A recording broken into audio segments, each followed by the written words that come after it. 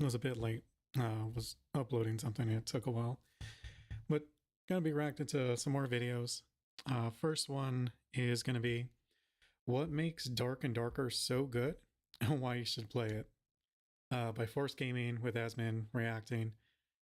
I would say it has that same vibe as like when League of Legends first came out in a way. Like it's very cooperative. Um, I'm assuming the gameplay, like I haven't played it myself, so I'm just everything I've seen on it just looks like a very solid game you can play with friends. So let's see what it says.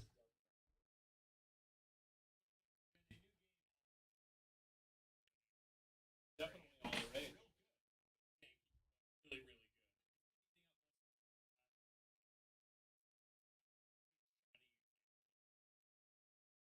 Every so often, we'll see elements to create something that feels novel, even if it is just It almost reminds me of like Skyrim gameplay. yeah. Dark and Darker is the next part.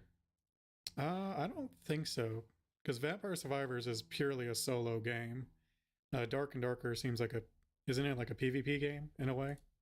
Slightly new interesting ideas. Which Dark and Darker is? I think the best way I could describe it would be imagine if you took wonky combat and movement, Morrowind, round-based, yeah, and extract mechanics of and put all of that together in a dark, dangerous, and heavily Dungeons and Dragons world. That, in a nutshell, is Darker. Also, no coincidence that the appreciation for Dark wearing the influence. Yeah, I mean that's what a lot of these games came from. Dragons. And to be fair, Dungeons and Dragons also came from high fantasy novels, so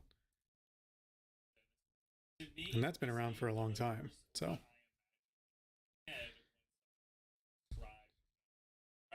Not in the literal sense. that always makes me like it doesn't make me mad or anything like that, but it always like confuses me on why people think like high fantasy, like Dungeons and Dragons was the first people that did it. It's like not even close. They probably popularized it, made it mainstream, but it wasn't the first. Yeah, I think because like Because it's not like dungeons didn't exist before D&D or like adventures in a fantasy world. has so many make the game more interesting because usually inconvenience the game worse. But I think with Dark and Darker, some of them actually make it. There are a few things that I don't like. For example, I don't like and like hard to understand. But other Sounds than that, I frustrating. think they're great. Yeah. Yeah, inconveniences that aren't just straight up frustrating. Um, also ones that you can kind of spot, like and figure it out. Oh, that's what I need to do, kind of thing. So The game's great. Like not the actual tabletop game and rolling the dice and telling a story. No, it's not that, but more so the picture that painted of an adventure, dungeon that's full of surprises, yeah, traps, deadly creatures, other players, all in the search of loot. Dark and Darker really delivers that dungeon job. So it all starts with the process of selecting a character. hmm. Currently, there are 6 in the game. They are the fighter, barbarian's the best class in the game. People were curious You would think it'd be Ranger. wizard. Of course, I know why Asman is saying that, but I think he got taken out by a Ranger and couldn't do anything, right? I can't remember. Like D&D, each of these come with their own weaknesses. For example, a fighter can equip most armor. He's got well-rounded attributes, prints, but he's very gear dependent, pretty weak early on, and he has no spells that he can. I wish they gave Barbarian a few more weapon classes that it could use. I feel like whenever I play Barbarian, I'm almost never able to like get a new weapon regularly. I play fighter. The ranger, who's bows, is able to track enemies. I mean, Gear Reliance, I'm assuming every single class other than maybe Cleric and Wizard would be gear reliant, maybe ranger. Like anything that can take a hit is going to be gear reliant. Traps. However, the ranger can't equip melee weapons damage, meaning they can trouble. And then there's the Support wizard class. who casts powerful spells and meditate to crush those that has very slow interaction speed. And I just hope this is today's battle royale. I would have Like it blows up and a bunch of games come out for it. That'd be pretty cool. Put their own spin on it. That'd be great. And the remaining 3 classes have their similar strengths and weaknesses, although there is some balancing we expect that to happen because isn't even released yet. Just for testing, which is pretty crazy for a game that has become so. Now, since I've been playing most solo, I started out with the rogue. I started out with the best bet, like after all. But later on, I ended up spending time with the. While I like all of them, I felt like I've had the most success With the ranger. Players and dealing with it on the. I'm assuming wizard for the AoE. I feel like barbarian is the best. I think barbarian solo is probably the worst. Just because it's like you have to be the one taking the hits. Like maybe with a cleric they instantly become like S tier, but solo, just everything I've seen on it. Like I really want to play the game to get a feel for it, but it didn't look like they do well in solo. I don't think rogues. I think rogue is probably the best. The reason why rogue is also really good is like the gameplay of rogue is very hard for a mid-skill and low-skill player to play. Like for example, They're quick. Whenever you're going up against a fighter. You know what? I just realized I've been playing this on speaker, so that's probably like a ton of echo. 1 second. I can't believe I did that. Should I just start over? Yeah, why not? Sure. Here we go. All right, so this is going to be what makes Dark and Darker so good and why you should play it with Force Gaming and Asmongold reacting to that. I haven't played the game myself, but I've seen some videos on it, especially with Asmon playing it. And it does look pretty interesting. Like, I'm probably going to give it a try here soon. I want to wait until they get a lot of the like bugs and balancing kind of fixed before I jump into it. But Let's watch. It does look really cool. Video. So there's been a new game all the rage recently. Goes by the name Dark and Darker. Definitely and all the it's rage. Real good. A bit janky, but really, Yeah. really good. It's been eating up most of my free time over this past week and seems Okay, kinda I like don't to know be if a this is shiny too example loud. of indie Well, design okay, done right. I'll Every just do so that. often we'll See if see a that's small good. studio come along that just so happens to strike the perfect mix of elements to create something that feels fresh This looks like and Skyrim. novel, even if it is just Like a the combat and Dark stuff. and Darker is the next Vampire Survivors. I don't think so. Vampire Survivors was like a pure solo game. Dark and Darker seems like a PvP game. In that so. regard. Like an indie game popping off. I mean, Tarkov. I mean, this is basically Tarkov, but like D&D themed and like Skyrim combat. So slightly new combination not D&D themed, but like fantasy, medieval. of existing ideas, which Dark and Darker is. I think the best way I could describe it would be, imagine if you took the wonky combat and movement of Morrowind, the round-based loot and extract mechanics of Tarkov, and put Yeah, it definitely took a lot of inspiration from Tarkov in terms of like their overall gameplay. Like getting loot, getting out with that loot. all of that together in a super dark, dangerous, and heavily Dungeons and Dragons inspired world. That, in a nutshell, is Dark and Darker. Also, no coincidence that the abbreviation for Dark and Darker is D&D, where It could have been a coincidence. I mean, unless they said so. the influence on their sleeve, and it's for good reason. Well, yeah, I mean, that's what a lot of these games came from. Because to be fair, from what I've seen with Dark and Darker, it's not really D&D style because there's not much of a story to begin with. And D&D is like mainly about the choices you make and stuff like that. It's So Dungeons and Dragons. And to me, it's why games that like really follow D&D, like Baldur's Gate and stuff, Like they're extremely story rich. This game delivers what I imagined in my head when someone first described Dungeons and Dragons. Not in the literal sense. Yeah, I think in a certain way, I don't because think like so. the Not at all. Like it depends on who explained it to you, but I mean, you go on adventures with your friends.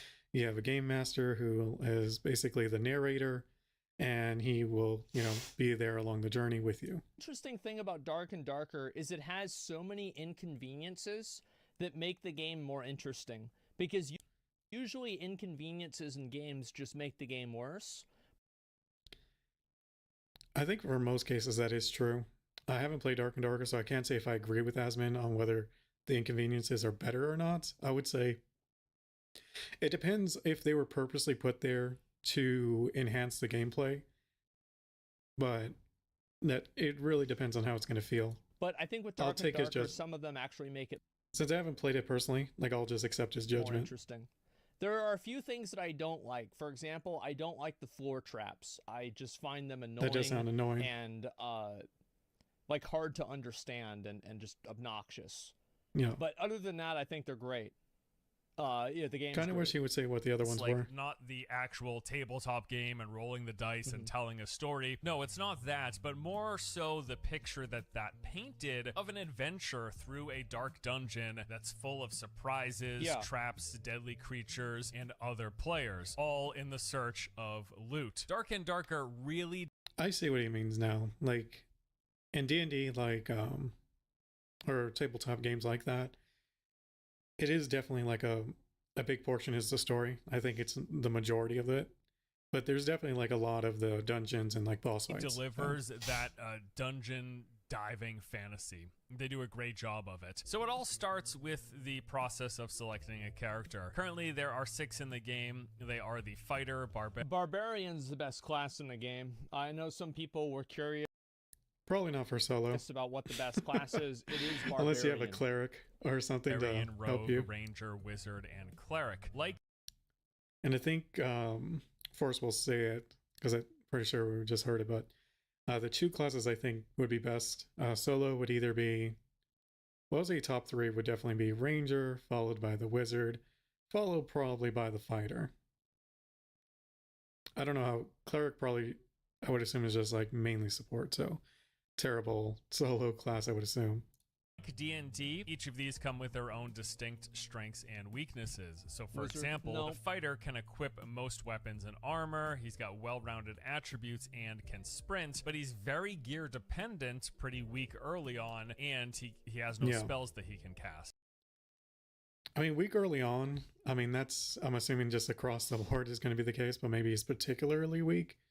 But I would think Barbarian would be even worse off. But Or take I wish they gave Barbarian a few more weapon classes that it could use. I feel like whenever I play Barbarian, I'm almost never able to like get a new weapon regularly versus whenever I play Fighter. the Ranger, who's quick with bows, is able to track enemy footsteps and lay traps. However, the Ranger can't equip most melee weapons and has low melee damage, meaning they can be in a bit of trouble if you get up close to them. And then there's the Wizard, can cast powerful Seems like a spells bad and solo meditate class to then. refresh those, but has very slow interaction speed, so that means things like opening doors, which is pretty vital, and I just hope this is 2023's Battle Royale. I would have no problem if So if it pops off and everyone has their own version of Dark and Darker, is there a...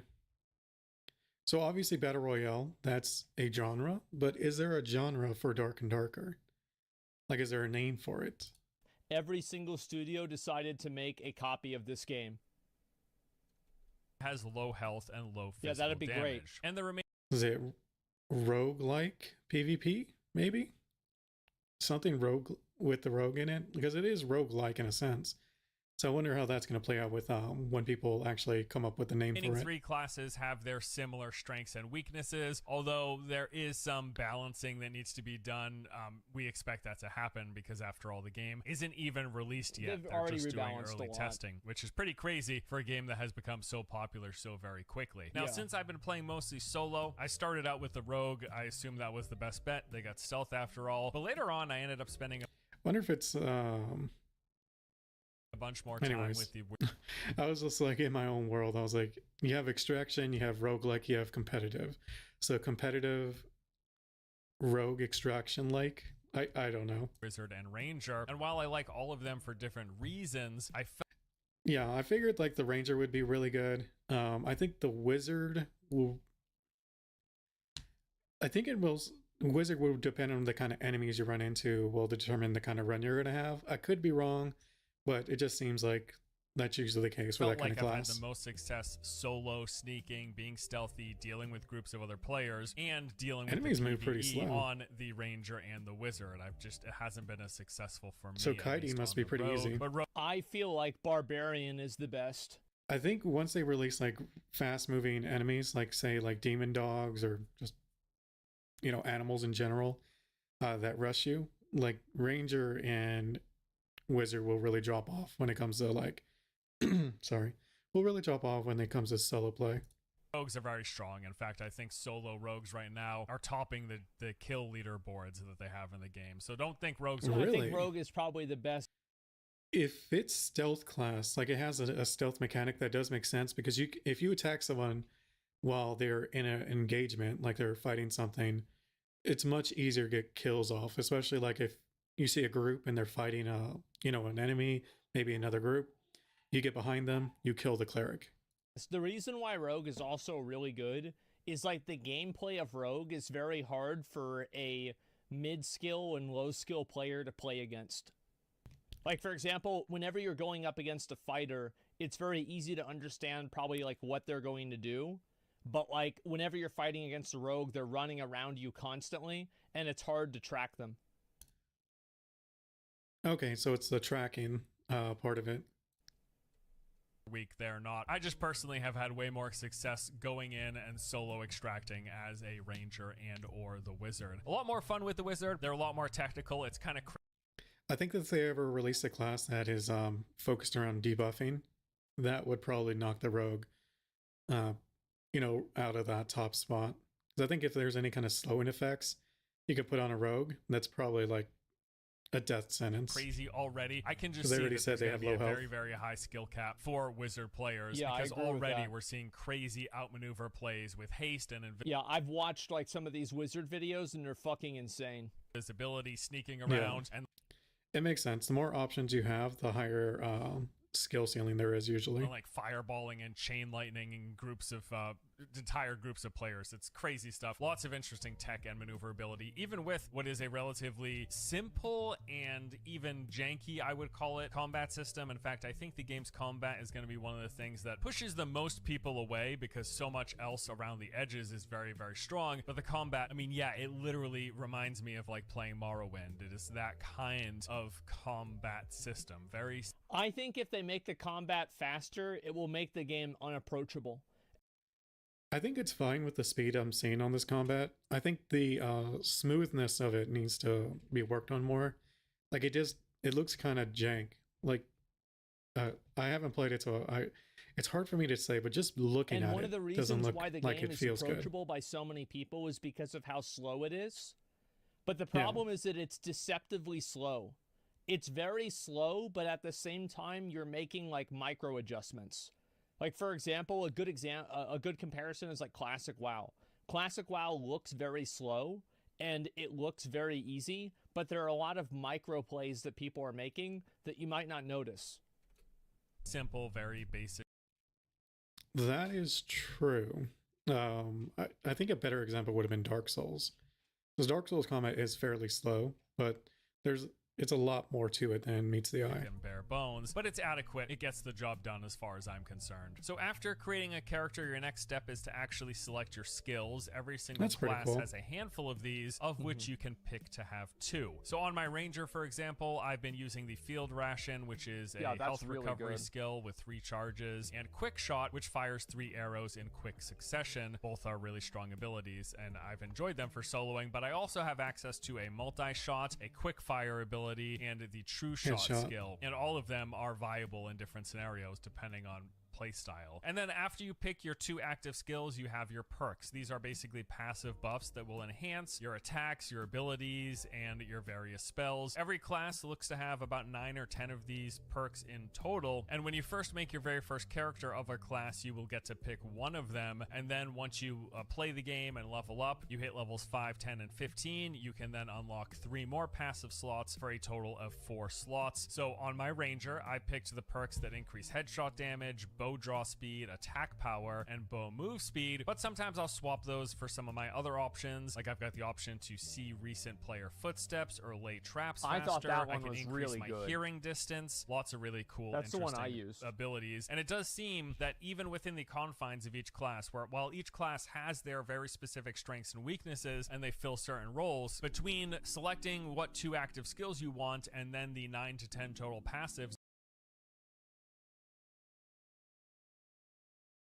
depending on which 4 you select, there does seem to be a bit of variety to cater to different parts of the strengths of each of the classes, if that makes sense. It just seems like multiple builds are viable depending on what you're trying to do. If you're focusing on PvE, if you're focusing on being sneaky, if Like, it looks like a pretty in-depth and yeah, just looks like a lot of variety to the gameplay. you're focusing on PvP or trying to take out groups versus single target, there does seem to be a bit of variety, and that isn't even accounting for some further customization. Yeah, I'm curious to see what this training is going to be and what it's going to look like.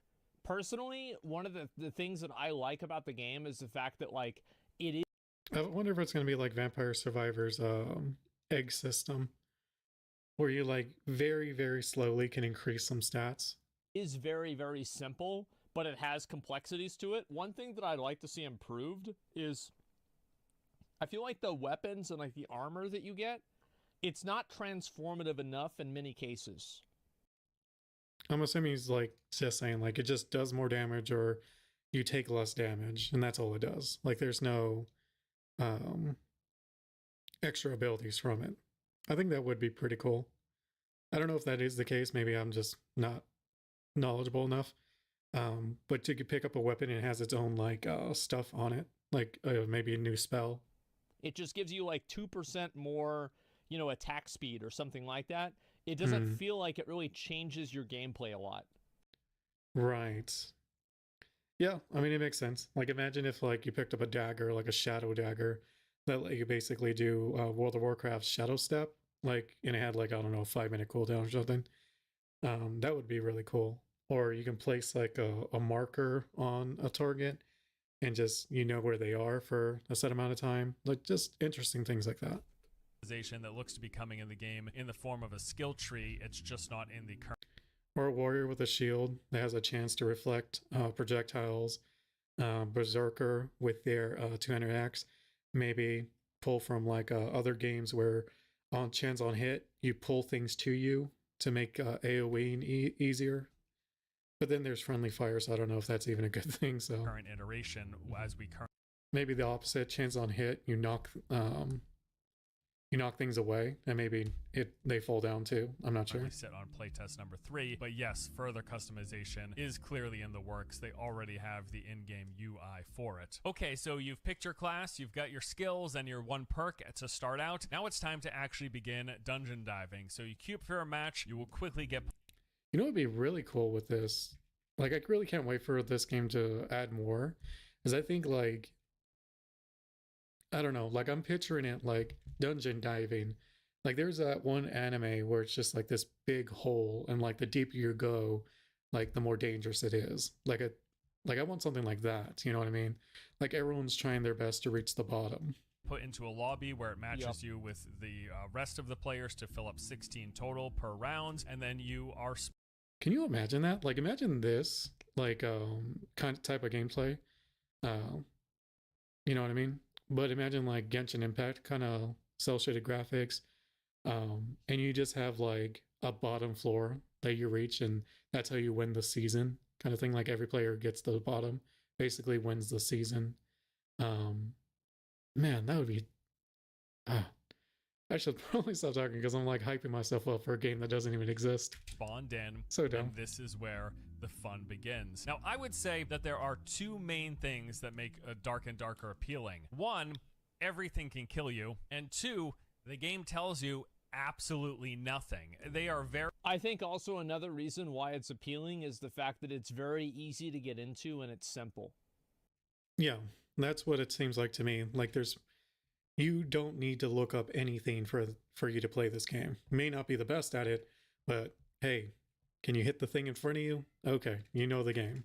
Like it is obviously complex at a high level, but an average player can immediately see what's going on the screen. You can see, okay, this is my weapons, these are my abilities, that's the map, this is my health right here, or my character here. Exactly. This is how much health I have. Okay. very And it's very fast to get into a game too. It's not like you have to wait, 7 minutes to get into a game. You click ready, you're in a game. figure it out yourself. But that's also because the game is popping off, right? Like, what happens if the game starts dying? Like, is this the kind of game that can survive a low player base? Hands-off kind of approach with this game, and it's really what has made the experience of going through, failing, learning, and getting better, it's made that so much more enjoyable. So when you first spawn into the start of a match, you will be in a small cell. This will be located on the edge of one of the game's 3 maps. There are 3 layouts, essentially. Nothing is procedural here. Not only are the layouts of each of the maps static, but also the location of different chests and of the enemy spawns, the bosses, all of that. You can learn it, basically. It is a map that with I don't know, like, I think it being procedurally generated would probably be a better thing.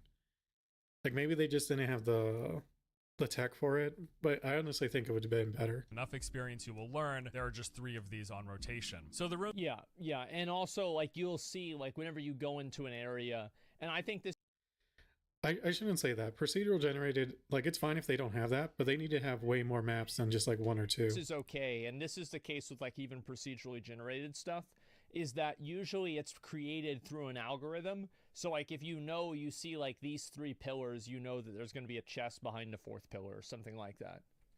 you spawn in has a single point And there's of nothing exit, wrong with and this that. will be a door leading into the adjacent room, and that room will contain any number of things depending on where you spawned in. Many times there will be a few basic enemies, from skeletons, spiders, skull bats, zombies, and maybe even a few traps like floor spikes or wall spikes or even fake chests. Keep an eye out for those. And the objective is simple: find a loot, survive, and extract. Are the fake chests actual mimics that will attack you? That I've always liked that about like games when they have that. Like Dark Souls has that too. The problem is with that middle part. Survival is hard. Most players, in fact, die to their very first room that has enemies in it. I know I sure did. On my first playthrough, I stumbled into this open area. I saw some loot on the ground. I walk over, and then all of a sudden, a few zombies just rise up out of the ground. Some skeleton archers start firing at me, and then this big old wraith swoops in, and I was dead on my very first run in under 2 minutes. Welcome to Dark and Darker. That is basically... Yeah, I wish that they had the wraiths and more... That's pretty cool. Like in areas that were closer to the middle of the map, because it kind of sucks whenever you have a wraith on you in like the second room that you go in and you just get run down and killed. Like that kind of sucks in my opinion. Basically the experience. Yeah, if you can't do anything. Will die again and they're again crazy and powerful. again. Traps will kill you. Basic monsters will kill Can you run from Poison clouds and wasp will kill you. Arrows from archers will kill you. The various elite enemies like wraiths, skeletal captains, and everything on floors 2 and 3, those will kill you. And then of course there are other players. They are going to kill you as well. You'll get backstabbed by a rogue, shot in the face by a ranger from across the room, or maybe even through a hole in the door. A barbarian will smash down a wall and 2-shot you with their axe. Invisible wizards will mow you down with their machine gun arcane missiles, or maybe they'll do chain lightning, or maybe a fireball. Lots of ways wizards can kill you very quickly. You are going to die often. That is the name of the game. And the thrill of the whole thing, though, is navigating through that, hiding, sneaking around, collecting your loot, and even doing some killing yourself. And to do so, that basically requires paying close attention. That means paying attention to the environment, seeing if there are any doors open, any torches that are out, which normally shouldn't be, which means a player has doused it, essentially. But most... Yeah, exactly. Map awareness is very important.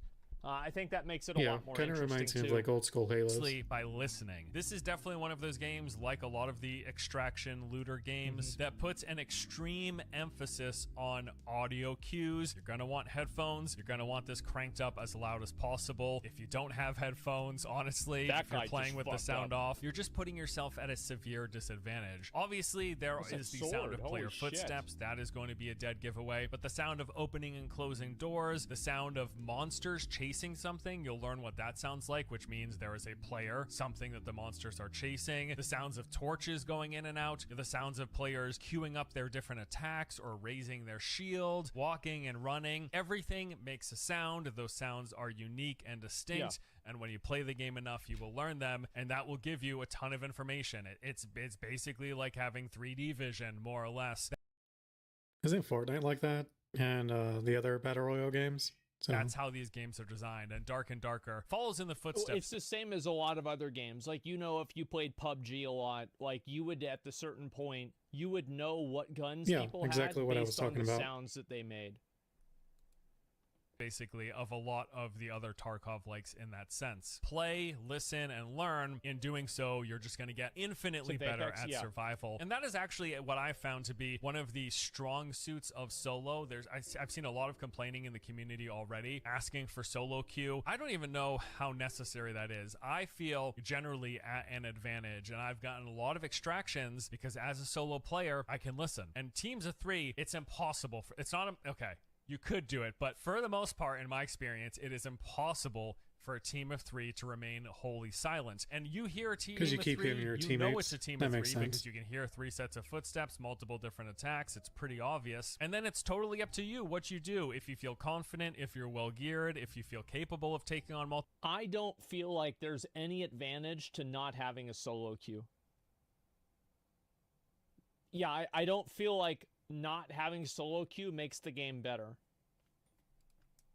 Players, you can engage, you can scope it out to see if they're engaged in another fight with another team, or if they're engaged in a PvE fight in which you could third party and pick them off, or you could just turn around and run away. All of these are viable options, and all of these, in my opinion, are one of the primary perks to playing solo, is you have an advantage if you're able to be patient. Obviously, the disadvantage, though, is if a team of 3 finds you and corners you, for the most part, you're dead, unless you're a wizard who can haste, invis, and run away, or one of the faster classes like a rogue or ranger who's capable of closing doors quickly, laying traps, going invisible, whatever. But even then, yeah, it sounds like rogues are a little overtuned. It doesn't sound like anyone counters them, which is really not good.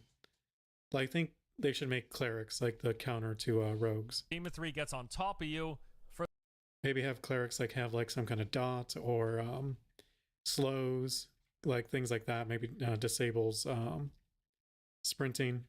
I'm not sure. for the most part. I mean, you're probably going to lose. I mean, like, let's be honest. Like, They'd be like fighting the rogues in World of Warcraft without like a trinket. and this is the truth. Just because some people can beat teams of 3 doesn't mean that it's balanced. Like, for example, if it is one player versus a team of 3 of equal skill, the team of 3 will always win.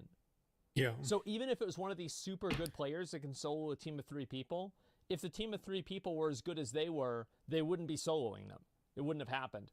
So I think that having... Is that the case? From what he told me, you can run away and lay traps with a rogue. So maybe you wouldn't be able to beat them, but they wouldn't be able to beat you either if you have no way to corner the rogue. A solo queue would probably just make the game better, because I like sometimes playing, but one of the annoying parts about playing is knowing that I'm playing at a disadvantage whenever I'm playing solo. It makes me less likely to want to keep playing. Especially if you lose to a group like more than once in a row, that it becomes more and more frustrating, I would assume. So it doesn't make sense why there isn't a solo queue. And want to play solo because I know that I kind of have to have a group to feel like I have a fair chance. Yeah, exactly.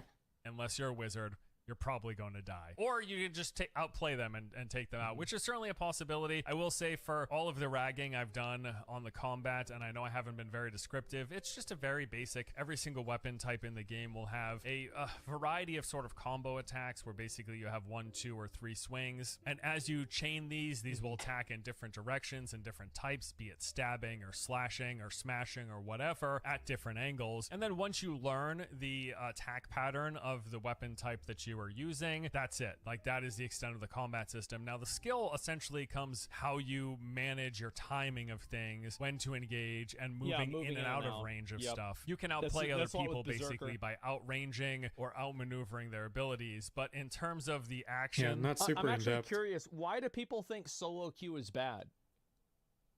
Yeah, what is the argument against solo queue? I don't understand. Split queues, split player base. I would say solo queue would be still fine as long as the developers were smart enough to be like, okay, well, maybe put it in there. You know, if not enough players, then put them with the other player base. Like, I don't know, because it's not like there's a ton of people in each game, right? It splits player base? Every game splits the player base.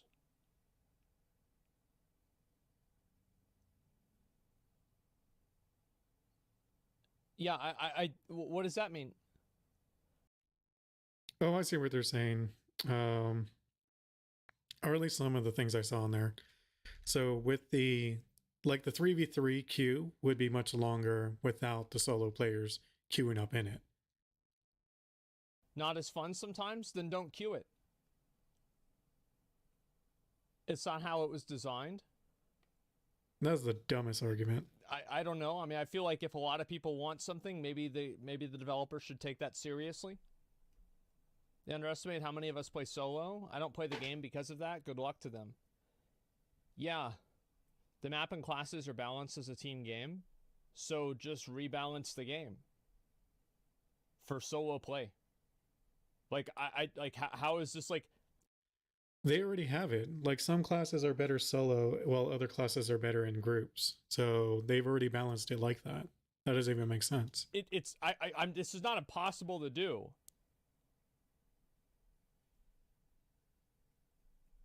Again, fuck up the market? Yeah, I would say so. I think that having it be balanced around solo players is better than having it be balanced around a group of 3. Yeah, definitely. It's done. It makes more sense. It's not dumb at all. I mean, the truth is that most... Because even if they're a group of 3, I mean, is the game over if you lose one person? I thought that wasn't the case. So, like, imagine you're the last survivor. Like, are you totally effed because your class was designed around group of 3 and you can't do anything outside of it? Most people want to be able to play solo. Like, that because... Yeah, I'm going to be playing solo. Like, I don't have people to play with. That's the most common denominator. Every single person who plays the game is playing individually. Not every single person that plays the game wants to play in a group of 3. Exactly. It's simple. Like, how many of you guys were going to play the game or did play the game, but you stopped playing it because you kept getting killed by groups of 3 people?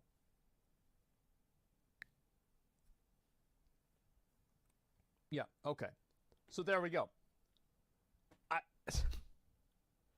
I don't see how is this even an argument? Of just left clicking, it's pretty basic, it's pretty straightforward. It's really mostly about positioning and timing and trying to do that better than your opponent to land hits and dodge theirs. That's more or less. There is skill there, but it is a very rudimentary combat system, very simplistic. It's not, don't think like Chivalry or Mordhau levels of complexity, even though it looks on the surface possibly like that, because it's like this a simple is like attack Oblivion. things. The complexity in that sense just isn't there, but that does not mean just because a system is simple and or clunky, does not mean there's not room for skill, and does not mean there's not room for outplaying people, because there certainly is. Yeah, it's just you can outside the absolutely combat. outplay people even with this fairly Or direct clunky, combat. simple combat. And that's probably the only Like positioning, map awareness, like all that stuff. only thing that I would say is a major criticism of the game is the simplicity of it. But it could also be one of the strengths, if you think about it. That is something that could is this appeal the to a level 2 larger area? audience. I never A went very, here. very simple, basic. You swing the weapon, it attacks in a certain pattern. shit. Are you close enough to hit, or are you not? That's it. That's the Yeah, system. it's very, very Yep. simple, and I think that's why it's appealing. Yeah, it's level 3. I've never been there. Somebody says a lot of people are saying get good. I don't really understand the argument that get good is the way that you overcome a 3v1. Wouldn't the better argument be to the groups of 3 people to get good and stop killing individual players? I mean, I don't know. I think that's much more accurate. It's like you have a group of 3 people that are 3v1ing, and then, yeah, it's like they're telling the individual person who's getting 3v1'd, oh, you need to get good. Why don't you get good too? Stop going into with 3 people. It's so weird, man. Yeah, no, I definitely agree. Like there should be the 3v3. But what they should do is like they should have a solo queue, you know, obviously. But they should also have a queue where you automatically get put in a group of 3.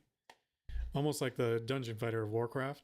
That way, for those who do want to do 3v3, you know, the group of 3 with friends, they're not left, you know, with like a very low player base to play with. Because let's be fair, they're probably the minority on having 3 people, you know, 2 extra people to play with, while the solo queue people are going to have like way more of the player base. So if they have it where the group of 3s in their queue, solo people can queue for it, they just get put in a group with 2 other people.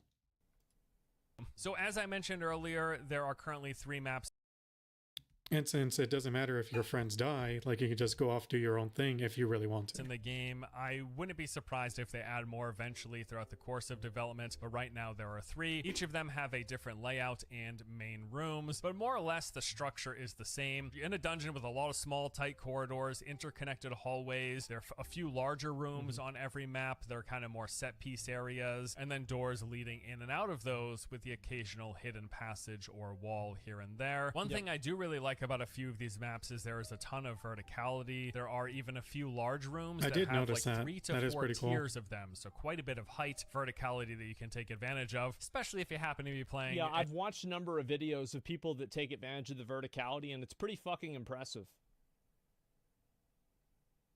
I'm assuming like with the range wizard classes. or a ranger. Yeah. Being on the top level while there's a team below you, that's good fun. Yeah. So as you're going throughout all along the way, beyond the dangers of That would also be cool if you can get skills that literally like you can pull them to you, like DKs in Warcraft. That way, you know, you were specifically like losing an ability that would be overall helpful. It's a niche ability, like it's not really going to be helpful in any other situation, but it is helpful if someone's like trying to hit you from a higher floor. Like how we can make rations and stuff, like have it where it's one of those abilities where you can only have like 1 or 2 of them, and you use that spot specifically to counteract that play. enemy NPCs, traps, and other players is the loot to collect. You will find loot on corpses, in chests, by breaking barrels, crates, and vases. There's loot on the floor, on bookshelves, on tables. There's loot everywhere. Some of it you can use, so there are weapons and armor to find. These will come in like various battle royales. rarities, from gray up to orange, I think is the highest tier that I've seen. This gear will come with different stats and bonuses. Well, actually, no, there's one level above orange, right? There's like the unique artifact level gear, and I think you can only get that from like the bosses in the highest level.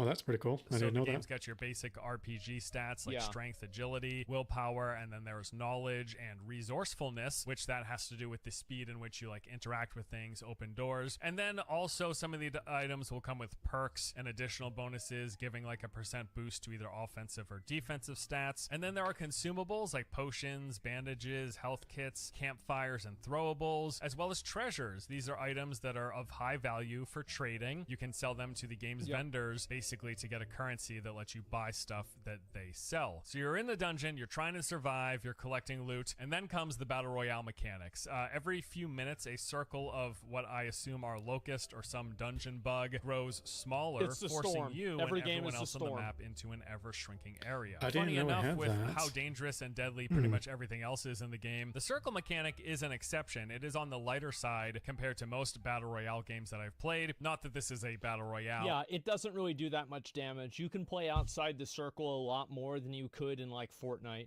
Because I think one of the differences, and I'm not 100% on this, but I feel like this is the case, is like, you remember the Fortnite circle? Like, if you were outside of that in like the final circles, you were just fucking dead. Like, you were getting ticked for like 20 damage a second. Dark and Darker isn't that punishing.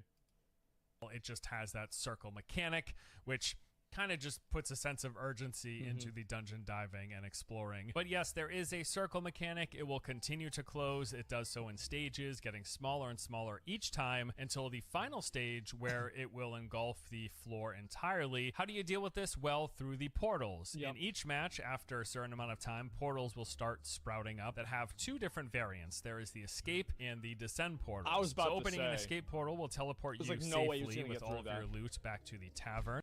That's gotta suck. Like the portal's right in front of you. And the down portal basically takes you further into the dungeon. Although I don't want to spoil this particular part of the game for you, just because it was a really fun surprise on my first time through a down portal. Let me just say, I was not prepared for what awaited me below. But let's Yeah, assume my understanding is that if you want to go down into the bottom portals, it is way fucking harder.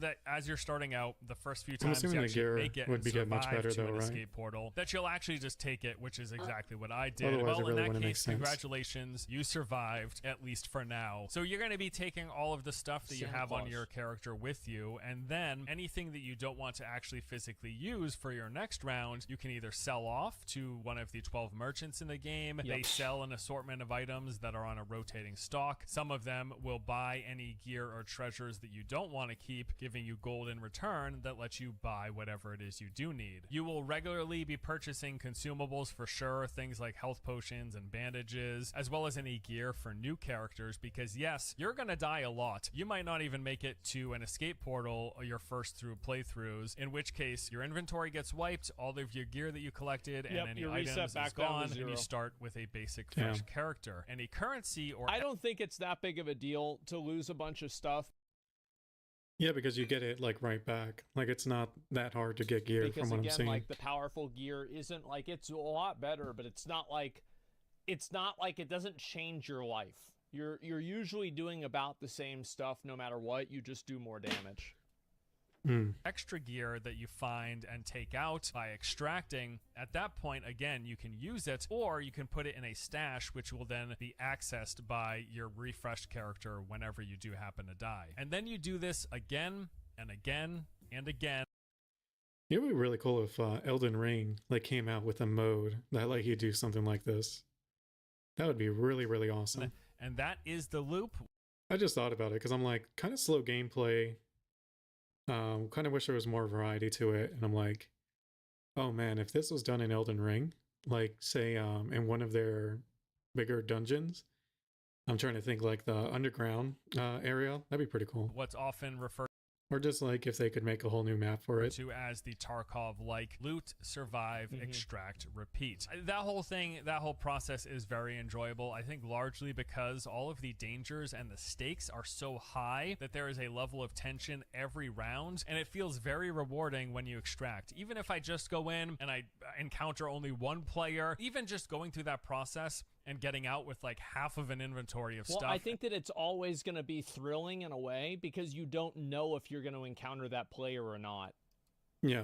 And getting to extract, even that feels very rewarding because you feel accomplished simply by not dying, because yes, you Yeah, as long as you're like making it out, even if you don't get like the best of loot. will die very, very often. And then I will say something else that's really been enjoyable about this game is just trying out new classes or play styles and builds. Yeah. Like I said, I've leveled up a rogue, ranger, and wizard, and I've enjoyed all of them. As you play, you kill, you extract, you're going to gain experience. This levels you up, and that unlocks those additional perk slots, at which point really starts to boost your capabilities and the different ways you can play. I do still want to try the other three classes classes solo as well, the barbarian, the fighter, and the cleric. Not exactly convinced that the cleric is going to be able to do much of anything. They definitely seem like a primarily support class. I don't know how successful they will be solo, but I want to try them out because it's been going through the process of leveling up, trying the different skills, and trying the different passive perks. It's been really fun to see what works and what doesn't. It's always fun. And seeing what you can go in and find success with, or even just survive with. On top of that, like I mentioned, I never have played a cleric. The only class that I really played super seriously was barbarian or berserker or whatever it was.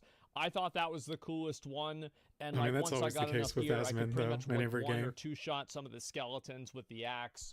That's what I like the most. Earlier, there is still an entire progression system that's not even in the game. This looks like a skill tree of sorts, and that will be coming presumably in later updates, but they already have the UI for it. So clearly they've got plans for additional customization and additional tailoring of builds. So if I would also say that I think that the game, I hope that they don't make it too complex, because I think that one of the reasons why Dark and Darker is successful is because it's simple. I think that instead of just like making it more complex, they should add nuances into it inside of the game and inside of the matches that makes it more interesting too. Because like nobody wants to go and play a bunch of fucking like PoE, for example. Yeah, that's true. To boil Dark and Darker down, I would say this. The pros of the game are it has fantastic immersion and sense of adventure. Like I said before, it really feels like a true D&D experience. It is such a great job of delivering and executing. Like I said, I don't think it's actually almost anything like D&D based on everything I've seen. I think this is just from someone who's never played D&D. I don't know, has Force Gaming played D&D? I have no idea. But it feels like his imagination of it is close to it, but I don't think it is. It's more like Gauntlet, like a PvP gauntlet of sorts. On the dungeon diving fantasy. It's really awesome. I think it's been fun to try the variety and tinker with the different classes and builds, and the whole loop of bringing this D&D fantasy into the Tarkov go in, loot, survive, extract. That just feels really good and is really fun. My biggest cons: super clunky, simplistic combat, and class balance seems way out of whack. Now the good news is that the game hasn't even launched yet. So where they're at is... I mean, exactly. I mean, they're listening to the player base. They've probably already watched this video. The devs have already watched this video. So the odds are that they are probably taking it into consideration and either agreeing or disagreeing with it. At this point, they've done a few rounds of what they're calling alpha playtest. We are currently on number 3. These have lasted anywhere between a few days to a week. I think the first one took place in September, and now we're on number 3 here in December. Speaking of which, this current one was supposed to end on the 23rd, but the developer has extended it to the 26th, which is really cool. No doubt partially due to the game picking up steam big time. With each passing day, the peak concurrent player count has kept rising. As of this recording, it's surpassed 55,000 players. Wow. It looks like today it's going to go up above That's 60, crazy. Possibly 65,000 players. This game is getting really early popular access, really fast. that's really and remember, crazy. this is for an alpha playtest of an indie game that isn't even out yet. Dark and Darker isn't scheduled to release until Q4 2023. So somewhere between 9 and 12 months from now. That is a lot of time to add polish, content, and general improvements, and I really think the game is already in a really good spot. Yeah, I would say if you even slightly like the premise of a D&D Tarkov loot extract game and have any tolerance for janky combat, everything else about this game is... I wouldn't listen to Force with the D&D part, because if like the main things about D&D most people get away coming to link it to or like see it as is like the dice rolling, the story and stuff like that. Like it's just I think he's just referring as fantasy versus D&D.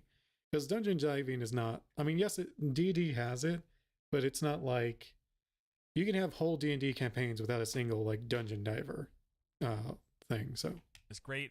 It's a lot of fun, and I think it has a lot of potential given that it's not even launching for like another year. So I'm really excited. I've really enjoyed Dark and Darker, and I'm looking forward to see where it goes. I am too. So far from what I've played, this really feels like a winning form. Yeah, everything about Dark and Darker just... This is very solid mechanics, like in terms of like just being fun. Like it just seems like a very fun game to play. Formula. That's going to do it for me today, guys. Thank you for watching. Hope you enjoyed it. I'll see you next time. I totally fucking agree. I love. So there's absolutely been love a this new game. game. I think it's great. The only thing, as I said, is that I wish they would add a solo queue option. Other than that, I think just keep making it the same way that they've been making it. Keep making the the different little things in the game, like little bosses and just different things that players can do. So yeah, I mean, this is a good video. I like it a lot. As I've said, I just hope they keep developing it and making it more interesting and giving like the weapons and making the items that players get more dynamic.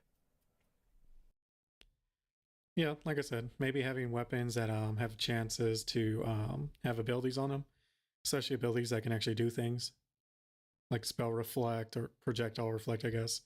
Stuff like that. Yeah, I mean, obviously we've watched a lot of his videos, so make sure to give him a sub if you haven't already. Yeah, I would like the maps to be slightly larger. Force has like I would like, really good videos. This might sound weird, but I would actually like if there wasn't a map. That would be pretty cool. Yeah, that way you kind of have to go by your memory, and like that, or maybe make it fog based. Like a map is already fog based. Like I'm not sure. Does that sound weird? Because like being able to walk into a room and know what you're walking into feels weird. Voice IP? Yeah. Yeah, and proximity voice chat. That's a really great addition. Oh, that would be so funny. I totally fucking agree with that. You probably couldn't stream it, but that would be cool. Maybe, yeah. That would be It's really just funny. They'd have to like determine, like, doesn't work with storm. Well, it could tell you like where the storm is coming from, for example. I think that would be okay. And I think that there would be ways for them to like communicate that the storm is like in a certain place and going to where you're at without necessarily showing you the map. Yeah. Proximity voice chat would ruin the immersion, would uninstall. Maybe that's true. Yeah, I mean, maybe that is true. I think that, like, really, if it's something that you could turn on, that would be good. If it was turned off by default, maybe. That does make sense, but at the same time, how would it ruin your immersion? Like, those are people, and they can speak. So how is it ruining your immersion if you can hear them speak? Like, that to me is just like, that's just stupid. Like, your immersion, like, really? You're... So in your world, no one has any kind of voice? Maybe that would be better. Yeah, I don't know. I think it's definitely something that would be turned off by default. Yeah, I do agree with that, just because, let's be fair, most people on the internet are gonna be weird about it. They may play music that's like DMCA, or they may just, let's be fair, put like porn stuff on, so it's just like, or they'll do like moaning sounds, like it's just weird. Turn it off. Needs party voice. Yeah, I think that would be okay too. The immersion is to have the proximity voice chat. Well, I mean, you know, people can look at it from both directions. But either way, I do hope they add a solo queue option because, as I said, as somebody who likes playing the game, I usually do just play solo. And whenever I know that I feel like I'm going in at a disadvantage because... Especially with Asmon, I mean, he's playing a barbarian. You can't really sneak up on people as a barbarian, so... I'll probably lose to a group of 3 people. It makes me less likely to want to play the game because I just don't want to play something that I'm set up to lose in, you know, given equal circumstances. So other than that, I think the game is fucking great. I love the way it plays. I like it feels like fast-paced combat and slow enough to be D&D dungeon diving. Yeah, exactly. I think the slowness of the combat is actually one of the reasons. And well, D&D dungeon diving is turn-based, so that's not really even true. Ways that it's very appealing is that people can clearly see what's happening. Yeah, exactly. And that's what I think Dark Souls really nails, because Dark Souls is not a really fast combat game. I guess depending on the weapon, but like in general, like Dark Souls 1 is pretty slow. Versus like in WoW, you can't really see what's happening. There's a million things going on and you can't appreciate any of them. Versus like in Dark and Darker, whenever somebody gets a headshot with a 2-handed weapon, you see it happening in slow motion and it's like, boom, gotcha, bitch, you're done. So yeah, that's why I think it's a good thing. And also it makes it more accessible because I think that games so often have just gotten faster and faster and faster that it's not like people have gotten any faster. So it narrows the amount of people that can play the game and be good at it down even more. Set up to lose because you suck, but I'll play it correctly and you can make it?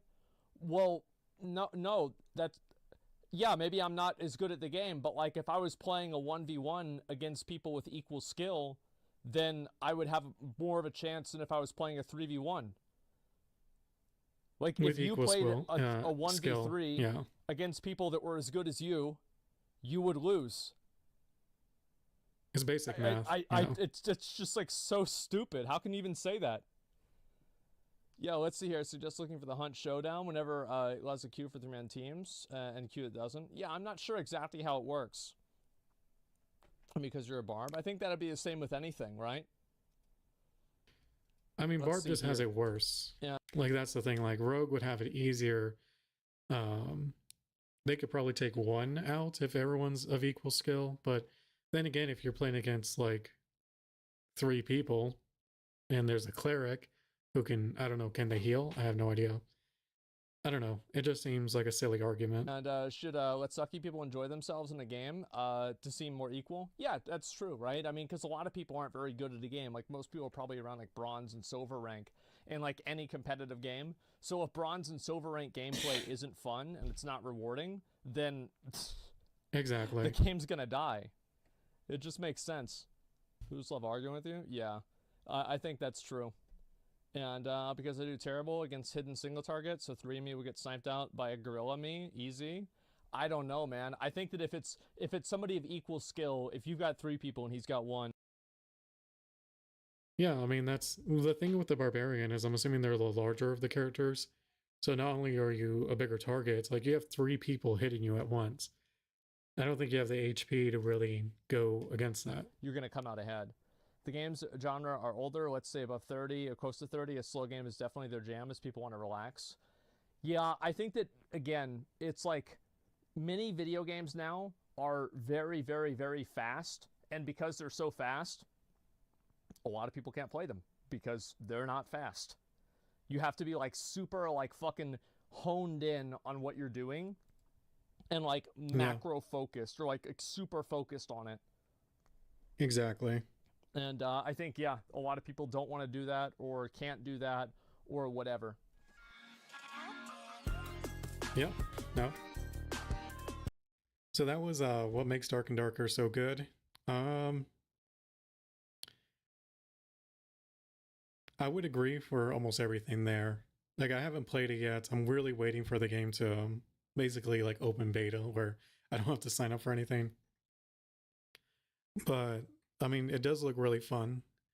If they have a solo queue, I'll probably play it more than I would normally play it.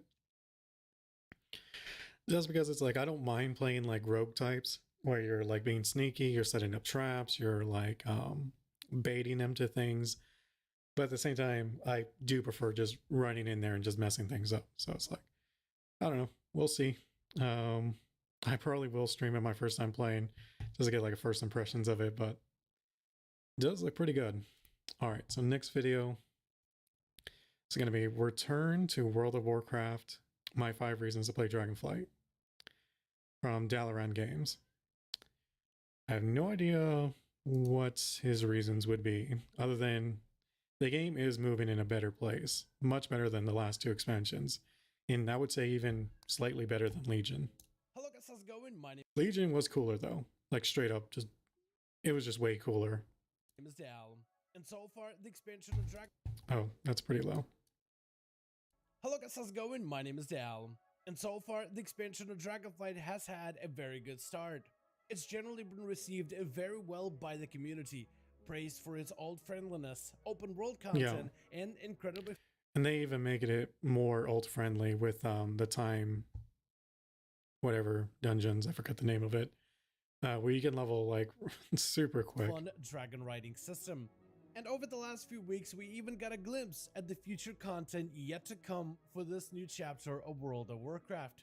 Recently, I've been getting messages from you guys asking me if it's worth coming back to World of Warcraft for Dragonflight in 2023. So far, this expansion has been a breath of fresh air for WoW. I would say yes, especially I mean, you may want to wait for the trading post just so you can have more things to do. But yeah, I mean, I definitely would agree. Like, I didn't really play BFA at all, and I did not play Shadowlands. Well, no, I played Shadowlands a good amount, enough to know like it. It had to be the worst expansion I've ever played, like bar none. Like no, it wasn't even close. And I'm not talking about like content or like the mechanics of fights. I'm just talking about like my overall like experience. It just felt really bad. Special when compared to the last expansion entries. So in this video, I wanted to highlight the 5 reasons as to why you should return for this Draconic expansion. And while this video will primarily focus on the positives of Dragonflight, it doesn't mean that this expansion is by no means perfect and without flaws. Oh yeah. But right before we get into that, most of you guys watch these videos are still not subscribed. However, the more of you remind, the more of you do. So let's keep it going. Subscribe to the channel as well as the bell if you're watching these videos anyway, especially if you're looking to get regular class and content updates for all the future Dragonflight builds. The first reason to dive back in for Dragonflight is so that you can explore all of the newest class changes, the new addition of the Draconic Evoker, The talent trees. and most importantly, the return of the class talent trees. Yeah. The last few expansions of World of Warcraft focused on empowering our characters through borrowed power systems. In Legion, And I actually really don't think Bard power is a bad thing. But the way they leaned into it like so hard is what made it worse. And the fact that it made it like super grindy. our classes were empowered with the art. Like the covenant system actually I don't think wasn't that bad in terms of like the abilities they gave you, but it sucked that you couldn't just freely swap between them, like say be part of one covenant. Like I think just doing a quick quest line should have unlocked like everything in the covenant, and then you can earn reputation with that covenant to unlock like the transmogs and stuff.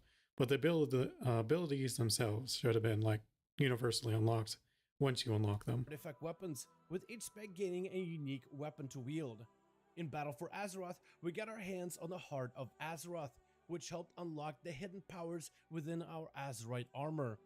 And in Shadowlands, we got to pledge ourselves to one of the 4 covenants, unlocking a covenant-specific class ability, and binding our souls with the denizens of Shadowlands to share in the powerful passive bonuses.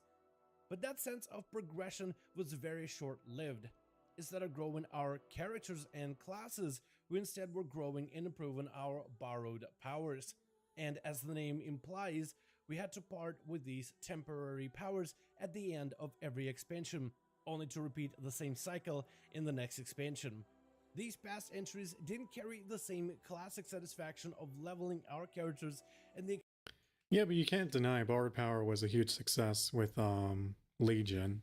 Like a lot of people really liked it, and myself included, with the artifact system. So I mean, it did get grindy towards the end of it, but like you first introduced it and stuff like all was really cool. And of course, like it's hard to say like how they should have gone about it, because it's like obviously you can't just keep those artifacts as you go, though I think that would have been fine. But excitement of investing time. Because if you think about it, trinkets are also technically borrowed power. Tier sets are also borrowed power. So, and so technically are talents in a way, because some talents are less useful as you increase in level. Talent points with every level, slowly watching our characters grow stronger and noticeably different from where they initially started. But Dragonflight seems to bring back the same feeling of satisfaction with the class revamps and the return of the class talent trees. Classes can have access to 2 talent trees. Class talent tree, which allows you to better define your class identity, whether you choose to embrace a more DPS feral hybrid gameplay as a healer druid in dungeons, or taking on a support role as a shadow priest, becoming the group's emergency secondary healer within PvP. The spec talents allow you to better define your chosen role and create.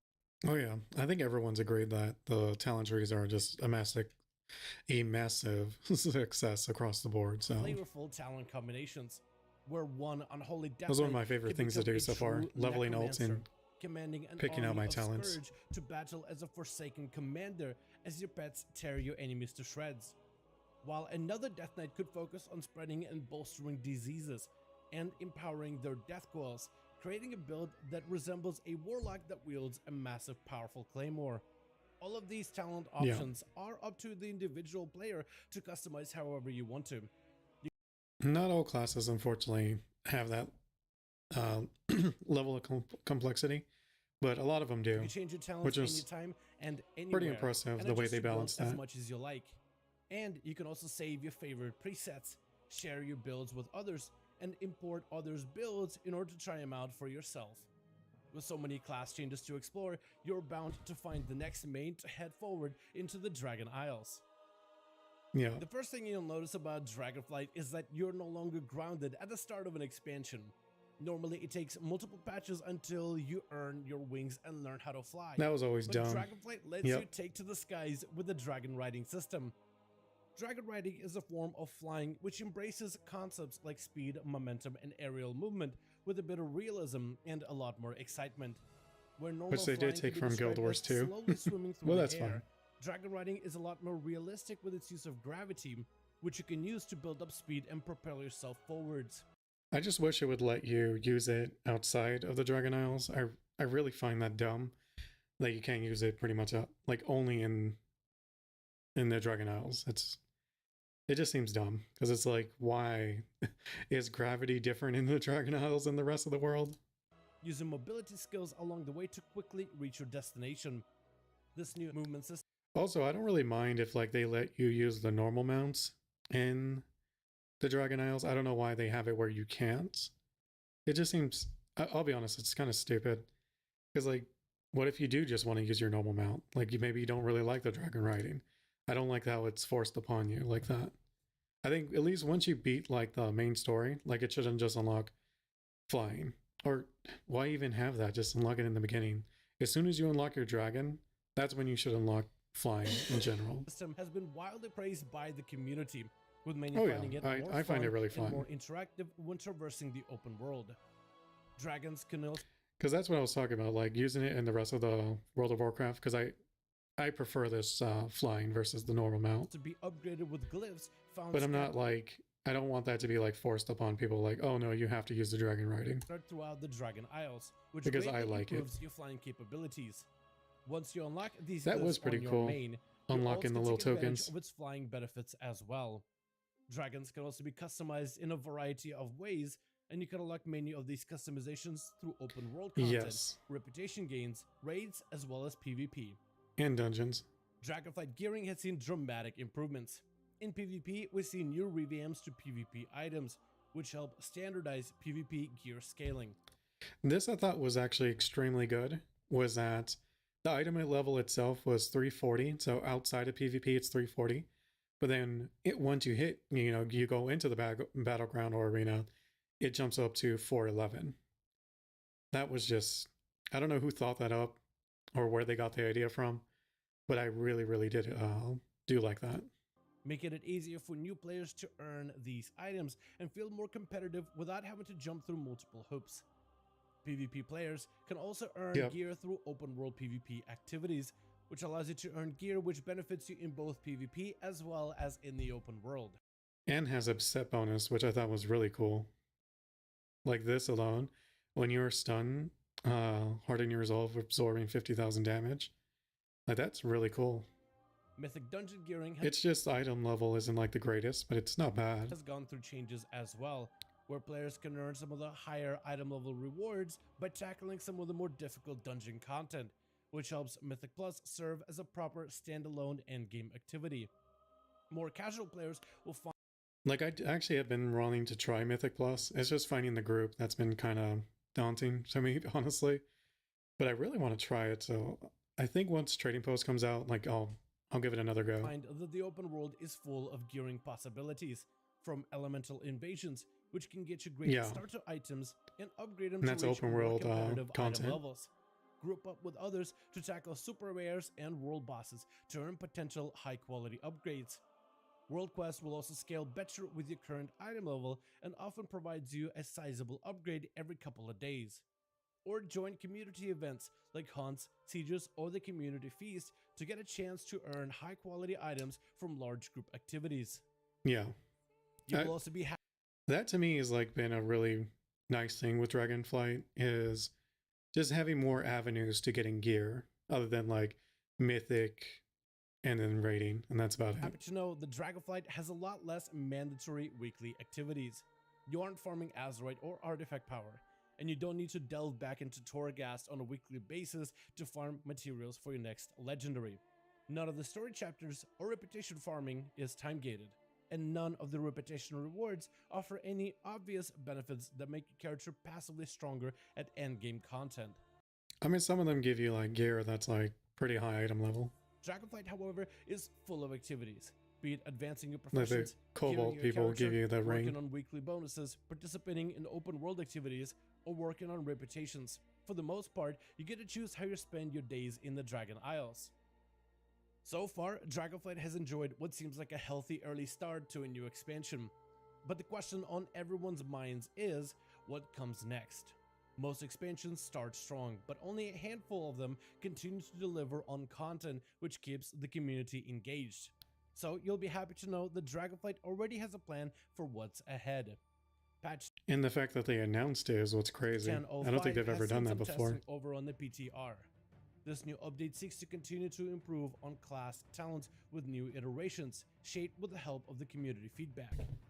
This patch also adds a new Traders Post feature, which allows players This is an the one I'm really opportunity looking forward earn to. in-game cosmetics like mounts, pets, and transmog Yeah, items through that seems pretty in-game cool. activities, new transmogrification options of lower quality items, and a continuation of the Primalist storyline, with human and orc heritage I don't armor really care about coming that. sometime later. I'll be honest, like this is like one expansion where maybe because Shadowlands burned me so hard, like I just don't care too much about the story anymore. In patch 10.07, as well Like they ruined Arthas, they ruined Sylvanas.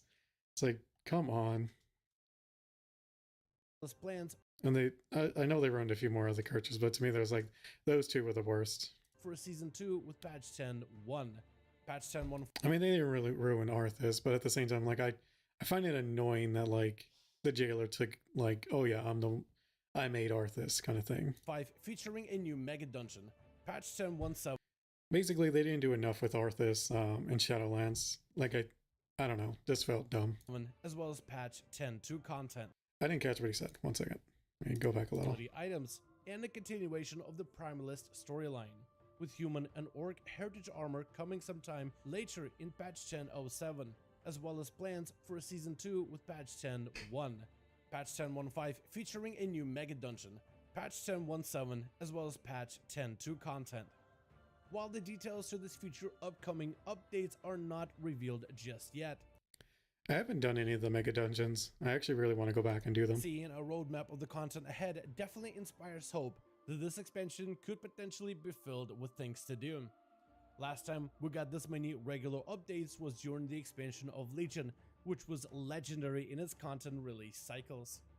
Dragonflight seeks to provide more regular updates for coming future, which would be a welcome improvement compared to some of the previous entries. And for now, that's going to be my quick list of reasons as to why you could potentially return to World of Warcraft for the expansion of Dragonflight in the year of 2023. Let me know all of your thoughts in the comments below. As per usual, if you guys enjoyed this video or found it informative, go ahead and give it a thumbs up. I would very much appreciate it. And as always, in the description of every single live stream and video, we have a link to our Discord community channel. Probably the best place to reach out to me directly in case you want to let me know what you thought about this video or discuss. So, I mean, I do agree with a lot of what he says, and it's something the community has kind of agreed upon as well. Yeah, I mean, I don't know if I would need 5 reasons, but my main reason is that it seems like they're actually, what's the word I'm looking for? Like trying to make the game fun for everyone. And they're not trying to focus on any one group, whether it's PvP, PvE, raiding, mythics, like all of it. It just seems like across the board, they're trying to improve things. So that pretty much is really all I ever really wanted. I mean, it really sucks with the story that I just don't really care too much. Probably because the Proto-Drakes looks kind of dumb to me. Like they have little hands. So it's like, I don't know, like they're not cool looking enemies like Illidan was, Arthas, the Legion. So it's like, okay. but yeah, I mean, the game's really going in a good place. So That's the important part. I'm gonna keep playing it. Hopefully the story gets good enough to where I care about it. But if not, you know, the game is fun, and that's what matters. So, all right. So next video, the Ultimate Elden Ring DLC is here. Garden of Eyes. Really? Wait, isn't this a mod? I don't. Is this DLC? I can't remember. 20 plus weapons. That's 30 plus armors. A new horses. What is? I don't know what that means, and much more. And this is with Asmongold, of course. So let's take a look. Elden Ring: The Garden of Eyes. Elden Ring DLC for a while. Is that new armor? That looks pretty cool. Damn, I don't remember this armor set in the game. Yeah, I was gonna say. What the Didn't it look fuck? familiar? That's new, right? Dual wielding axes and hold on. Let swords. me go back and read this. Video for different weapons. Dual hand greatsword and axe combo. That's pretty fucking badass. Holy shit. Is this Godric? Kind of. Bloodborne themed Whoa, weapon. that looks the crazy cool. Badass. Holy shit. Damn. What the? Oh my god, I want that. Oh my god. That almost reminds me of like Guts. Like that's crazy how cool that is. This is cool. Reminds me of like Lost Ark. Or like Awakening BDO Warrior. Damn. That's fucking badass. Oh, that's the thing that Elmer fucking... that And he's like Elmer throwing the attacked. sword. Look at that. That's crazy. 3 brand new dragon weapons. Ooh. Oh shit. That's some crazy Elmer Fudd? like Yeah, range yeah, on that's it. the guy. This is cool.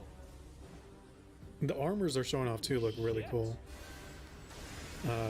The weapon looks kind of dumb, but the spells look obviously really cool. Like the weapon looks straight up stupid. The effects on it look good though. Like I'm not dissing the effects, but the weapon model itself.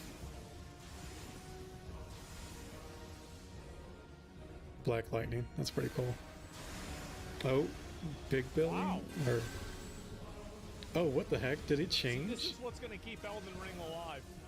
That's crazy. Okay, never mind. The weapon just became like 10 times cooler. God damn, man.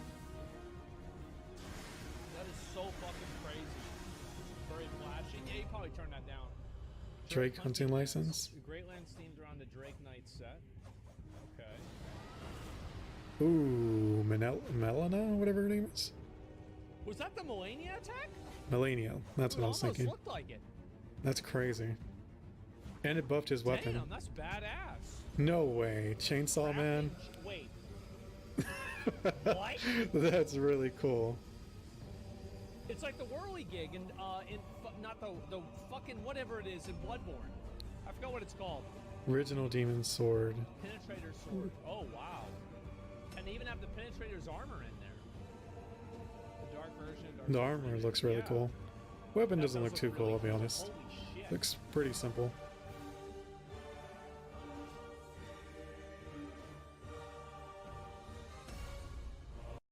Oh, you know this one's gonna be crazy. I can't wait to play this mod and use the golden Oh, it is a mod. halberd from Okay. the Tree Sentinel for the entire playthrough.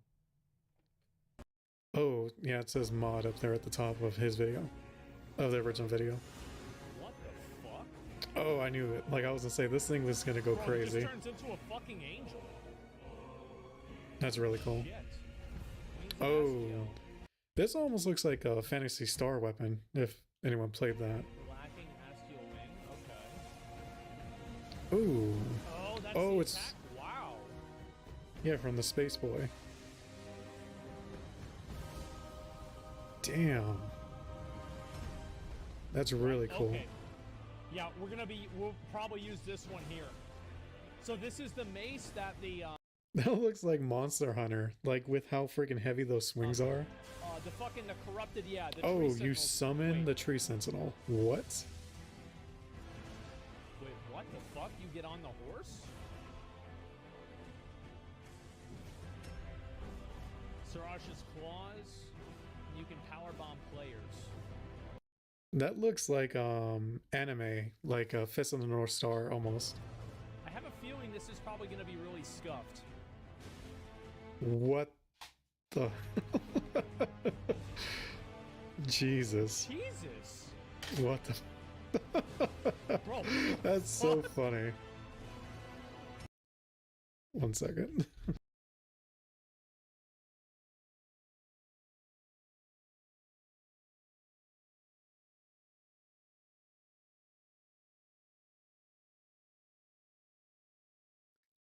All right, let's see. I'll take a look at that for Joel Baffs, Solitero. I don't know, man. I'll see. I'll add to my list and take a look if it's something I'd be into. For now, though, just gonna go back to the video. Oh my god. Allows you all Crucible arts in one weapon? What the heck? These are all Crucible arts and... Is that like the Swiss Army knife of freaking weapons? Oh shit. What about the tail? Yeah. He did the fire breath, right? Oh, what the heck? I don't remember that. There it is.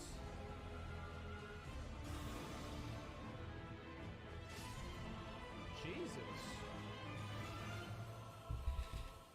I think that one's in game. I don't know though. Probably Ooh, makes the weapon. that's Probably crazy. the boss's Oh, power. that's that one boss, right? Holy shit. I forget his name. It's like almost like a dog-looking thing, like up in the dragon tower thing, like in the island that's floating. I forget the name of it. I feel like this one would be overpowered, man. Probably. Looks cool though. No way. Are you kidding me? That is so freaking cool. I wonder if you could do the meteor. Where's the boss? Oh, is this the rocks? Jesus. That's freaking So these badass. swords are even better than they were before. Oh my god. America's hand. Whoa.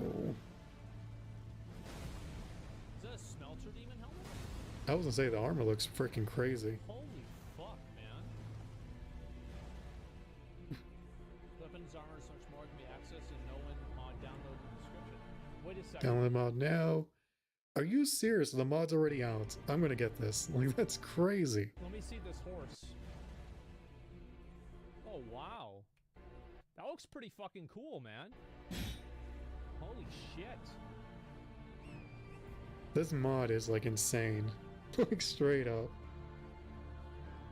Oh my god, that is so fucking badass.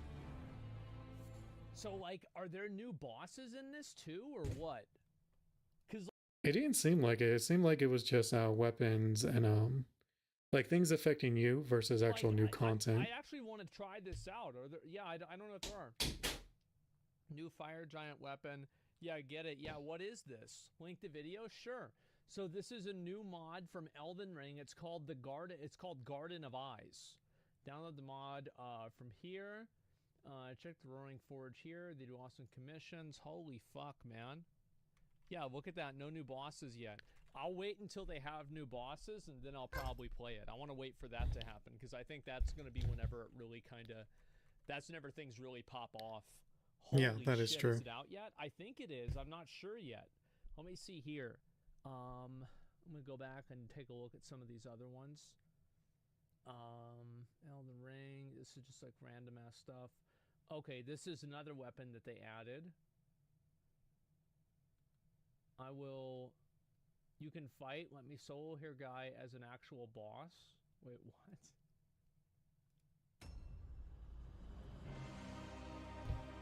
Legendary summons. What?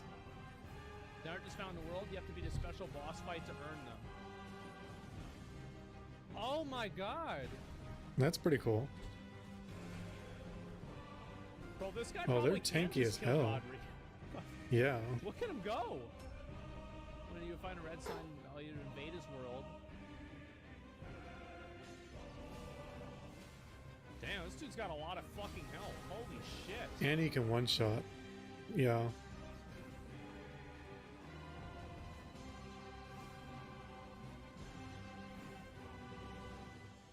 Okay. His moveset seems extremely simple, though. So I don't know how hard he's actually going to be. What the fuck? He just Other than, like, the one-shot him. fact that he can one-shot you. Playing normal, knock you away. You have to be very careful and good against them, or else you'll fail. Yeah, I would assume that. Jesus. Yeah, he straight up deletes you.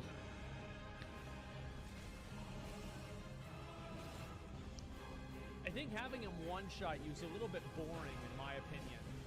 Yeah, I think it would be better if he like 2 to 3 shot you at most. Because otherwise it feels just a bit cheap. Considering how much HP he has. I love the idea. I think the idea is so cool. Let's see here. What are some of these other ones? Yeah, Is that like an just air use weapon? fucking- what's his I can't face really too? see. I don't know. That looked really cool though. And this is a fire giant sword. This is from the same mod. Fire giant's one of those underwhelming bosses. I think the fire giant was an okay boss fight. It was just like hard to see what the fuck is going on.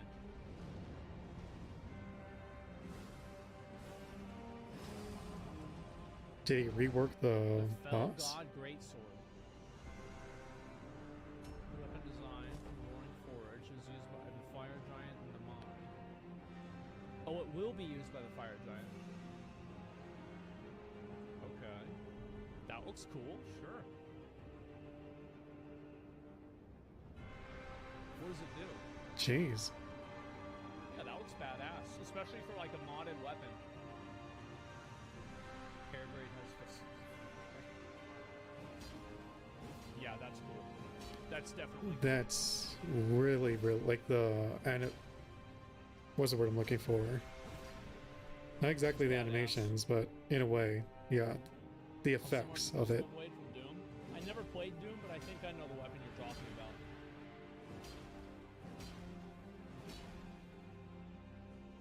Yeah, that's really cool. Holy shit. You can see it in combat. I think these are going to be the things that like really kind of keep Elden Ring alive much more than the DLC will. It's kind of what I was saying earlier is like having like mods and having new things and like new ways to take on the game. That's what's going to keep people excited about the game. Yeah, it does remind me a lot of Tayshalak. What the heck? What the fuck? That's so Summons funny. Mass Fire Giant. So, this mod has stands in it now? Okay. Put your character on fire for a short time, damaging others, but also damaging you. Okay. That's a really cool That's ability. cool. Where more normies will come for DLC over the mods, though? Well, it's not about getting normies to play the game. There's obviously going to be normies. Normies are never going to get into that. But it's about getting more people invested into playing the game and keeping the audience of people that are, you know, big fans of the game. Yeah. Keeping those people entertained and keeping those people engaged. Yeah, I was gonna say that's really interested what it in the comes down game, to. but It's not about, engaged is a better making word for as it. appealing as it can be to normies. Yeah. It's about making the people that are already fans continue playing it. I think that's what the most important thing is. Exactly. Yeah, common people don't mod games at all. Yeah, of course not. No, I mean, like the moment that you ask somebody to mod a game or something like that, you automatically are probably going to lose over half of the player base. That's Yep. just how it goes. It's one of the problems I think WoW always had with like requiring people to have add-ons. It's kind of the same thing. Exactly. Yeah. That's why rating in WoW started getting less and less engagement, I think, is because the requirement for mods, for add-ons, I'm sorry, was just ever increasing. So that looks really cool. I am going to be checking that out later just to mess around with it. But like you said, I mean, it doesn't seem like a lot of content itself was released, so I don't know how much I'm going to play with it. All right, so I'm going to take a quick break, though. So let me put some, I guess, music on or something. I don't know. 1 second. Oh, Lofu. That's funny. I'm not a fan of that. Sure.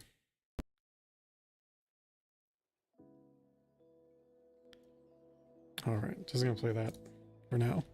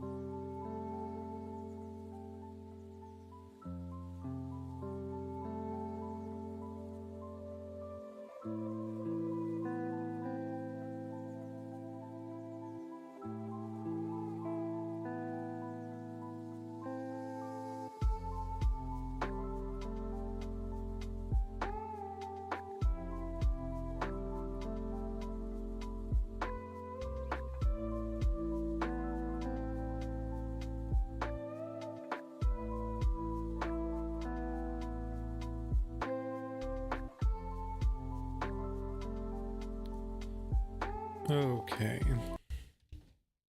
Just need to get something to drink, so. Alright. So next video we're going to be watching is this new... is my voice breaking? What the heck? 1 second, let me get something to drink.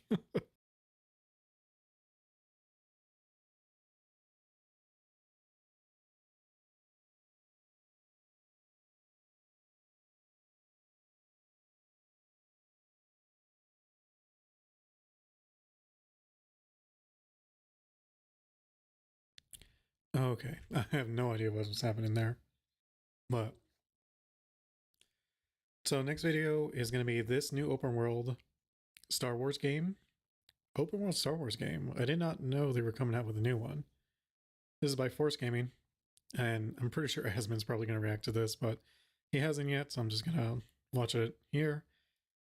And let's take a look. As you may or may not know, the past 10 years of Star Wars games have been under the reins of EA. They signed a decade-long deal with Disney back in 2013, and since then have made a handful of titles with varying degrees of success. Honestly, I really enjoyed the first Battlefront, and Jedi Fallen Order was frankly pretty amazing. I really liked it. Although let us not forget the debacle that was the launch of Battlefront 2, specifically the massive amounts of pushback they got, well deserved, due to the game's loot boxes and monetization, so much so that they were getting threats from various governmental agencies across the world. Basically what kicked off the trend back away from loot boxes in a majority of AAA games. But hey, whatever your thoughts on EA's output of Star Wars titles over these past 10 years, their exclusivity comes to an end in 2023. And with this, we've got a slew of new developers taking a crack at the franchise. EA is still in the mix with a sequel to Jedi Fallen Order called Jedi Survivor. That looks really good. Respawn working on both a Star Wars first-person shooter and a Star Wars strategy game. But then we've also got Quantic Dreams making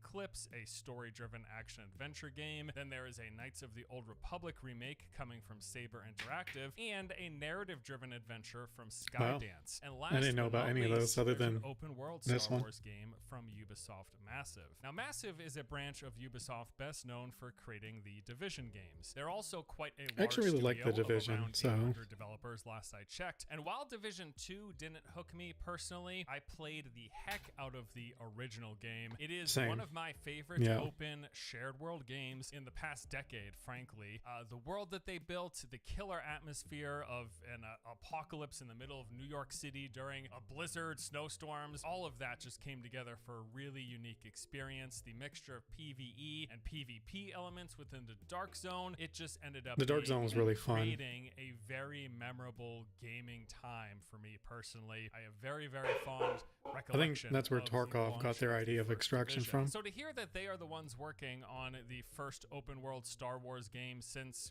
I guess, Star Wars The Old Republic, you might throw in the mix, I'm really interested. So today what I want to do is go over everything we know about the game. This is going to include the official reveal, interviews, various Does it have any gameplay, man? As well as a few leaks here and there, some really interesting ones quite recently, and then a little bit of guesswork and speculation based on the developer, based on what we've heard about the game, and what I think that might end up meaning. Sounds like let's get a brief look. I'll be honest, it sounds like we have almost nothing on the game. So, I mean, that's kind of disappointing.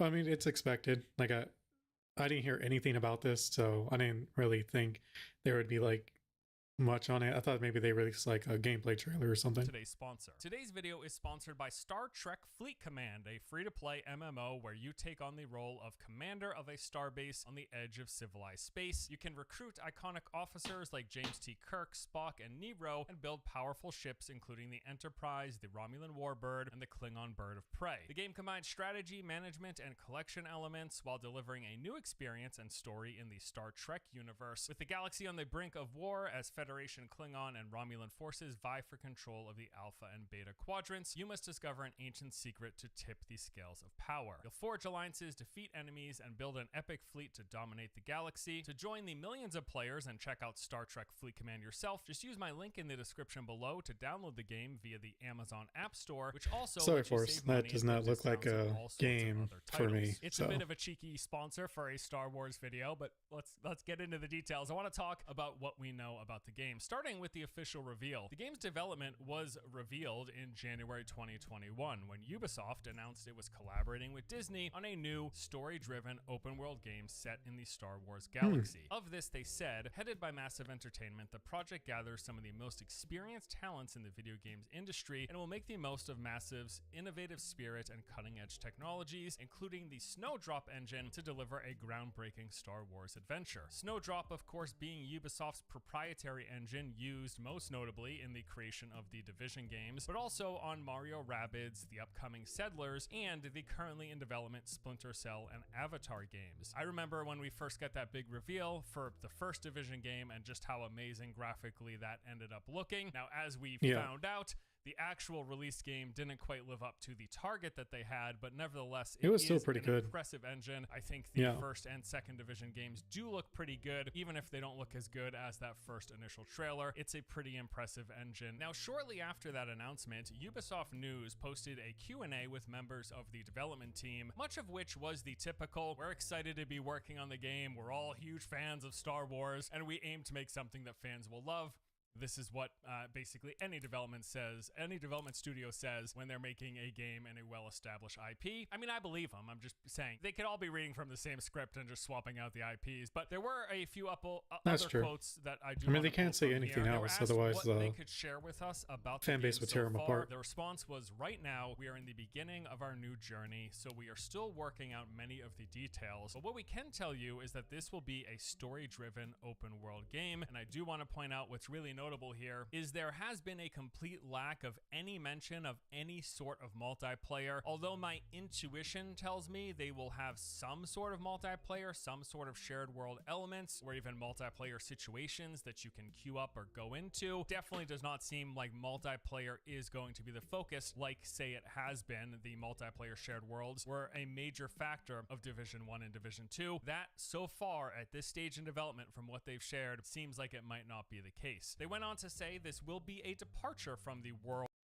As long as they focus on making the game as good as it can be and then worrying about multiplayer after, like that to me would be better. The Division, both I and the team at Massive are very excited to start crafting this new experience. We truly look forward to create, because like the solo experience is going to be the main experience that people are going to have with the game. So if they can make that really solid, it will make even more people interested in the multiplayer if they want to tack that on after. Something totally different from what we've done, which I know a lot of people don't like hearing, but it's just the truth. In the past, while upping the bar for the industry. That distinction might even further reinforce the idea that there may not be any shared world stuff. This could potentially be an entirely single player game. If nothing else, my hope is that they at the very least have some multiplayer modes, some sections.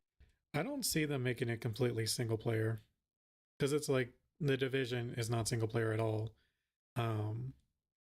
Like I can see it making it co-op, maybe not PvP. Of the game that are multiplayer, or if nothing else, they have some sort of co-op. I think that would be really cool. The next bit I want to mention here was in response to the following question: what kind of experience will it bring to the Star Wars galaxy? In which they said, first, we want to make a unique game in the saga with a captivating story and set of characters that players can relate and connect to. We want to take what is familiar and resonant about. See, I really actually prefer this when they just do their own thing versus trying to get characters. Because if you mess the character up, like everyone's going to be mad at you. But if it's a new character, if it kind of sucks, you know, it's not that big of a deal. Star Wars, and tell the stories of new It's not like you ruined a beloved character. Motivations and stakes. Second, and one of the reasons we were entrusted with this game, is to make the most of the technology to bring innovation to the gameplay and world building. So this raises some interesting questions about what particular era of Star Wars the game might be set in. I know there are people who are very much so fans of particular chapters of the long and storied history of the Star Wars universe. Me personally, I can take them or leave them, wherever they decide to place it. I just think Star Wars and that universe as a setting is a cool and interesting one, wherever that ends up being. But yes, it doesn't seem like we will be playing as pre-established characters, or at the very least there will be a focus on new characters, new stories within the world of Star Wars. They then said that with the new Star Wars game, they are hoping to appeal to both lifelong and new fans of their. You know what's funny is that the Star Wars MMO, I think that if they didn't focus so much on the like voice acting and everything, and they made the combat just way better than what it is, I think that game would still be like it's still around, obviously, but I don't think it got the success that it should have for being a Star Wars game.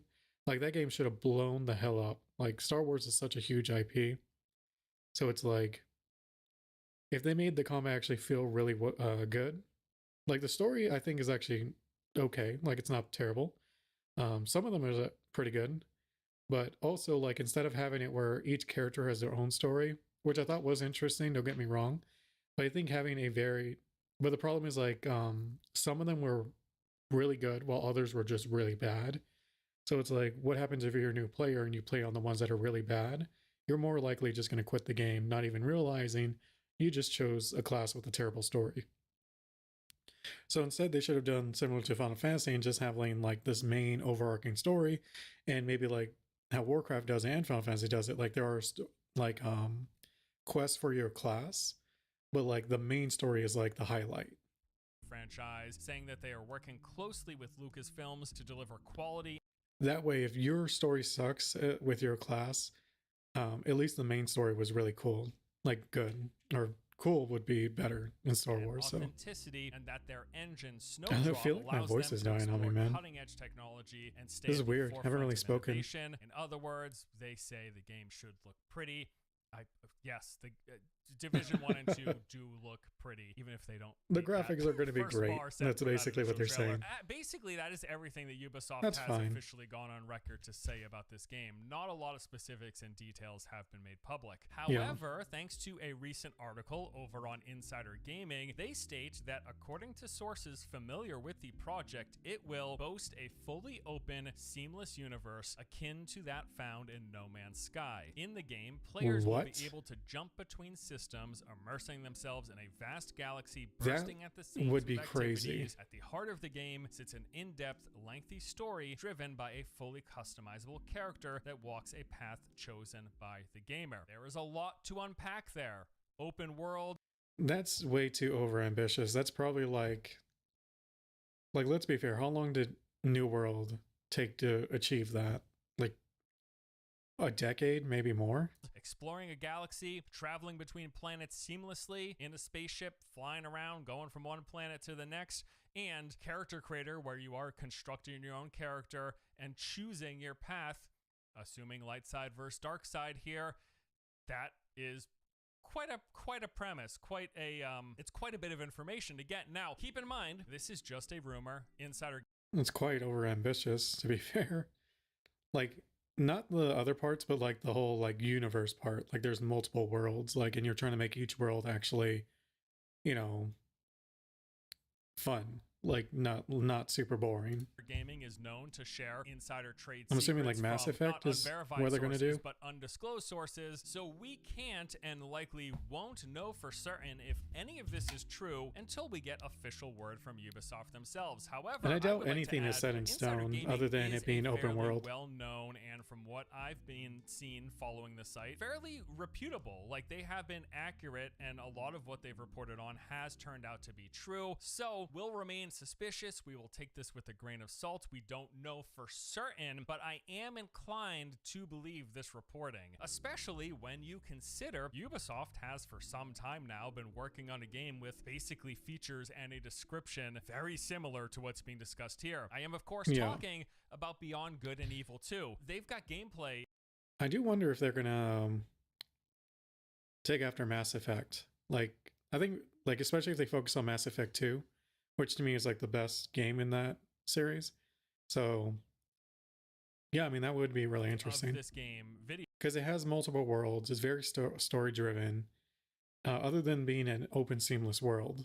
Videos from like 5 years ago that show exactly what's being talked about here. Open world gameplay on massive planets, you getting into ships, taking off, flying into outer space. Oh, Beyond Good and Evil. Planets. Like, I forgot about this. What Beyond Good and Evil 2 has been doing and what Ubisoft has showcased for several years. Now, I should note that Beyond Good and Evil 2 is being developed by Ubisoft Montpellier, based out of France, and it's being made with the Voyager engine. So it is a different studio working with a different engine, but it is still Ubisoft, and it's reasonable to consider that if they could share some of this tech, they might do so. Now, what I'm not certain about is how much of this stuff is transferable between engines. But if it were, this could be somewhat akin to what we'll be getting with the open world Star Wars game, should these leaks and these rumors turn out to be true. Now, this also seems a little extra probable. If like, I don't even think they have a release date yet for Beyond Good and Evil. Like, that game's been in development for a while. Updates for Beyond Good and Evil 2. The game does appear to be in rather significant development hell. It is now, I think, currently the longest development cycles of any big AAA game in history, beating out Duke Nukem Forever. And there's been reports from last November claiming that the game was completely rebooted just a few years ago and is still, as far as Ubisoft is concerned, in early development. So, should the tech be transferable between engines if they can take what's been done with Beyond Good and Evil 2 and the Voyager engine and bring that over to the Snowdrop engine for this open world Star Wars game? There's a lot of potential there, and Ubisoft has already had the foundation built for this open world, galaxy, solar system spanning exploration. All of that said, here's what I think a Massive's open world Star Wars game could potentially be like, all right? I'm envisioning having multiple solar systems, of course, within a galaxy, multiple planets in each of those solar systems, with those planets having some procedural landscape generation. Think the various biomes, the hills, the forests, the mountains, the deserts, kind of placed and crafted procedurally with very constructed, handcrafted layers on top of that. We're talking highly detailed locations with cities, towns, and outposts. See, I don't think they should go the New World route. Just go, not New World, No Man's Sky route. Because No Man's Sky, like, a lot of those planets are just plain boring. Like, I think, honestly, they should go the Mass Effect route. Where it's like you have access to, like, maybe 1 to 2 places on that world. I don't know. Obviously, it may not feel as big and open world-ish, but at the same time, it's just not filled with a bunch of nothing.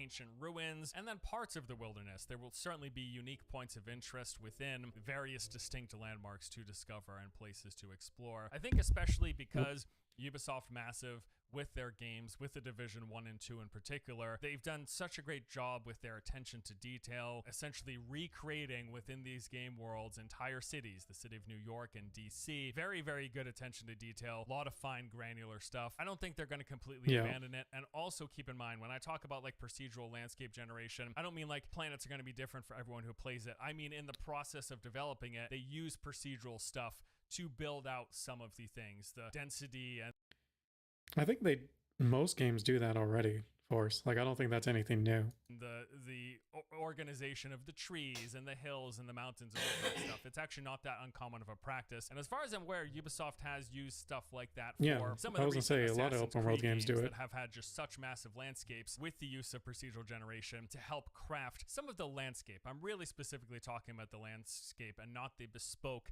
cities and towns and dungeons and various things and points of interest. That will all almost certainly be handcrafted. From there, you're on you a would planet, hope so. You got this stuff, you get these points of interest. I assume you're going to be able to take off in some spaceship, and then while in orbit and then going out into space, fly between the planets. In the process of doing so, I expect there will be some space combat. We've seen great examples of this with some of EA's offerings, specifically in Battlefront, and then their Squadron spin-off. Space combat makes a lot of sense. I assume it'll be in this game as well. And then a la Beyond Good and Evil 2, or as referenced here in the leak, No Man's Sky, you'll choose a planet to land onto. What I don't know is if you can land anywhere on these planets, or if you pick a planet to land to, and then you go to like a designated port and then can go out on foot from there. There is, of course, a lot of, well, this is all just speculation. This is entirely, exactly. I'm imagining this picture in my head, but based on the leak, because we don't have anything. We know about Ubisoft's past with Beyond Good and Evil 2, and of course the developer, Massive, I think it is going to be a combination of those things. Anyways, whole lot of speculation, just kind of daydreaming at this point, mainly because there's a lot of potential here, and it's really exciting to me. Beyond just the concept of a brand new open world Star Wars game, that is exciting in and of itself. My main source of excitement is that it's being developed by Ubisoft Massive. Ubisoft does get a lot of heat, much of which is justified, but in spite of a lot of the gripes people have, such as their formulaic design, the content bloat, and the fact that, yeah, many of their games feel like the games industry equivalent of fast food. At the same time, there have been a ton of Ubisoft games that I've played in the past 10 or 15 years that I've really enjoyed and sunk a ton of time into. These include For Honor, Rainbow Six Siege. When that came out, I played it nonstop for months. Various Assassin's Creed titles. Like, man, Rainbow Six Siege took a huge portion of my life for, like, I think, like, almost a full year. Especially the recent offerings, Origins and Odyssey. I love them both. Various Far Cry games, and most of all, The Division. I just can't say it enough how much I enjoyed that original game. It was so immersive. It was such a cool setting. New York, post-apocalypse, Christmas time with... I mean, I like Division 2 as well, but I think because Division 1 was so new for it, snowstorms, or at least for me, I enjoyed it more. Right, if you consider the context of what's going on, but it also brought this certain kind of cozy, comfy feeling. Maybe that's because I grew up in the north. I like the winter. I like snowstorms. The idea of a snow day, it's a cozy feeling that comes.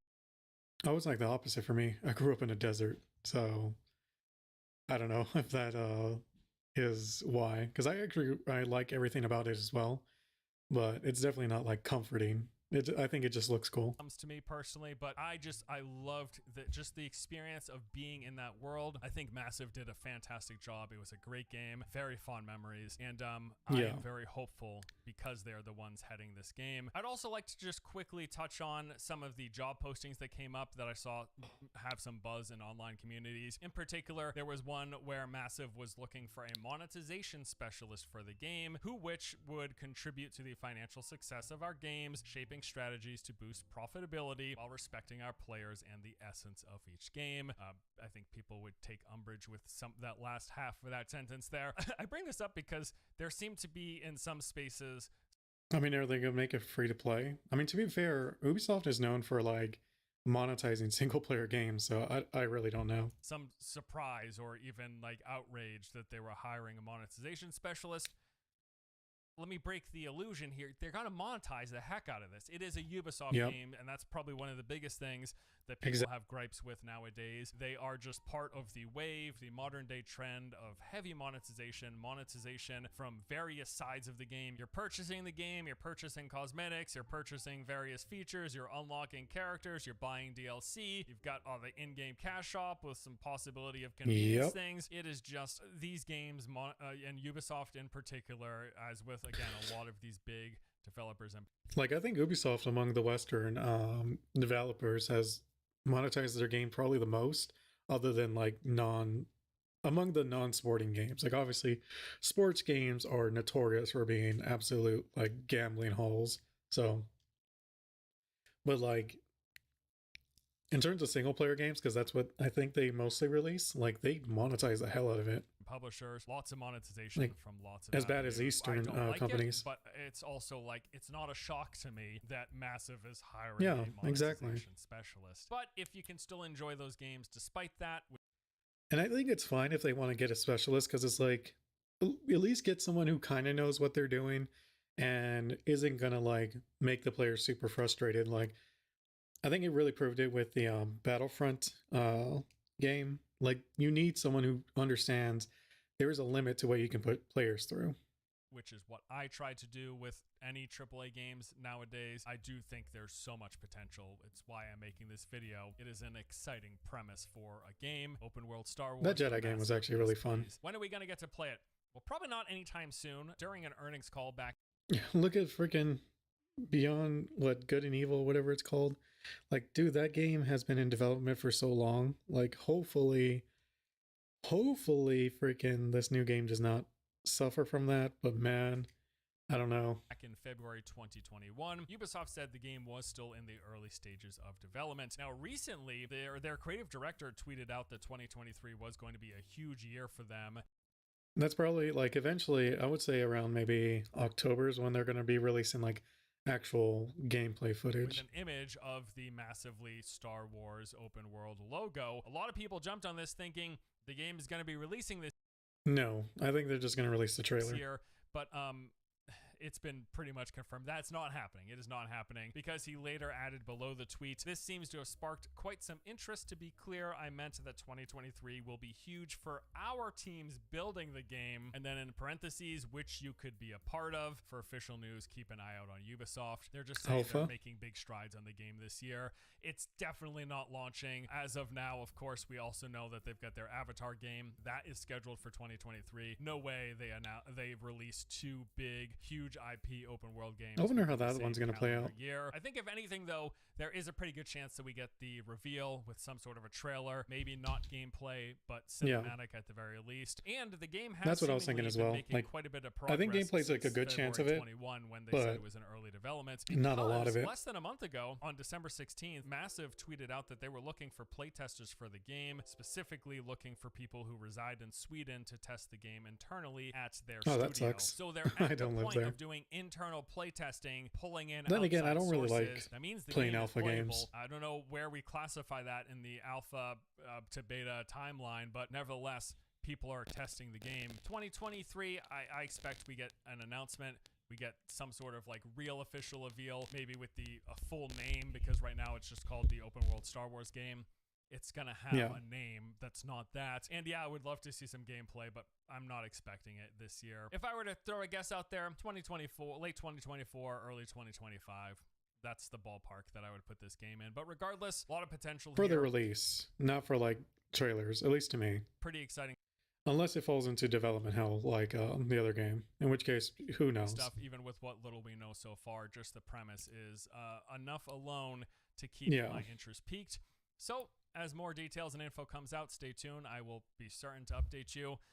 Yeah, that does it for me today. Thanks for watching, guys. Hope you enjoyed it. I'll see you next time.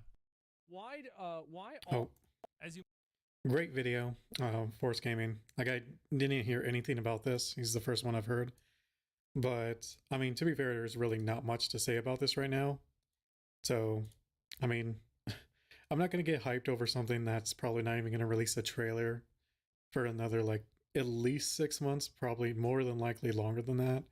So, I mean, I'll look forward to it, but I'm not... like, I'll probably forget before the trailer even comes out. Like, oh yeah, I forgot about this game. Just like the Beyond Good and Evil game. Like, I honestly forgot about it. But, yeah, who knows with that game, man. Really, who knows when it's going to come out. Still, good video. All right. Next video is the GameFi cycle. Why all pay-to-earn games die. I would assume because you're making a job out of something that's just for fun. You know? Like, I can't think of any other entertainment medium. I'm sorry. I'm getting hiccups here. Oh, okay. Any other entertainment medium has you trying to make money while you're enjoying the medium or the entertainment. Like, I'm trying to think. Because you got reading, which, you know, can't really do it there. Watching movies, playing sports, like normal sports with you, like outside. I would say the only time is like fantasy football would probably be the closest thing to it. And that could be why they're really pushing it, because fantasy football like makes a ton of money. So that could be the reason. But let's take a look at the video. why all play to earn games die? Well, let's go ahead and find out. Here we go. Welcome to Whiteboard Crypto, the #1 YouTube channel for crypto education. And here we explain topics of the I don't know what this cryptocurrency is. world using analogies, Yeah, I've never seen stories, his and videos. examples so that anyone can easily understand them. In this video, we're Do you want to know why play to earn games die? I'll tell you why. It's because they suck. That's why. The game themselves are terrible. Like, if you're going to make a pay to earn game, you got to make the game as good as Elden Ring level, because otherwise people just aren't going to be interested in it. going to explain why almost all play-to-earn games die and what needs to change for them to become sustainable. This video is going to cover 4 reasons why all these games die, but let's get into the most obvious one first. They're The bad. money must come from somewhere. When it comes to play-to-earn games, the idea is pretty simple. You play the game and you earn money. Yeah. Well, where does that money come from? To keep players playing, it would seem that you would need to keep paying them. Now, there are tons You would of also have to have people that would be willing to pay into the game, but if the game is bad, nobody pays into it. Exactly. And honestly, this is a pretty easy thing to fix. Have it where it's a currency, a cryptocurrency, and you earn some of that currency. And determine on how, what's going to determine on, like Aspen and like if the game is good, you got people paying into it. And that's where the money puts value into that currency. ways you can pay these loyal players. But let's go through a few different ideas now. Number 1, new players. Many play-to-earn games follow this model, whereby money is pumped into the system by a new player required to buy an item. For example, Of to course. play Axie Infinity, you must buy an Axie, which is a character used in the game. When someone buys an Axie, they are putting money into the game that is then, through a series of transactions, possibly cashed out by another player. This is not sustainable because there is no case where every player has made money. If one player It's also, you're eventually going to run out of new players. makes money, it is made from the money that another player has invested or injected into the game. Almost I don't think that's bad. Because there are people that spend money in games and people that make money. It's the people that buy WoW tokens and people that sell WoW tokens. Yeah. But those aren't new players. Well, I mean, obviously some will be, but the majority of them are like actual people who play like quite a bit or quite a while. You know, I think that makes sense. Almost all play-to-earn games work this way. Avagachi, the Step and Shoe NFT game, Zed Run, the horse racing game, all of these work by taking money from Never new heard of players and giving it to older, loyal players. Right. So this just isn't a good idea. Let's move on to where the money can come from, number 2. I don't think it's a bad idea. Exactly. You just have to have more than just that. A membership model. Another way these games can raise money is through a membership model, where they charge all players a set fee to participate and play the game. This is That's a dying model to begin with. a much better model than the previous model because it means the fee is equal for all players. In the previous example, someone with $10,000 to play the game automatically has an advantage over someone. And that's the better way. You're going to make way more money doing that. Look at every, like, what's the word I'm looking for? Game that uses this model versus the other one. Only has $100, Yeah, of giving course. wealthier players an unfair advantage. A membership model would look like With every one of these games, people play them for An unfair right? advantage. I mean, that's the Yep. way it goes. Here's one way you can look at these games, okay? So basically, you have at the very top, you have the devs of the game. And then under that, you have the older players. And then after that, you have I think you meant veteran players. Like, players that are older aren't going to really. the new and starting I know what he's talking about, though. players. And what you need to understand is that these games operate in a very interesting way. Pyramid and they're scheme. all just about the same. This is how it works for all of these games. Exactly. Because that's the only way they can work. a seasonal membership fee that is the same for all players, where the skillful players will win the money that the skillless players paid in. To me, this is a much more fair model, but it also leaves a ton of money on the table, which is probably why many protocols don't even consider Of it. course. It's also much easier to market that when you pay $100 to buy Nobody an wants to pay a sub. Like WoW even has trouble getting people to pay a sub. So does Final Yeah. Fantasy. A lot of games have trouble with that. That's why almost every game nowadays is free to play. Exactly. You get to keep that Axie as something that you own, compared to a $20 seasonal fee to play the game that expires once the season is over. The next model is called Pay to Win. Another revenue I've heard of option is that. the pay-to-win route. Now this one's pretty obvious, Yeah. and we see it in some games like Minecraft, where you can spend a few $100s to jumpstart your way to hard-earned tools and items. Right. Because this is seen as giving rich players an unfair advantage, some other games raise revenue this way, but instead of giving Yes. things that are useful like items or tools, It's they instead cosmetic. give other useless things like a different skin, or Yeah, the yeah. option to change your username, or just the Sure. ability to flex by changing how you look. Cosmetics. Up until now, Yeah. these three I'll move models this that I up just so you guys can explained see. aren't really good options for the users. This brings us to model None of them are, because they're not made for the users. The problem, I'll tell you why these games are not successful. Play-to-earn games are not successful. It's because they're not fun and they're not moderated, so they get botted like fucking crazy. Exactly. Because think about it. Okay, think about it like this. Let's say you can play a video game like Diablo 3. Okay, this is what happened with Diablo 3. And if you can play Diablo 3 and farm gold in Diablo 3, if you're really good at farming gold, you can make $6 an hour. Okay? That sounds really good, right? $6 an hour for playing a game farming gold. Sounds awesome. So what if you have a bot? And that bot farms $3 an hour. And You can have a dozen bots. Let's see. Let's do some math here. Let's see the game is worth $50, and the bot gets banned every 20 hours. So you have a $10 differential between the $50 and the $60 the bot makes, and you get $10 Yep. of profit. For doing nothing, So basically. what happens if you have 100 bots? Well, that's $1,000. $1,000? Holy shit! Well, if you've got $1,000, why not just get 200 bots? And if you got $2,000, why not just get 400 bots? And you've got $4,000, and you just keep doing this over and over and over. And then you Pretty see the much. price of That's gold Lost Ark, go unfortunately. down, down, down, because the amount of money that Except goes for Lost into Ark the is game, free, and also so. the moderation of the game is not good enough to preemptively ban them before you can hit the break-even point. Because obviously, like, if you're like, think about it like this, right?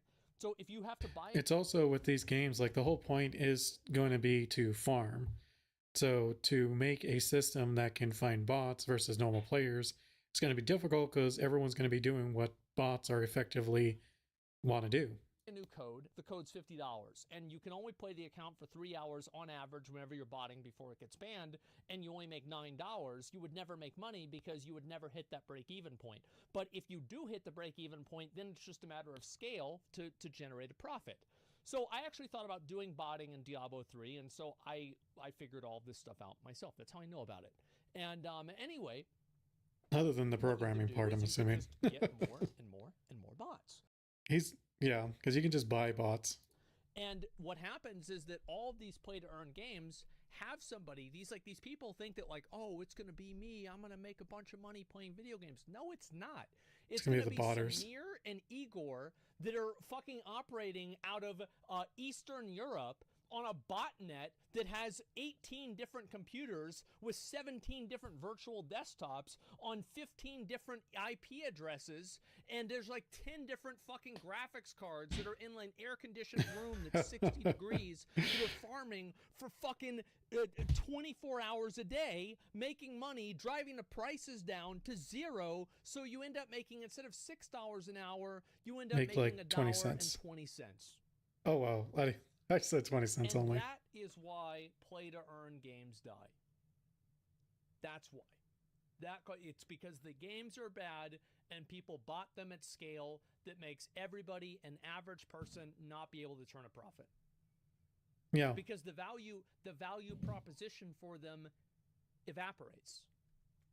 Number 4, advertisements. So the next option, or at least the best option that I can think of, is an advertisement model. Similar to how Apple advertises at large football stadiums, maybe Razer or Logitech could pay a Imagine that. game to advertise in their PvP arenas. Now, this is We're actually seeing this happening. And my guess is that in 5 years, different parts of real estate inside of live service games will be monetizable marketing real estate that's used for advertisers to advertise directly to players in-game.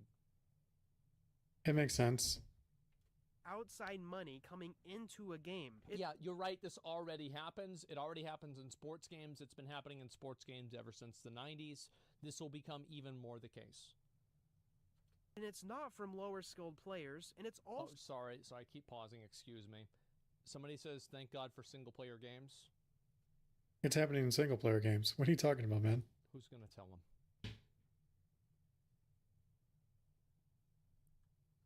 Or Logitech could pay a game to advertise in their PvP arenas. Yeah. Now, this is outside money coming into a game, and it's not from lower skilled players, and it's also not from the hope of speculative investors making money. In fact, it's an actual business model. The play-to-earn game could have a few advertisements throughout the game that raises monthly revenue, of which some of that could be portioned off for skillful players to reward them for playing, and the rest could go to the devs to continue to develop the game. To be fair, I mean, that's kind of already happening with esports. Like, but of course they are getting it from advertisement usually, like, or, you know, outside sources. So I don't know what he's talking about. Like, it's basically happening already with esports. So why would a play to earn, why would you even do that? Game. Thus, the development team has an incentive to build a game that attracts a lot of users. The players have a sustainable way to actually earn money while they play, at least if they're good, and most importantly, without taking it from the skillless players. And these advertisers get a new paid advertising route that may be really effective for their goals. For a play-to-earn game to actually be sustainable... That's probably not going to happen. I think that's a good idea long term, but there's just simply not enough precedent for it. Yeah, I don't see why advertisements would even bother with it unless your game is already like really well known. Like Warcraft could probably do something similar, League of Legends, like games that already have a massive player base. For advertisers that aren't extremely savvy in the space to take advantage of it. So obviously you're going to have people like Twitch. Also, there's a negative connotation to it as is, so why would an advertiser even want to do that? YouTube, Doesn't make Razer, sense. Logitech, all of like the big computer companies that will take advantage of this first because they're much more innovators in this type of like digital advertising. But it's going to take a long time for Ford, Bed Bath & Beyond to do this. For it to succeed Star 10 Forge, years from now, the money that the players are earning must also be sustainable. And if you pay players with money that is received from new players, the game will die over time. It's very much like a Ponzi scheme, and it will not make it to 10 years. Oops. I am an idiot. I did this again. Remember I did this like 2 days ago? From new players, the game will die over time. It's very much like a Ponzi scheme, and it will not make it to 10 years. Because Yeah, I was the gonna say players the will quickly pyramid. be divided into those who made money and those who lost money, and you will eventually run out of new players. So anyways, that's problem number one. Play-to-earn games just keep running out of money to pay their play-to-earn players. The next big problem is that play-to-earn The games reason why they run out of money is because they're bad games and people don't want to invest money into them. aren't really fun. Yep. Let's think about some of the Yes. world-class, This is the well-known real games problem. that have lasted years and years of being played. World of Warcraft, League of Legends, RuneScape, Minecraft, Call of Duty, Skyrim, Candy Crush, Pokemon, Clash of Clans, Subway Surfer. These games have stood the test of time What was that because last they are one? literally fun to play. Now let's take a look at some of the games. Subway That's the Surfer. problem that blockchain games have. That's the problem. They're bad. It's not that they're on the blockchain that's the problem, it's the game that's the problem. DeFi games, Axie Infinity, Avagachi, DeFi Kingdoms. These games lack functionality and a certain psychological edge to make these games fun once you take away the earning part. Even more so, think about it like this. Would you pay Axie Infinity money to play their game? What about DeFi Kingdoms? Would you pay them to play that game? The answer is no. That's because these games are not fun. They don't create an experience. Now, how do we know those traditional games that I listed earlier are fun? It's because people pay those companies millions of dollars every Exactly. year to keep playing them. And they expect, and even more so, they don't even expect a monetary return. So this is a fundamental difference between a They're lot of playing the play-to-earn game for games free. and sustainable traditional games. Play-to-earn games right now simply aren't fun. A ton of play-to-earn games are basically just financial ideas where the marketers have tried to add in a game aspect to attract users, i.e. customers. And we won't see It's just a way to finesse stupid people who think that they're smart into giving them your money. That's it. That's all it is. great Yeah. GameFi adoption. So I think a lot of people who play games like as a hobby are not really into play to earn games as a whole. I think the only people who are playing them are people who would invest into crypto. Until this is reversed. Not until we have fun Yep. games that then add in aspects of a blockchain where needed. Then we will have a sustainable GameFi game. Even more so, games probably shouldn't be paying their users anyways. And this kind of brings us to I don't think shouldn't be paying their users. I don't really know if that's true. The problem is that almost all games that have a pay-to-earn system also have a pay-to-win system. Yeah, It's exactly. very hard to not make money off of a game where other people can spend money at the same game. That's what the issue is. Yeah. It's like Lost Ark or WoW or anything like that, where you can buy and sell gold. our next problem. Problem number 3 is the old man. Now, to explain this next problem, which is psychological in nature, I'm going to Okay. be telling you a story. It's not a Okay. real story, but you'll understand how it applies to crypto games. Sure. So first off, there's a bus corner where this school picks up a group of kids for school early in the morning.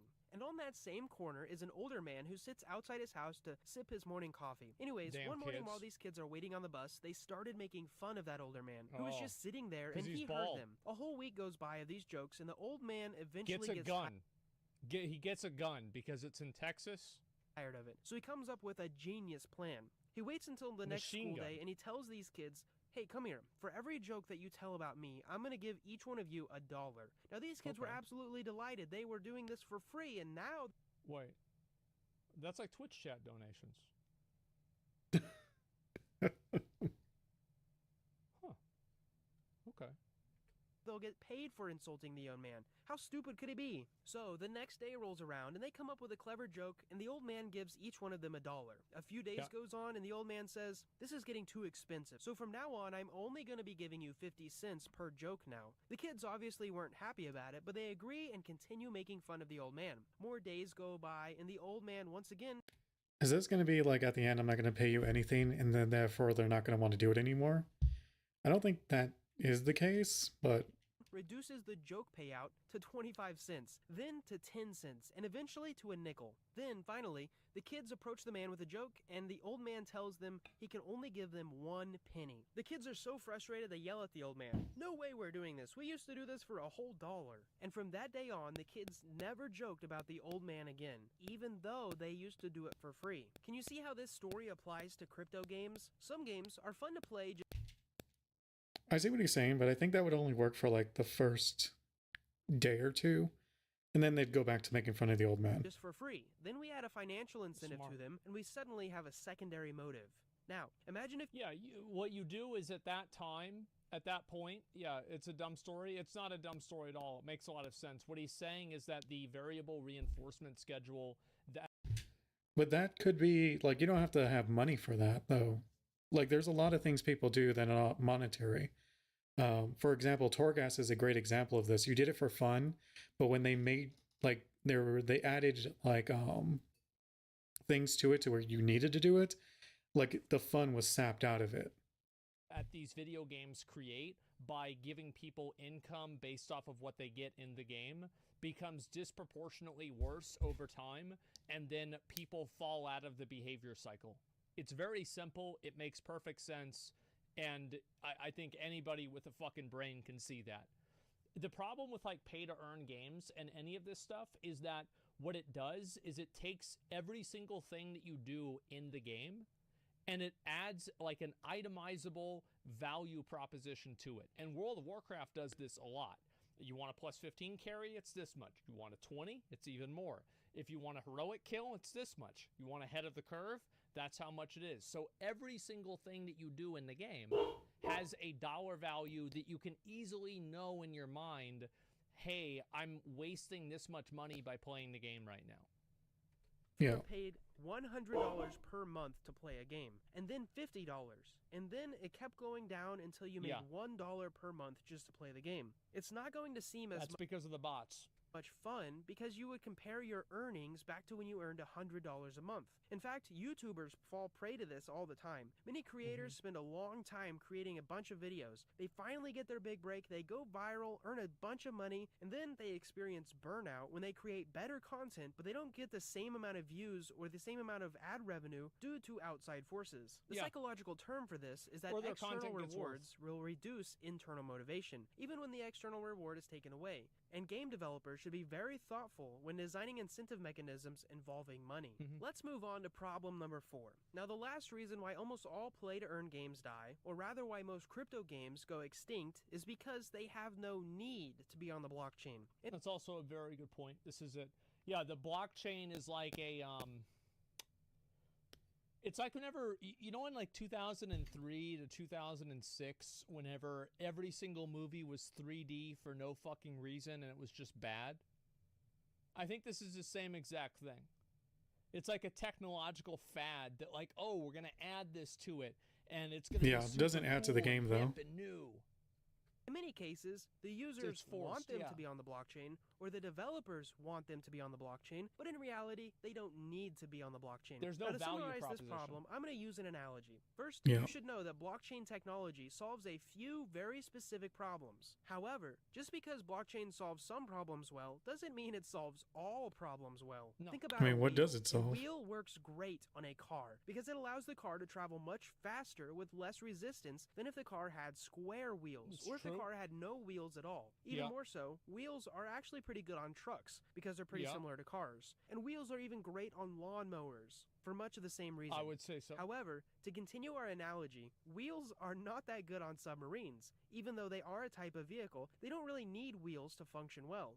Well, what if you had like a really, really, really big wheel, and the wheel was so big that it would touch the bottom of the ocean, and that way you could like drive around on the bottom of the ocean with the submarine?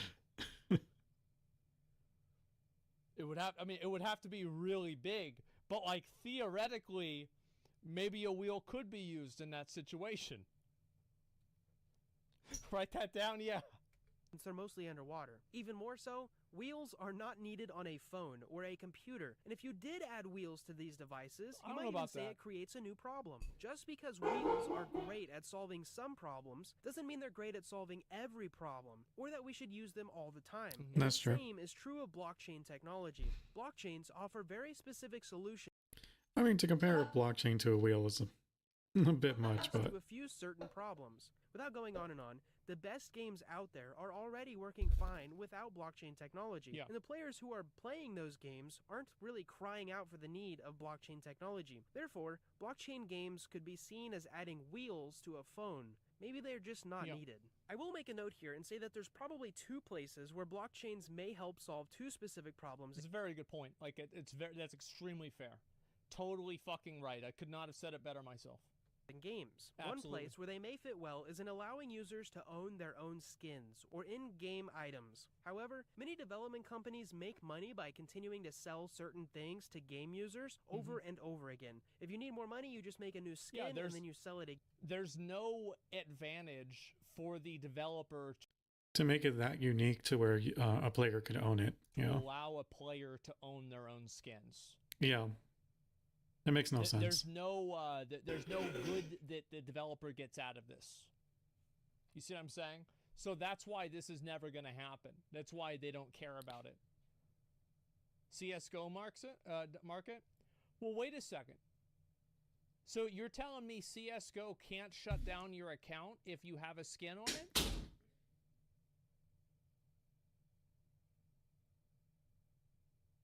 Okay, then they can. Okay, so then you don't really own it. Okay, yeah, never mind. Again, some say that if you Right. actually give users the ability to If you can't protect something, you don't own it. If somebody can take it away from you, you don't earn it. You don't own it. sell their in-game items and create a secondary marketplace, you're I would say if someone can legally just, take it away from you, then yeah, you don't own it. actually reducing the total number of customers for the game development studio. For example, why would I buy a $20 in-game cape from a game developer when I could instead buy a used one from another player for $8. And I think maybe the second place Exactly. they would be useful would be in in-game marketplaces. But even so, this is just a single feature of a game and doesn't mean the entire game should be operated using blockchain technology. In both of these cases, the blockchain technology could be That, and there's a lot of in-game marketplaces that don't use blockchain and are fine. I could be wrong, but isn't Warframe like that? I don't think they use blockchain. Maybe they do, but I don't think so. sprinkled in, but not built on top of. Wrapping it up, the reason a ton of play-to-earn games die is because of these 4 things. Number 1, bad. they don't have a sustainable way to keep paying their players. Number 2, the games aren't fun. Well, they do maybe have the reason why they don't have a sustainable way to keep paying their players is the largest amount of players that they're going to have is at the very beginning of the release of the game, and then it will consistently go down over time, usually very quickly. Yeah. And then there are less people to buy the resources. Like it's common sense. And then the return that you get for farming the resources is low because you have too many resources, not enough buyers, supply and demand, common fucking sense. And then guess what? Nobody's making any money. So then you have the people that are farming make money leave too because they're not making money anymore. Fun whenever you take away the earn part. Number 3, human motivation is volatile when it's paired with fluctuating rewards. And number 4, mini games just don't need blockchain technology. As I end this video, I would love to see a conversation going on in the comment section below. Well, the problem is that human motivation is volatile. Human motivation is very good whenever the rewards could be good or they could be bad. But whenever you're doing something where every single month you make less money, that's not volatility. That's not, it's so It's just volatile, less. I'm losing more money. It's not going up and down. Exactly. It's like the opposite. It's just going down. About what you think about this. Am I wrong? Do you have any rebuttals? Or maybe am I missing something? Drop a comment below and let me know what your thoughts are. Wrapping this up, I hope you've enjoyed this video. I really hope that maybe you've learned something. And most of all, I hope to see you in the next video. This is a really good and also video. a little bonus note. Okay. Apple and Google are fighting very hard to make sure that there are no crypto games in their app store because of the huge fees that Apple and Google charge for some of these in-game purchases and app downloads. Crypto transactions... It's actually extremely true, and I think Apple and Google having a duo monopoly on app purchases and apps on smartphones nowadays is not in the benefit of the public and should be regulated extremely soon. Yeah. I think any monopoly just is not good in almost every case. are actually a huge competitor for them, so they're not going to be playing nice. This is probably why almost all play-to-earn games have been web-based and played in browsers and not mobile-based, which is actually a much, much larger industry. Just something to think Epic was about. right. They were. Absolutely. Yep. Google does not have a monopoly. Of course it does. Of a sorts. It's like a duo monopoly. I mean, that's what I was about to say is the way it has been phrased, it was duo. So it's between, if you get Google and you get Apple, imagine if that was just one company, not two separate companies. It would be a monopoly of an insane proportion. It's like Google and Apple. The two of them control, I would assume, 98 to 99.9% of that does make more sense. I don't even know how to say that. They have 98, 99% of it, everywhere. Yeah, I wasn't expecting this video to be good. Pretty surprised. I didn't know what to expect. I just saw it got recommended to me. I think this is it's pretty insightful video. This is amazing. Yeah, whoever this, I've never seen their videos before, but yeah, no, they're on point with a lot of it. I like hearing it, and I think that the points that he brought up were very good. Every single point that he brought up totally made sense. The whiteboard crypto. So we actually watched the crypto video from somebody who actually does crypto videos, and it's not a meme. It actually was really well done. Yeah. Absolutely. Yeah, lucky me. I got a Windows phone. I don't know. I think the video was so well made. Yeah, graphics were on point. Yeah, everything about this was really good. I'll link it to you guys again. You can give it some support. Maybe give it a like, subscribe if you like it. There you go. Microsoft control monopoly, not to mention the political club within the global sphere. Oh, I think so. You can download apps without the... Yeah, I mean, Microsoft with computers is a bit of a monopoly as well. Play Store on Android though, while on Apple you can't. Well, in my opinion, I think that they should allow other ways to download them without just their app store. I think that's ridiculous. And it's like once you, as I've said, once you control enough of the market in something, I feel like it becomes in the public's best interest for there to be accountability for that control. I'll give you guys a really good example of that. How many of you guys live in a place where there's only one ISP? There's only one internet provider. Yeah. Me? How's that working out? Is that good? Is your service good? No. That sucks. There's no reason for it to be. There's no competition. Wow. I wonder why. Yeah, wow. Look at that. Surprise. Maybe it's because you can't go anywhere else. They've got you no matter what. Yep. There we go. Depends on the service itself. I think that there's a general trend. Whenever you don't have any competition, this becomes a race to the bottom for quality. So yeah, you check out Lost Ark. What you can get away with without actually being sued. Yeah. I'm going to go ahead. It's 5 a.m. I think I'm going to go to sleep. As I said before, my AC broke yesterday, so now I've got to fucking fix this shit. Tomorrow, hopefully, I don't even know if the guy's going to be around. I'm going to have to wake up probably at fucking 11 a.m. in like 6 hours to call him. I'm going to go ahead and just chill for like 5 or 10 minutes, answer some questions, etc. And then we're going to go offline.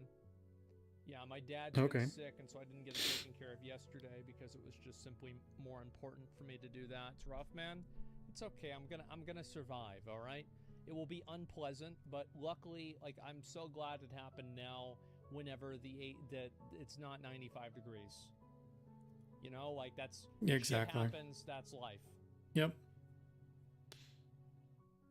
Your dad recover soon? Yeah, he's got like a sinus infection or something like that. I like streaming this hour. I do not, because it fucks up my whole day.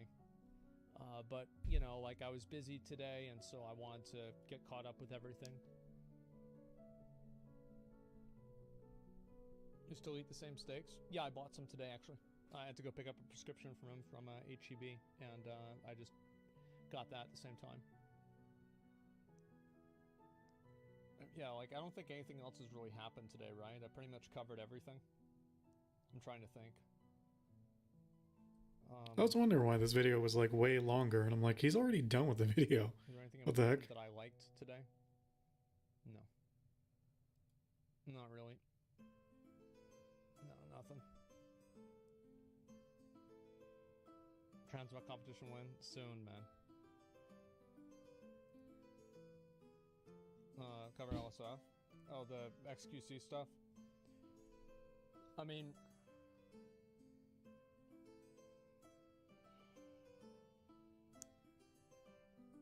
I don't even know 10% of it. But I know that shit where people were trying to say that those weren't his cars. Bro, those were his cars. Those are his, like... I don't want to hear anybody tell me that anybody except for him has a right to those fucking cars.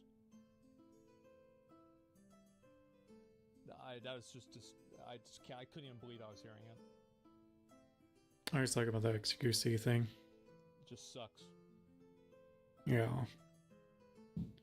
I don't really like getting into the drama of like celebrities and streamers and stuff, but it's rough, man. It's under her name somehow. I don't know. I mean, if you put it under her name, I think he should get all of his shit back. I mean, if they were married or something like that, it's different, obviously. As far as I know, that's not the case.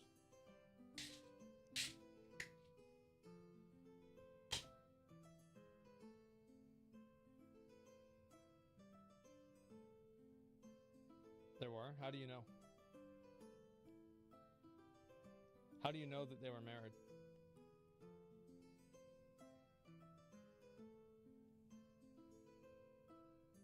Doing okay? You own your own stuff? I don't know. Were they in common law and marriage already? I have no idea. Think about it. I don't know if I'm gonna watch the rest of this video because it seems like it's just XQC drama. Any thoughts on YouTube algorithm? I have no idea. Common law, maybe. I'd have to look into it and see. But either way, it's his money that bought the cars, right? I mean, like, let's be honest. He should keep the cars. I mean, it is his money, but if he put in their name, then that's on him. He made that choice. I don't know. That's fuck. I think that's what's fair. No shit. Yeah. I mean, other than that, like all. I mean, I do agree. details, Like, he should just get his I think it stuff back. sucks, But really, that so much of it is like, because like she just showed up at his house, right? So like she just showed up. It's not like he told her to come over. He brought this up or anything like that. Yeah. So it's like for her to just do that, and like she knew he was on stream. yeah,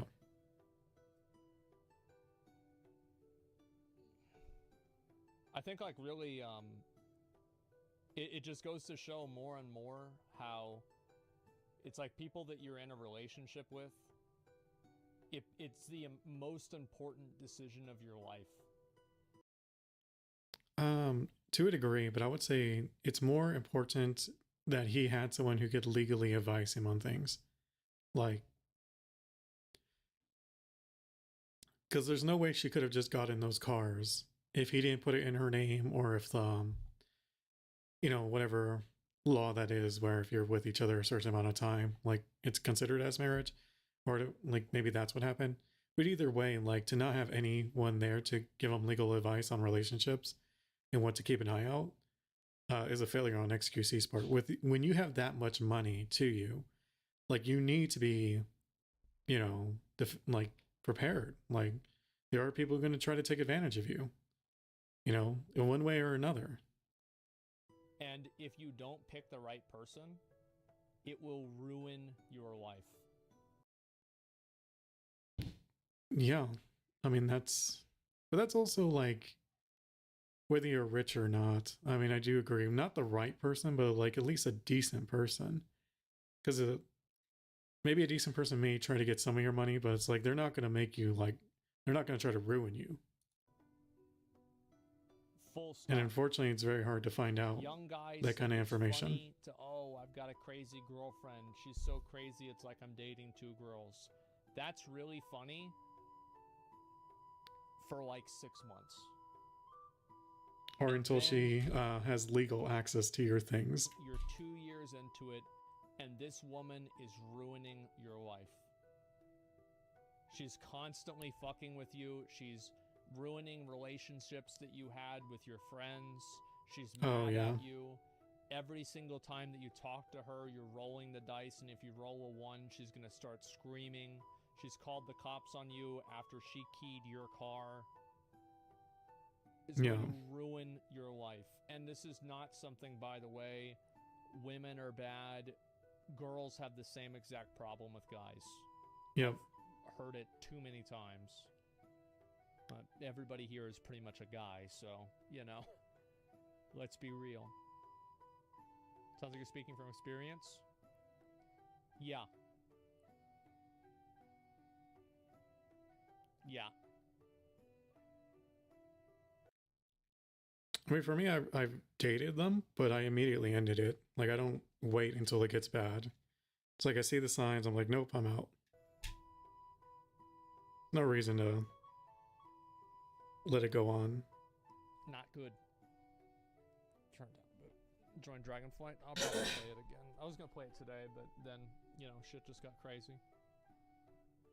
The dice rolling, yelling hits hard. Yeah, it's just really bad, man, and it can just ruin your life. And so I hope the silver lining is that people that see stuff like this go down. And like obviously this isn't the first like public Twitch relationship that's kind of gone south. People see this and they see like how much of a bad effect it can have on people.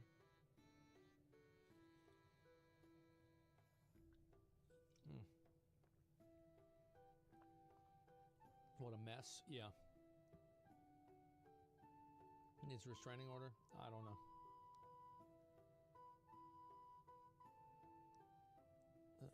Thought she didn't have Zell's. I don't know the details. Only thing I know is that there was a dispute about the car, and I find that to be utterly ridiculous. I find it to be disgusting that it's even a question. And also that having like an unstable or an abusive or controlling significant other will ruin your life. Yeah. You've seen it with Twitch streamers. You've probably seen it with some of your friends. It will do that.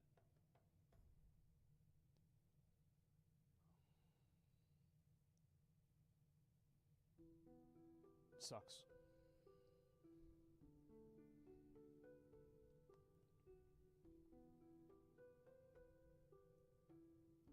I described it.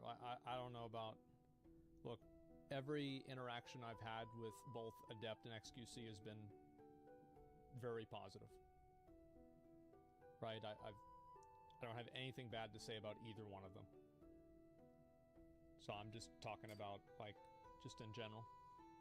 Because I like every time like the Twitch chat hears about something, it's like an iceberg thing where like you just see like the very top, but you don't see like the gigantic fucking underneath that nobody knows about except for the two of Yeah. you.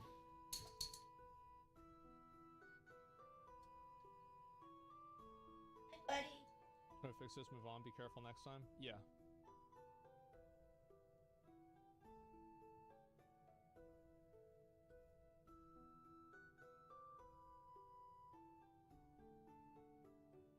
I had a kid with a crazy chick. It's been a 6-year battle to get my son and my life back on track.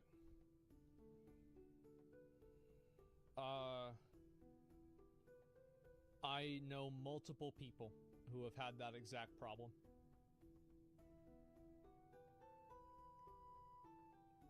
Yeah, it sucks.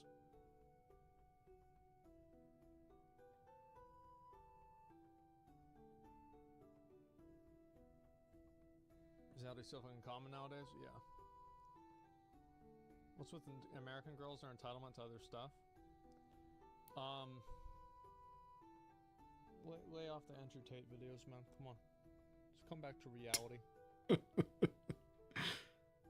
Look, I will say this as well. I am a traditional marriage enjoyer. I think that it's right for a man to marry a girl that he's dating.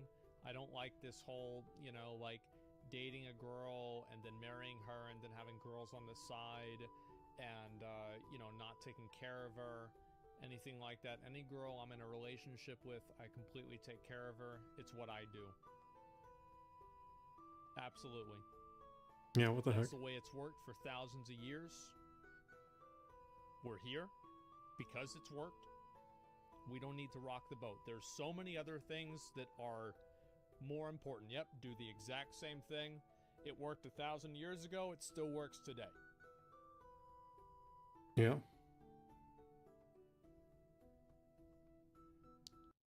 It's not even just that it's worked 1,000 years. I mean, they've done studies showing that, like, that is, so far at least, that we've been able to find the most stable environment for kids to grow up in. So that's base now. I don't know. I think a lot of people. Actually want that, but What's so funny is this got super heavy. That's so fun. Like, I did not expect this in this video. I think Asmin's editor forgot to make this like a separate video. It was just going off of like what's on the screen. Popular media sometimes glorifies a different thing. My prick's somebody's been working for a long time. Yeah, what about Mormons? They do whatever they want. I don't care. Somebody wants to have like 3 wives. Some people want to date and they never want to get married. They do whatever they want. I don't care. Like, it's not my problem. Exactly. Like, people are going to do whatever they want, but about like what I would do. I don't care what they do. yeah.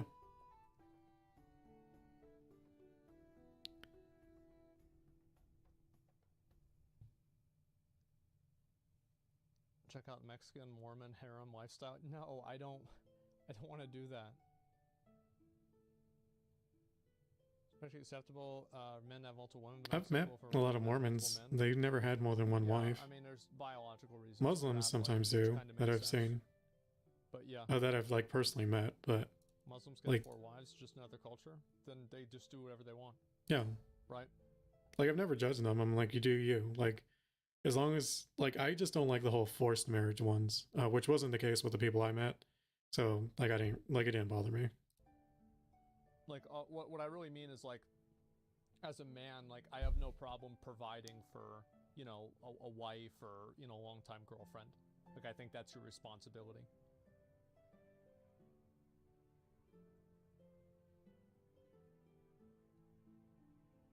How many girlfriends do you have now? Zero. Okay. Same old-fashioned view. Yeah. I know it might seem like, you know, old-fashioned or whatever, but that's what I think works. And yeah, wouldn't mind a wife providing. Yeah, new mom. If there's a guy and he's a stay-at-home dad, Wouldn't that be new dad as well in Asmon's case? I don't know if that's mom's a provider. a good way to say it. I'm so happy for them. Great. Congratulations. Yeah, I don't care. It doesn't matter to me like what somebody else does as long as they're not hurting the other person. Exactly.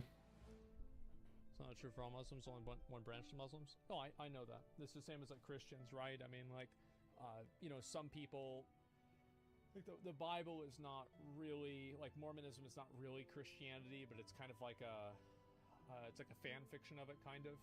And so it's like roughly the same thing. And yeah, I understand that. I get it. It's a spin-off. Yeah, it's like Better Call Saul. And like, you know, Christianity was Breaking Bad. What the heck? I read the Quran. Not yet, but I want to.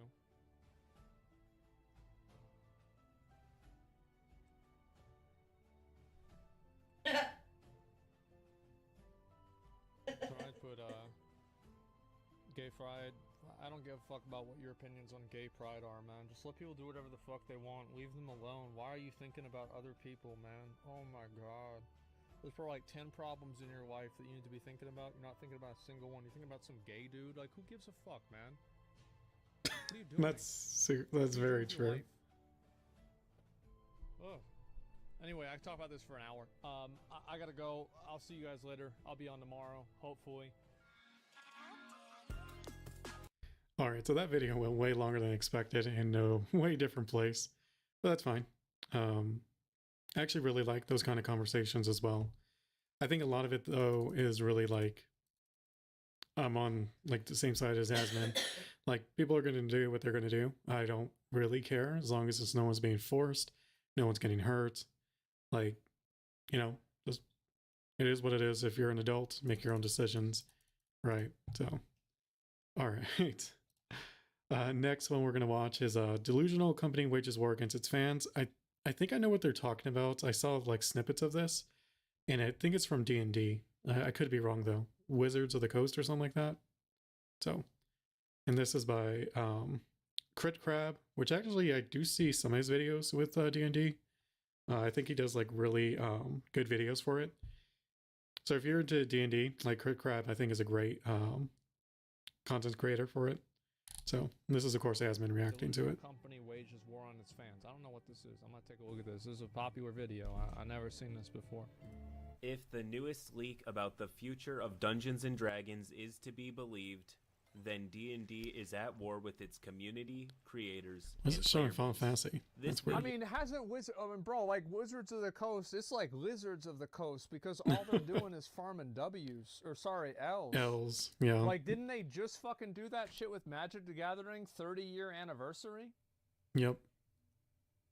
Yeah, it's Not too Lizards long of ago. the Coast. It's sad. I don't know what the fuck they're doing. will cover everything that led up to Seems like this they just point want more and money, why and they're not really creators are thinking about walking anything away else. from D&D entirely. To start from the beginning, D&D had a huge surge of popularity in the mid to late 2010s for a multitude of reasons during the reign of 5th edition.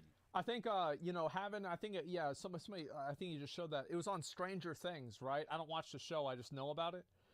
Is D&D was on Stranger Things. That was a big awareness for D&D.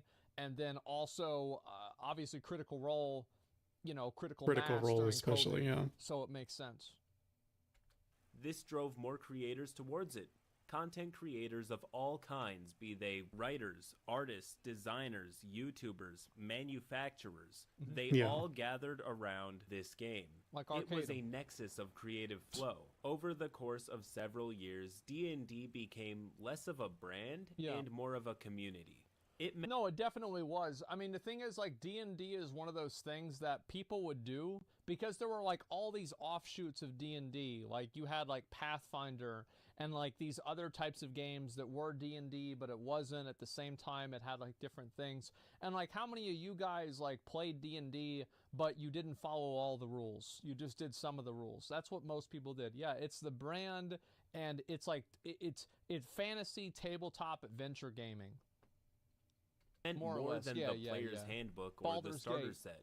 It meant RuneSmith's Twisted Gate when I played Taverns. it. It meant Critical Role. More than anything else, it meant enjoying it in your own way. All the way down to the unique way that you run the game at your table. That's true. Third-party content Everyone did it their own reinvented way. Dungeons and Dragons, and it is the only reason I'm here at all.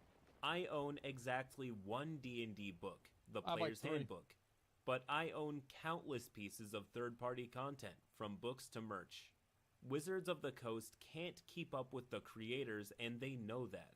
Every time they release one good book, creators have already released 10 excellent works of art, with 10 more on the way. That's and not the a bad execs thing. at Wizards and Hasbro It's like the know modding this. community. This is a It's trend. funny because, like, think about, remember what I was saying about how Elden Ring and Dark Souls was kept alive by the modding community? Exactly what I was saying. In an abstract way, that's what's happening here with Dungeons and Dragons. Yep. Is that the modding community is creating a bunch... Skyrim, yeah. It's like, it's creating a lot of these other things that people can do, and it makes it to where people stay engaged with the content itself. Difference is from software either doesn't fucking know what's going on or doesn't give a fuck, probably a bit of both, and none of this shit ever gets shut down, and people love it. Same with Warcraft 3. Yeah, imagine if they didn't have custom games in Warcraft 3.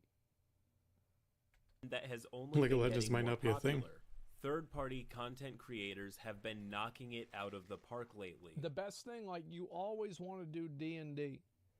Because anybody who is into Dungeons and Dragons, here's the facts, right, is that it's not a popular community. But it's the male version of Findom.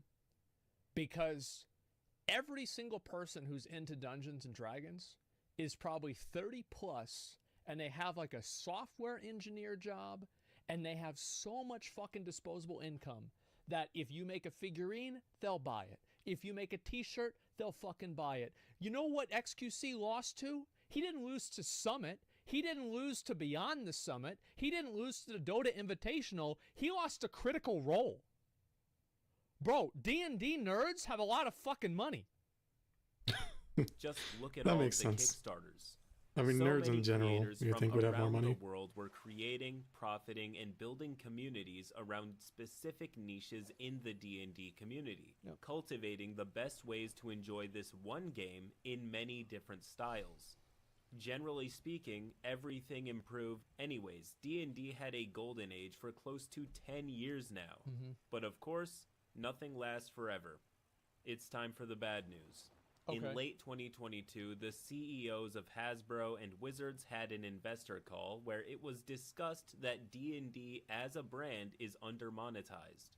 This raised red flags. Let me read this title real quick. And seeks to create a recurring spending environment with the game. Then sell more dice. Like, just make dice that blow up. Just make more stuff. Exactly. Like, as long as they're making things, like, the thing is they want to monetize it without actually doing any work. After you roll them 1,000 times. I think that's pretty simple. Yeah, I mean, damn. Problem solved. D&D as a brand is undermonetized. This raised red flags throughout the community, and for good reason. Of everything discussed, and there was a lot, I'm just going to focus on the most relevant of the my flaming kitten. mess Come that on, is the what are you current doing? state of Dungeons What's and wrong? Dragons public relations. Okay. To quote Game Rant, Wizards of the Coast is seeking to transform Dungeons and Dragons into a multimedia franchise, with more options for profit as it seeks to create a recurring spending environment. I wouldn't mind it, but it seems like everything I've seen on it, it's like they're trying to make the money off of the creators of D&D instead of just doing the things themselves, you know? That reaches more fans. That is not a fundamentally bad thing, because Exactly. a recurring spending environment could be people spending money on a recurring subscription to Netflix because they're going to make a series about it. Now, after Wizards of the Coast did their little, you know, the Magic the Gathering 30-year anniversary thing, are we willing to give them that benefit of the doubt? No. However, this is not something that is categorically bad based off of the words used. But it probably will be. So Exactly. people spent the next week memeing about Like, the idea is nothing wrong with the Battle idea. Pass complete with microtransactions, but the word multimedia is key. Multimedia, That's of good. course, means movies, video games, Right. and more than just tabletop. And I don't have a problem with that. If they want to make movies and video games of Dungeons and Dragons, that sounds fucking awesome to me. Yeah. I don't have a But problem with that this at all. seems to have been altered, as just a couple days ago, on January 3rd, it was revealed that Hasbro has had some financial difficulties. Their shares fell 40% last year. The Jeez. company also canceled an internal project codenamed Jabberwocky and 2 other games that were in early development. Uh-huh. Also, we should take into account the fact that Dungeons & Dragons is by far Wizards' biggest IP. I don't think anyone would disagree with the fact that when it comes to public awareness and cultural impact, Dungeons & Dragons... Yeah, definitely. I would actually think Magic the Gathering would make more money. But, Because yeah, it's a card Dungeons and game. Dragons, Yeah. everybody knows Dungeons and Dragons. is bigger than anything else that Wizards of the Coast has ever done. However, despite being the biggest role-playing game ever made, out of the $1.3 billion in net revenue that Wizards of the Coast posted last year, a UBS That's not that much money, by the way. Like, for a company that's that big, It should be on in the that level, billions. it's actually not Yeah. that much money. analyst estimates that D&D is only responsible for 100 to 150 million in annual revenue. 1 to 150 million is a lot, but that's not exactly the point. The point is that from a corporate perspective, something as huge and game-changing as Dungeons and Dragons should generate more profit. They're right. Like, they're actually right about this. It's not like the premise is good. It's not a bad premise. It just depends on how you want to go about achieving it. This could mean a lot of things, but in my opinion, this suggests that D&D is shifting away from expensive video game projects and refocusing on mastering making money off of the existing tabletop game. And who better to monetize than the people who create their own content better than them? This takes us to the open game license. For those who I think, one way they could do this is just make more frequent changes to like the character shit, right? Like rebalance things more regularly. But that probably takes a lot of work. So yeah, they'll probably just try to claim other people's stuff and take the money from them. Yeah. don't know, any Dungeons and Dragons content that is created by anyone other than Wizards can only do so because of the open game license, a document that effectively allows people to create and profit off of their own original Dungeons and Dragons content. No paperwork needed, no need to pay anyone royalties, just go for it. That is about to change big time. What we know for sure... It's annoying to see that because, like, I feel like if you look at this contextually, like, Dungeons and Dragons how much of Dungeons and Dragons came from Tolkien? Like, I don't know, half? Like Yeah, exactly. 2/3, something like that. So it's annoying. Like the mechanics, of course, like the roll dicing and like the rules, like that's obviously almost all D&D. But a lot of like the lore, which is like the big part about Dungeons and Dragons, is not from them. Whenever you see something that's like so fucking derivative of somebody else's work, and now you're like, oh, well, you know, nobody can do the same thing to us. Just before the end of the year, they released a blog statement stating exactly what their goals are. Coming very soon in 2023, they stated that any creator has to abide by these rules. What are 1. If you make more than $50K a year off of what you create, you have to report your revenue annually to them. 2. Include a creator product badge on your work. And 3. Accept the license terms and let them know what you're offering for sale. They also added that if you create content and it makes $750,000 within the span of 1 year, you will have to pay royalties on that. This change has caused a huge rift in the community. Now, I know what somebody's going to say. They're going to be like, oh, man. Oh, I'm so sorry. You made $800,000 a year, and now you have to pay the people that you're making the money off of them. You have to pay them a royalty. Like, I know what you're going to say, but the truth is that most of the people that are making that much money have a staff team. Like, for example, Critical Role. Think about Critical Role. Think about how many people work on that team. How many people there are that are involved with that. You know, you have the people that do catering. You have the people that do lighting, the people that do set design, the people that are actually on camera, the people that use the cameras, the people that edit the cameras, the people that run the social media.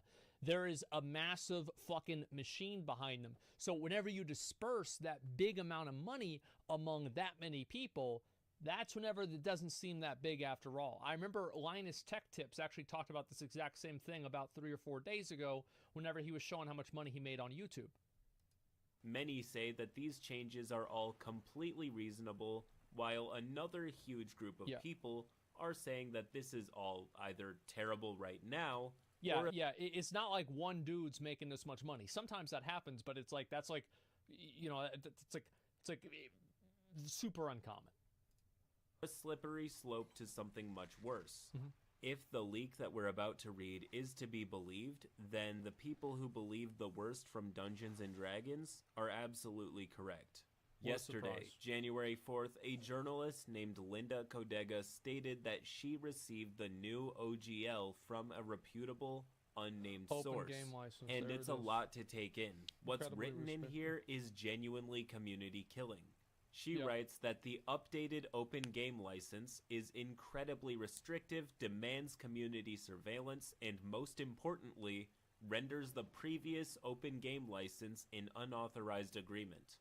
I will also clarify that this is all unconfirmed, and while I will show you signs that I believe point to it being true, they still remain unconfirmed. It's like, so this is kind of what the problem is like, you know how whenever Warcraft tried to make money and like royalties out of the games that they made, people would make in Warcraft 3 Reforged because they didn't want to have another Dota situation, and then the entire scene pretty much fucking died?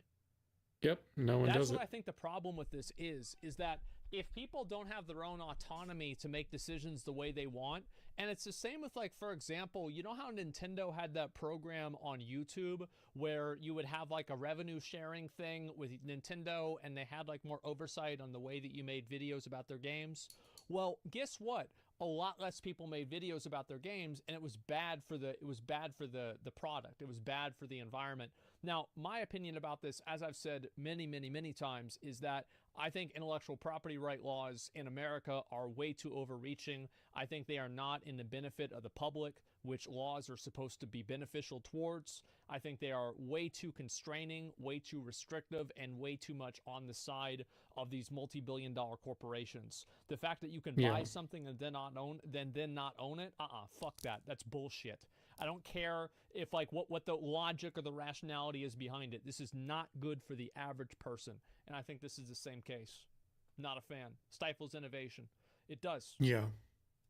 Confirmed and should not be treated as fact. Let's rip off the band-aid. First off, if this is to be believed, just to let you know how much of a big deal this is, the current OGL is just less than 900 words. Which, yeah, that's got over 9,000 for the new one. One person says you compare us to Warcraft 3 custom maps. Remember, those were free, as are mods and games. Third-party content for D&D is being sold as if it was an independent game. Yeah, I don't really think that's a big deal. Yeah, I don't think it's a big deal. That's really like I get what you're saying. I just don't think it's a big deal. Like if people had paid mods, like for example, like everybody now has like Patreon and shit for their mod communities too now. I don't care. It's the same as like on Twitch, on YouTube, anything like that. Like the only reason I have like a official YouTube channel now is because YouTube made me do that. Before that, I said people can monetize my video, make as much money out of it as you want. That's fine to me.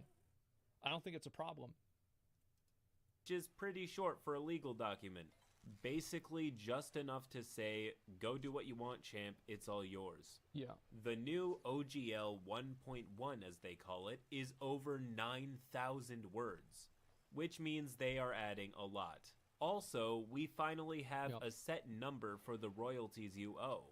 You will owe 25% on any money that you make that exceeds 750K. That's a tremendous The leak amount. also says that Yeah. if you release on Kickstarter, I think it would make more sense if it was like 5% or less. Which sounds strange, That's but stupid. the director of Why? games at Kickstarter, John Ritter, I mean, I still don't agree with retweeted it, the but thread with the leak and said that Kickstarter was contacted after Wizards decided to make OGL changes. So Kickstarter managed to get a lower percent plus more being discussed for people releasing D&D content. W for John. In my opinion, this gives the rest of the leak a bit more credibility. Yeah, It's yeah, still 100% it does. unconfirmed, of course, but this means that at least this one select part of the leak is much more than just he said, she said, hearsay. You've got to keep in mind, well, I guess 20%, 25%, and then like you have on top of that another probably 30%. Well, it would be more than that because it'd be $750,000. So like it would be taxed at a rate of about 37 to 39%, depending on like what you're what you can write off, probably 35 at the minimum. So like it's not one bite, it's two bites. yeah. Given that someone who can speak on the subject with authority is only affirming this part of the leak. This OGL is in fact pointing its barrel at you, the creator. It is. They state that the original OGL was not intended to subsidize major competitors, and they have a lot of competition in the form of their own community. Some people say that this spells a dark future for games like Pathfinder, but personally, I do not think that any other independent RPG is in any danger here whatsoever. The new OGL will be applied retroactively to anything published before the new one went into effect. As soon as the new one goes up, the original will be unauthorized, meaning that you can't just leave the new 1D&D alone, create previous edition content, and be good. The thing is, like, Dungeons and Dragons doesn't have a copyright on most of the things that they have in the manual for Dungeons and Dragons.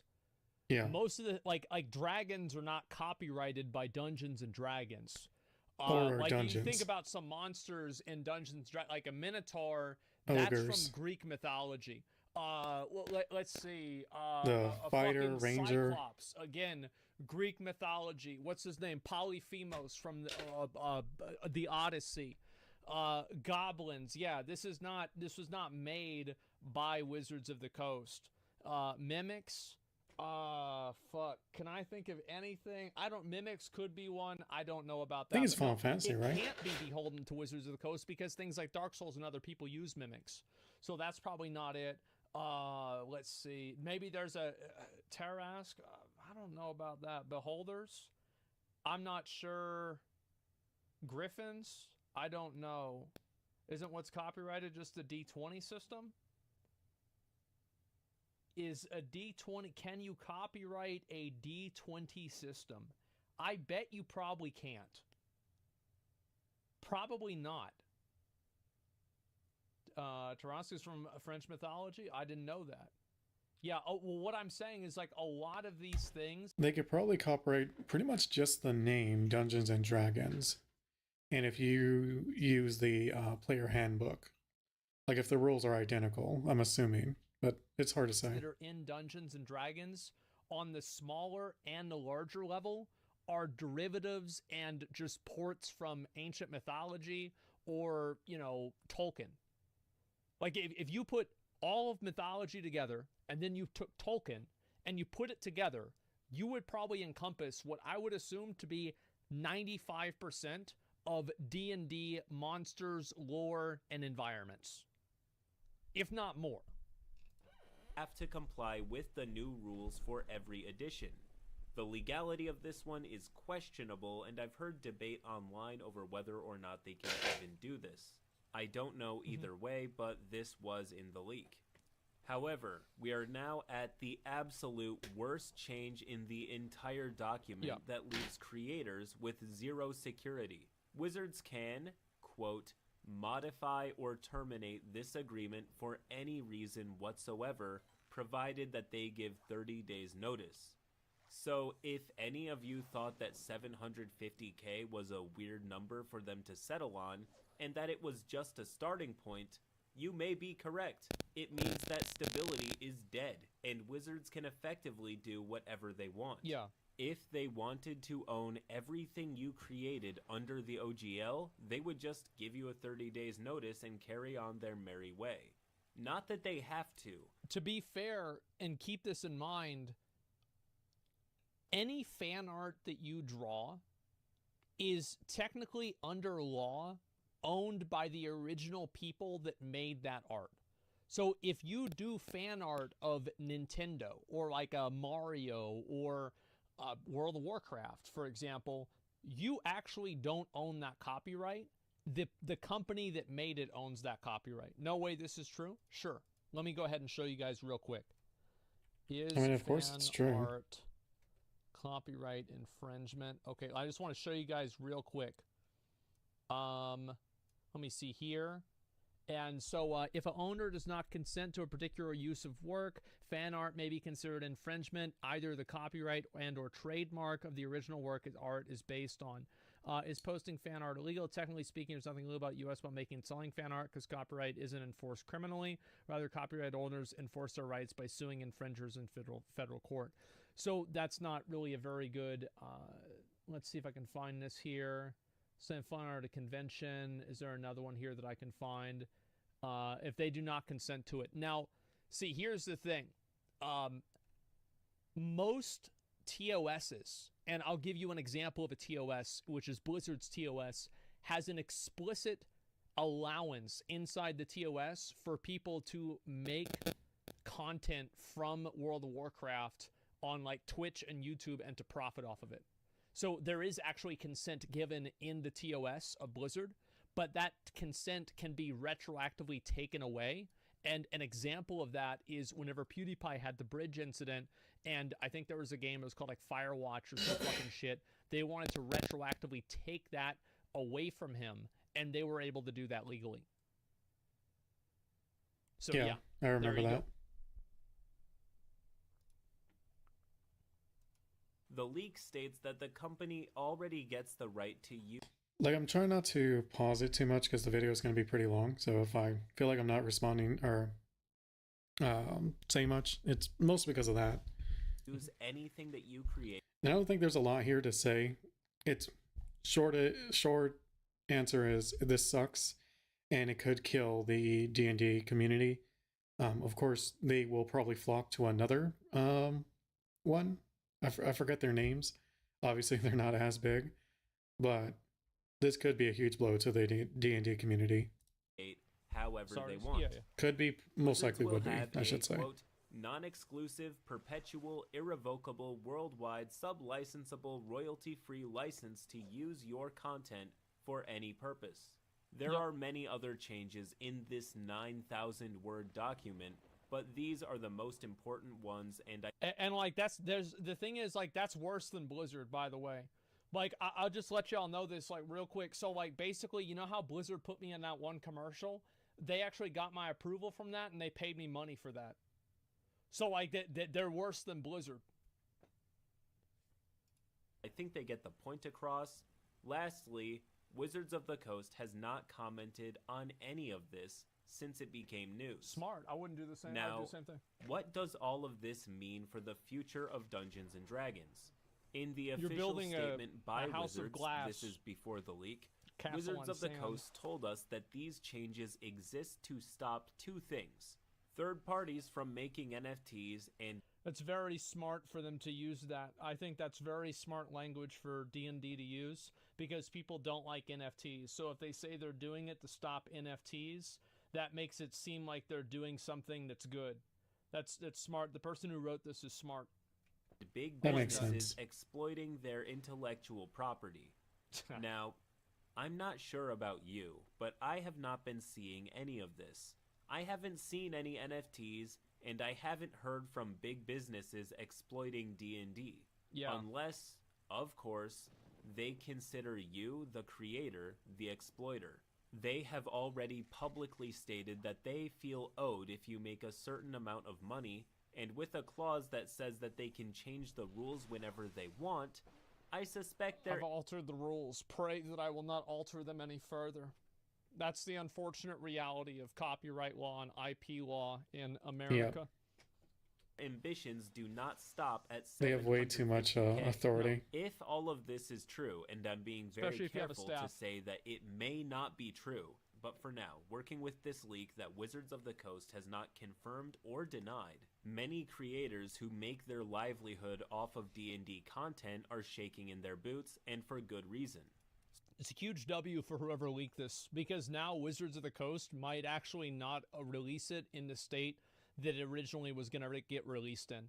Because now they're getting shit on so hard, and it was like, this is just coming off the heels of the Magic the Gathering thing. They might turn this around because it just is going to make them look too bad. So, what does this mean? It's for not a the guarantee, future but of yeah, Dungeons it's and more Dragons? than likely If now. this is true, shows like Dimension 20 and Critical Role will step away from D&D.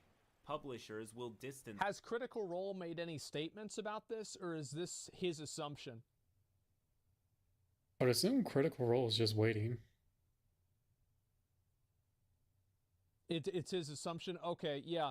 I was just curious, because I assume that this is something that they will apply selectively whenever they choose to, whenever they want to.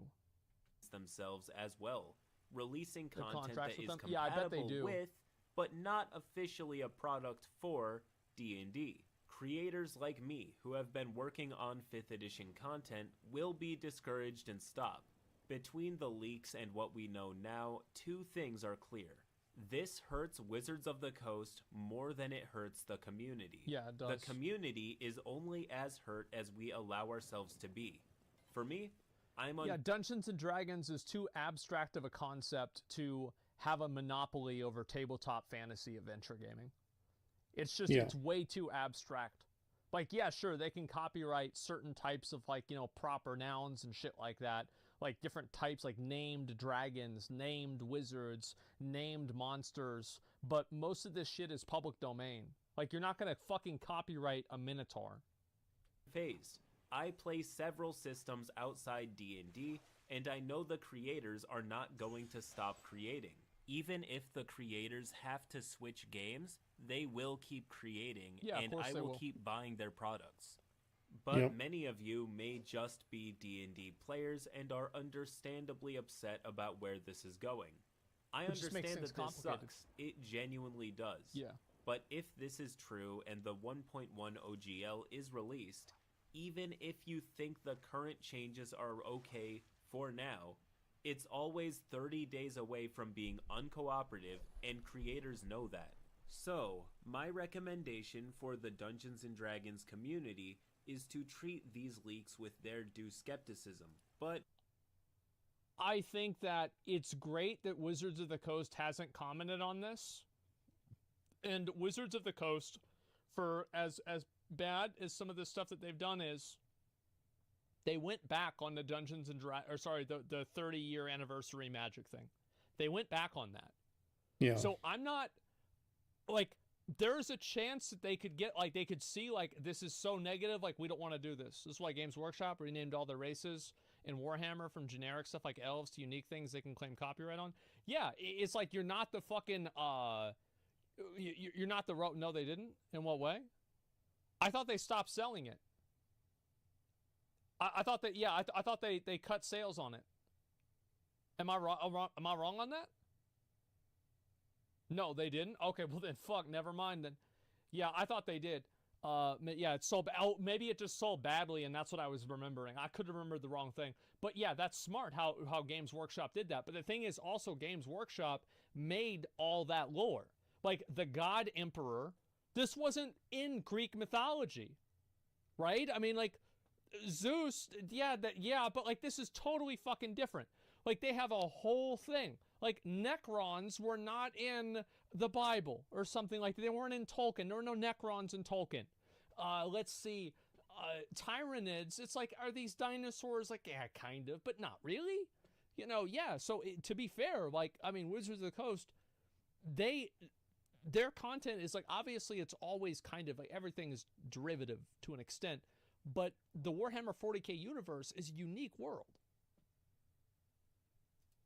Be prepared for them to be true. Tyranids from Alien? Unfortunately, only time will Yeah, tell, right. but things are looking really bad right now. If anything happens, I'll update you either on Twitter, or if it's really big news, I will make another video for it here on the channel. Till next time. There it is. Yeah, I mean, I think that's good to say. I mean, I'm glad to see this. Hopefully, you know, we can bring some light to this and let people know. But they can't copyright creatures that are mythological, only those they created. Exactly, man. Exactly. And so that's kind of the point that I'm making about how a lot of the things in Dungeons and Dragons, like, fundamentally is, you know, not really copyrightable, and, like, a lot of other people can do something that's just about the same as Dungeons and Dragons, and they probably can't do shit about that. You know, Wizards of the Coast, more like Wizards of these nuts. The thing is, you're right nowadays. Yeah, this is a good fucking video, man. I never watched any of this guy's videos before, CritCap. I'll give it a like, man. I'm glad to see this. At the end of the league, Wizards of the Coast said they're receptive to criticism. Honestly, what they should have done was try to work with the creators more. To release, like, official things, but with the creators, and maybe do, like, a split between them where they get royalties. But that way you can pump out way more content than what they have been doing. Because that's the biggest problem, is just not putting out the content. So is get creators, maybe not like Critical Role because they're big enough to be on their own, but for ones that you, like, can see internally, like, oh, they got a lot of potential, let's see what we can do with them. Criticism, and stated that they will receive community pushback and bad PR. We're more than open to being convinced that we made a wrong decision. Good. Yeah, it's like, the thing is, if I was to say anything to them, I'd say this, right? Is like, if you give people a reason, like, people, you don't want to have people build nobody wants to build a castle on sand. Like, if you want people to invest into your creators or into your content and into promoting your content and building your world and your brand, you have to let them make money at it. Because if they don't have their own autonomy and they can't do what they want and they have to play by all these weird fucking rules, it's too complicated, and at the end of the day, it's just going to be a net negative. You can see how it happened with Nintendo and their creator program on YouTube. Nintendo got rid of that because it obviously wasn't working. So there's already a precedent set for this type of thing to already be bad, and hopefully Wizards of the Coast sees it and they're able to turn things around. I'm glad that they said that. I think that's good. Skypig is Trevor Lawrence Sky and sued multiple times to defend that trademark, so you never know. Yeah, but, like, sometimes, like, did they sue and did they win, or did they sue and then the person dropped the suit because they didn't want to fight it out in court? Because a lot of times people can sue and they're not even really trying to win. They're just trying to run somebody out of money with legal fees and effectively, you know, make them forfeit the game. Yeah, unfortunately, here, at least here in the States, that's very common. Yeah, I mean, hopefully Wizards of the Coast, like, realizes it's a mistake. Like I said, they should just be working with the creators at this point, especially creators that aren't, like, really big. That way, it's like brownie points for the community. Like they're getting creators that their quality is there, but just they don't have like the audience, and just work with them. You know what I mean? Like, this makes more sense. All right, so next video here, esports has ruined gaming. I don't think so. I don't think it's even done anything to gaming. I think some games were ruined because they tried to be esports. But I don't think esports then of itself has ruined anything. Esports has ruined gaming. Okay, let's see what this guy has to say about it. Y'all think esports ruined gaming? I don't know about that. Here we go. Imagine this for a second. An arena full of excited fans waiting to watch their favourite video game. But this hyper-competitive, high-octane electronic sport these guys are playing isn't doing too hot right now. It's been dominated by one incredibly powerful strategy, and the game devolves into long and boring matches with no variation. The Talking about You Overwatch? mean like fucking WoW? Yeah. commentators, passionate and desperate to keep the game alive, are trying to find any... Remember that one Blizzard fucking arena week, and the broadcast lasted for 11 hours? Oh, what the heck? That's crazy. 11 hours straight, because every game went into dampening at 80%. It was absolutely fucking brutal. Of excitement that they can, but they know that it's a futile effort. As the tournament goes on, people start to leave the arena, sponsors lose faith in the game, and eventually the developer's baby and work of passion has been forced to shut down. This scenario is a game developer's absolute worst nightmare, especially in an era where the expectation is that every new multiplayer game release eventually turns into a hyper-competitive esport. I don't think that games need to be an esport. I really don't think so. I think you're always going to have... I think it's fine making like the best competitive game you can, and if it becomes an esport, that's great. Like the Smash Bros. Kind of thing. Though obviously Nintendo like did not do them justice. Like they could be much bigger than they are. But yeah. Have like competition. I think it's like just making it like a very solid PvP game. And tournaments and stuff. Like Fortnite. But like, for example, like every battle... Like if I remember right, Fortnite did not come out with the intention of being an esport at all. So Royale tournament is like, you can make it an esport, but it's never going to be as... It's never going to have the level of fairness that like CSGO has in terms of an esport, because like everybody's dropping and like everybody's playing at least a little bit on a different playing field. So I think there's a lot of games that are very popular that don't have esports to them, but I do think that games trying to position themselves to be esports games can sometimes do so at the expense of the player. And this is one of the things that happens. Like, I think if he's going to talk about Overwatch, it's a really good example, because Overwatch has like some heroes that are like really, really good at high ranks, like Widowmaker. And they also have other characters that are really, really good at low ranks, like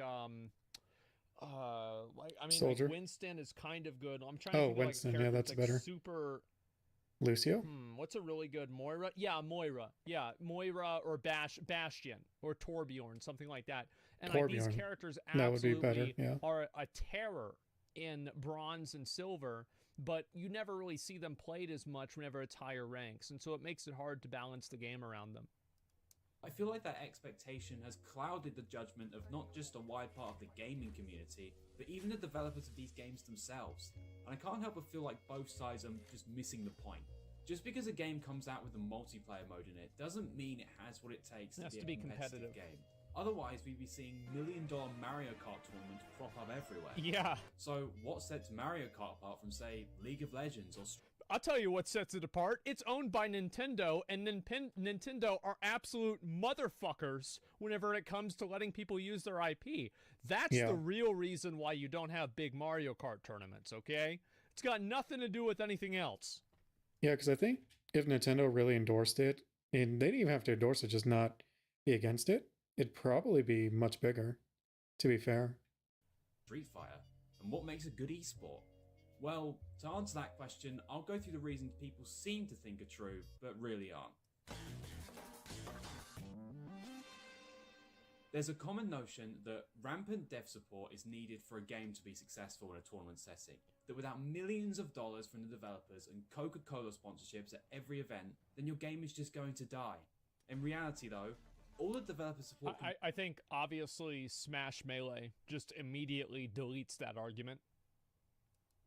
really do is artificially make the game seem like it's alive, when it very likely would be abandoned if there wasn't any monetary incentive to play. I might start playing Valorant. Games like Fortnite had to learn this the hard way, because although the Fortnite World Cup had CS:GO. the biggest prize pool in esports history and a massive arena full of rabid children, it still couldn't escape the fact that the game itself doesn't make for a good viewing experience, because all you see is a battle of who gets the luckiest with their weapon drops and which player can build a tower the fastest instead of actually shooting the other guy. All you have to do to disprove this Yeah, is I would definitely agree. Like, it is fun as a visual spectacle to watch the last circle in a Fortnite competitive game, but Yeah. it's not a fun esport to watch in general. Yeah, that's true. look at the numerous examples where games have had large and passionate communities with little to no dev support, such as the Smash community and pretty much the Yeah. entire early FGC. Yep. These games were, or still are, alive and kicking, with only the Yeah. passion of a few FGC is fighting game community, right? Yeah, okay. Yeah, makes sense, sure. players and grassroots crowdfunding efforts to keep tournaments running. Smash especially shows this fully, considering Nintendo has tried to kill its competitors Yeah. in every way imaginable since its inception. Some people are going to say that Yeah. fighting game tournaments have had full developer support and big sponsorships for about a decade now, so I can't use them as an example because they're using the same things to Sponsor, see, like, I think that some people might have a distorted view on how sponsors come into events.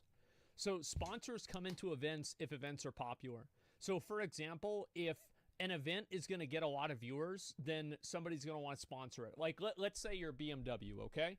And you're not really familiar with the gaming space. You don't do a lot of advertising in gaming, but you hear that there's like a Fortnite tournament and it's going to have a concurrent viewership of 1 million viewers, let's say. Well, you're going to be much more likely to want to sponsor that than if somebody tells you they're doing a classic Wrath of the Lich King arena tournament for 2v2 and they might peak at 3,000 viewers. That's just the truth, right? Even though probably everybody there is old enough to buy a BMW that watches that game. The fact is, though, that a lot of people are That's just funny. simply not going I just caught that. not going to want to sponsor it because it doesn't have any viewers. Sponsors are synonymous with community support, basically. And if Yep. there are a lot of people that are watching a sport, then there's going to be a lot of people that want to sponsor the sport because that means that their sponsorship is going to be seen by more people. It's just what Exactly. makes sense. grow themselves, but I say don't grow esports. And although that is true, the devs wouldn't have done much to grow the FGC in the first place if it hadn't had that backbone of passionate grassroots support from the 90s and 2000s. Yeah, of course. Dev support simply can't prop up a bad esport. And similarly, No, adding they've tried. metric shit tons of content to a That's what I was saying. Like, try to just make the best competitive game you can, and more than likely an esport will evolve from that. game through patches isn't going to do that either. It's like how I think CS:GO came Overwatch about. is probably the biggest example of a ham-fisted esport. I still don't understand how anybody thought it was a good idea to have a different Overwatch teams associated with real-world cities. That's just the most ridiculous thing. It doesn't even make any Yeah. sense in the context of the sport. It's so weird. It's just like this was thought up by somebody who has never played video games before. It's like, they came straight from Probably. ESPN. They don't really know what competitive gaming. They type it with like an E and then a dash and a sports or some other weird fucking spelling. It's just so weird, man. And I don't like how Overwatch League is with that. And I also think that a lot of people are losing interest in these like massive leagues of these games, like minus like a handful of them like Dota, etc. Like, for example, Yeah. today, I think 100 Thieves, it came out that 100 Thieves was laying off 100 people. I heard about that, man. That was like crazy. But then I don't know, like if you were paying attention to the esports scene, it's like the games that are blowing up were not created with the intent of esports. They came up just off of the game itself being just really solid, like StarCraft, like stuff like that. Like, so to me, it's like to make an esports team, it's like, and this is games we're talking about, so it's not like our video games, I should say. They're not like football, baseball. Like those games have been around forever, and there's no real new games coming out to replace them, unlike video games. So video games to me, like to see them as like the same thing and to invest as if it was going to be the same thing, I think was honestly a bit I mean, I'm not gonna say it was dumb or anything like that. It was more like it was a gamble, and I think a gamble that did not pay off for most people who bought esports teams. Now, if you did it as a passion thing, then that's fine. But I don't think you should have done it with the intent like this is going to make money.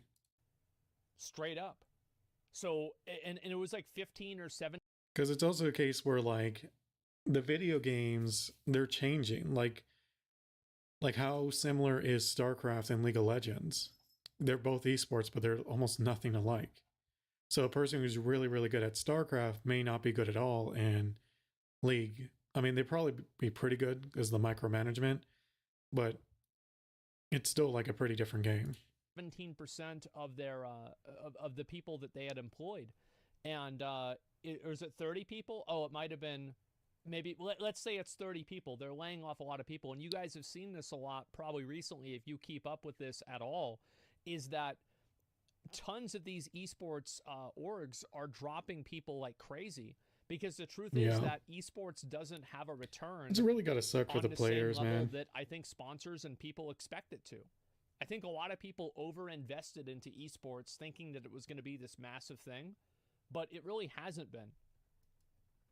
Frequent battle passes, skins, new maps, weapons, and characters are a common thing to see in modern games, and they admittedly can be a great way to keep adding to a great base game, refining the experience to its absolute best. But they are only at their most effective if there aren't any other glaring issues outside of the game's content. It doesn't matter how many skins and characters Multiverses adds, it's not going to fix the server connectivity issues and the lack of modes other than online versus. And you cannot have a successful esports game if the base game is not good. If the base game is bad for the average player, nobody is going to watch the esport because nobody's going to care about the game. Exactly. See the results of that in its dramatic drop in players since release. If you want a modern game for an example, take CSGO, a game that has had periods of years go by with little to no significant additions to content, at least until Valorant came out. And it is still one of the biggest and most beloved esports of all time.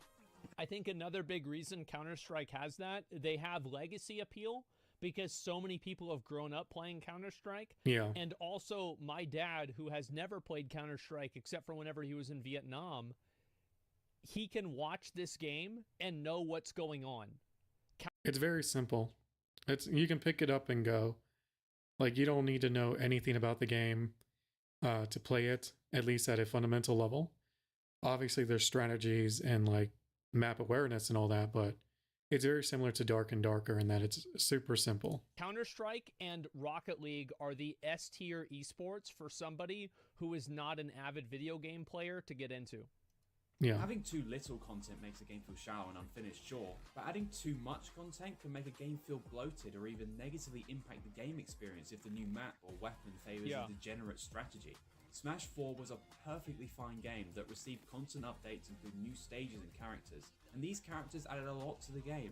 However, the final DLC character, Bayonetta, ended up ruining the game so badly that Nintendo shipped out an emergency last-minute patch to fix her, which didn't end up doing much, so after they abandoned the game, it turned into such a toxic experience that two 15-year-olds decided to have a standoff in EVO Grand Finals.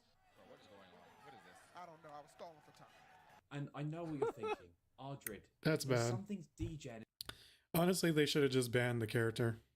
Like, if a character's that broken to that point, like, why even have them in the thing? Like, just be straight up. Like, hey, every character's allowed except for this one because Nintendo abandoned the game and we don't see them ever getting fixed. In a game, they should just nerf it. And I fully agree. Yeah. But let's focus on that point a little more. Because all of these big companies... I actually think this is not something that has to do with esports, and the way that I can prove that is World of Warcraft. Exactly. Like, World of Warcraft doesn't really have a strong esports community. Most people Nope. In WoW do not care about the esports. If they did, the most popular players for the game would not, they would be the people that are winning the tournaments, and they're not. Nope. Nobody gives a shit. It's just content Nobody watches creators. the tournaments. Nobody cares. It's Yeah. unfortunate. I wish that was not the case, but it is. The truth is that you're wrong on that. No, I'm not. I know it better than anybody. So the truth is that the reason If anyone's why going to know, it's going to be Hasbin. Let's be fair. esports are the reason why this is happening is not because of esports, it's because of metagaming. Like, if you go and you play Elden Ring, here's another great example. If you played Elden Ring on release, how many people are using Moonveil and Rivers of Blood? I don't know what those are. I used for most of my run the Meteor Strike thing. Thinking, or I used like the katana. Maybe that's the Rivers of Blood he's talking about. I'm not sure. But I like the whole katana thing. Yeah, I think it's like a bleed build, but like I didn't really lean into the bleeding. I just like using katanas. Everybody. Was it an esport? No. It's just metagaming. Every single game now gets metagamed like fucking crazy. I see what he's saying. That part of it has nothing to do with esports.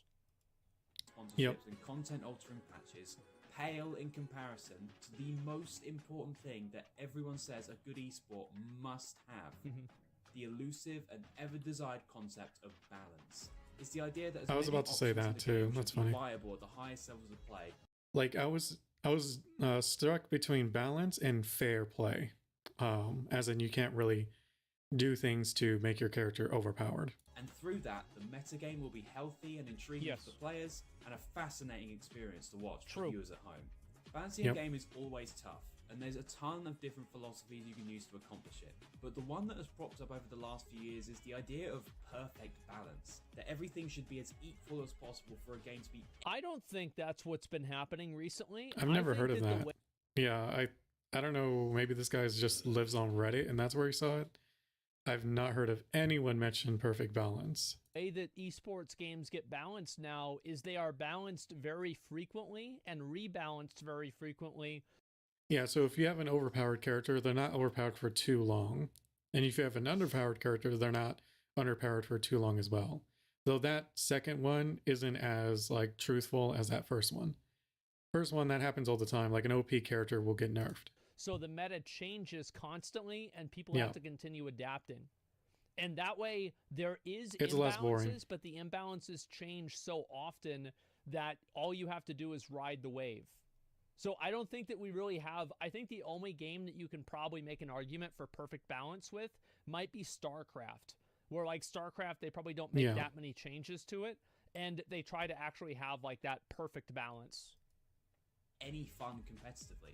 But again, if you look at the history, you'll see way too many examples of beloved games that have had varying levels of balance. Smash Bros. Melee, Tekken Tag Tournament 1, Marvel vs. Capcom 2, Street Fighter 3 Third Strike. All of these games are considered to be some of the greatest competitive games in their genre, yet have completely unbalanced rosters where only a small fraction of the characters available to you are viable in tournament play. As long as it's not less than, I would say, 5. Like, if it's less than 5, then that's a big issue. Okay, at this point, some of you might be thinking something like, this guy is such a dumbass. He's making it seem like none of these things matter, with anecdotal examples of games that came out 20 years ago that didn't have any of those things. These games didn't have the same standards or lofty expectations that we have now. I think that it's much more true that the reason why Smash Brothers Melee has a massive community is because it was a foundational game that almost everybody who is between the ages of 18 to 35 understands.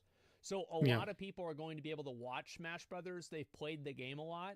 I was about to say that. It's like mostly people, because it's just a super popular game. A lot of people played it. It's like Street Fighter. So I think that's a big reason why it's super popular. It's the same reason why almost every other esport game is popular. With these other games, I'm not really too sure about them. And another reason why you don't see Smash Brothers getting ruined, I guess you could say, by these meta games and these imbalances is because there's not a very high standard of online play. Like the games that really devolve are the games that are very, very ingrained into online play, where you play against other people constantly, like battle royales and stuff. Oh, that like makes sense. I see what you're saying. CS:GO. League of Legends, where it's like you can't really do offline play. Nor do they have the same level of options that we do now. Yeah. Players at the time probably just stuck with their game despite being unbalanced or bloated or whatever, right? Wrong. Wait. No! Allow me to disprove that statement with another anecdotal example. The player-based transition from Tekken Tag Tournament 1 to Tekken 4, or the attempted transition, I should say. Let's set the scene. Okay. Tekken Tag 1 was considered to be the absolute gold standard of the Tekken series. The pro players loved it, and in just a little over a year, they would be able to play the game's eagerly anticipated sequel, Tekken 4. They waited until the game's release month in the arcades of July 2001, and when they got their hands on it, they hated it. It was slow and weird, and the stages had walls and stuff now. That's funny, because that's what happened with Street Fighter with me. I think Street Fighter 4, like, played it and just freaking hated it. So in hindsight, they were really cool. And to make matters worse, it had an equally as unbalanced roster as Tag 1, with new character Steve and especially returning fighter Jin being incredibly oppressive. Okay. Tekken 4 matches quickly devolved into Jin versus Jin matches, and the game was as divisive as it could have possibly been. Based on this guy's assumption earlier, you'd think that these players would stick with Tekken 4 as this was 2001 and there weren't as many options or as high expectations as we have now for games. That's kind of what happened with Brawl. Is I remember when like Super Smash Bros. Brawl came out for the Wii, people didn't like it as much as Melee. There were a lot of people that played it, but there were also a lot of people that just went back to Melee. And I think that was really because the gameplay. It had nothing really to do with the balance or lack thereof balance. It was the gameplay wasn't as good. Well, actually, wasn't as simple. The exact opposite happened. After a while of trying to make Tekken 4 work, many Tekken players simply either went back to the horribly unbalanced Tekken Tag 1 or transitioned to other fighting games. Many decided to switch to Namco's other 3D fighter series that had just released a new entry, Soul Calibur 2. I had that game. Soul Calibur 2 was really fun. This game was so fucking good, man. And yeah, I mean, I had a lot of fun with that. Like, I think Melee and Brawl is a really good example of this too, because remember they made Project M, I think that's what it was called, where they took Brawl and then they made it faster and they made it play like Melee. And then I believe it got shut down by Nintendo or something.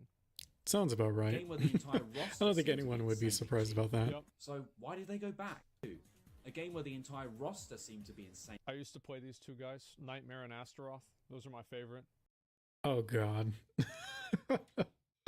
I used to play the katana guy, Mitsurugi, I think his name was. This guy was a fucking BDSM simp, and I remember she was really hot. Oh, Ivy. That's funny. So why did they go back? Aren't Voldo, Tekken Tag yeah. 1 and Soul Calibur 2 just as bad as Tekken 4 when it comes to cheap characters and strategies? What was the difference between these games that made people hate Tekken 4 so much yet adore Tag 1 and Link was also pretty fun to play. Soul Calibur 2? Well, Combat to answer sucked. that question, Yeah. I think it's finally time to get into the actual things that I think create a great and successful esport. 1. The game needs to be easy to understand and watch. It doesn't So that's the problem with WoW. necessarily have to be fast-paced, but what it does have to be is something that even someone who has never even seen the game before can look at and understand it just from a glance. Yeah, Yep. anybody can understand. Yeah, he's showing the two best examples, of course. CS:GO and Rocket League. 100%. Those are the S-tier spectator sport esports. Objectives, Exactly. important elements such as health and damage, and even strategies need to be as easy to understand as possible. As an easy to understand game is going to have a much simpler time bringing in new players than a visual clusterfuck like Fortnite's pro scene. Yeah. Overwatch is consistently running Yeah, I think Fortnite leaned too much into the building when it came to their into esports. this problem with its esports circuit too. Nobody understands what the fuck is going on in Overwatch except people that play it a lot. I think that Yep. there are characters that it's easier to understand what they're doing. Like, for example, Mercy, it's easy to understand how Mercy plays, Widowmaker, Soldier 76, a handful of other ones. But, like, with, like, Reinhardt, for example, or, like, I guess you can understand Roadhog because he gets the hooks. But I would say, like, Reinhardt is probably an Junkrat. example of a character it's, like, really kind of hard to understand if it's good or not. Zenyatta, probably hard to understand what's going on. Sombra, yeah, very much so with Sombra. And there's probably a handful of other ones. And like Symmetra, if you've never played Overwatch before and you watch somebody play Symmetra, you're not really going to understand what the fuck is going on. Yeah. But there are just so many particle effects and stuff happening on screen with no downtime whatsoever that it's overwhelming for people who don't understand the game inside and out. 2, a competent and passionate community and tournament organizers.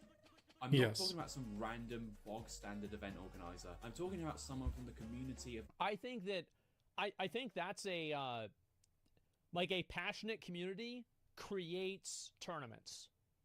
Because a lot of people, like, think about it like Ludwig, for example. Like, Ludwig has done a number of different tournaments now. And why is that? He's done tournaments for games that are very popular and that do very well. We do the exact same thing. And I think that's what makes sense. It's common sense to do that. So the tournament organizers will come if the audience is there. Their game. It's passionate and hardworking. Usually someone who was a diehard player themselves who transitioned into TOing. Yeah, whether they were like a player who just realized they weren't going to be pro, but they still want to be involved in it. Yeah. Esports, for the most part, is not a very profitable industry. So to put on the greatest events on a frequent That's why all these basis, esports orgs are laying people off. willing to lose money on running tournaments simply for the love of the game. It's what built the early days of Counter-Strike, the FGC, and pretty much every esport that stood the test of time today. If your game's competitive scene can't at some point sustain itself on passion alone, then it has little hope of succeeding in a wider context. Yeah, I think that... Well, yeah, because it's like if the passion's not there, then like that's the whole point of the like people watching it. You know, if no one has a passion for the game, why would you watch it? Actually, esports is going to run into a very big lull.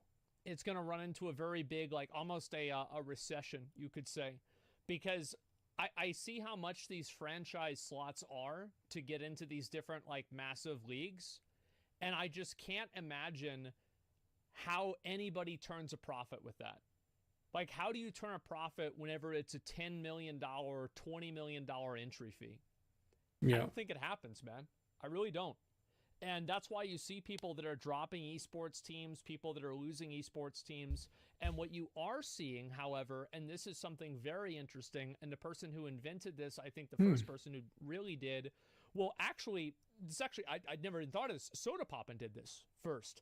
Because remember back whenever Soda Poppin was an owner of NRG, and then he would watch his team play, and it was very popular. It was like it really boosted the sport. It boosted him as well. It was just a completely massive symbiotic relationship.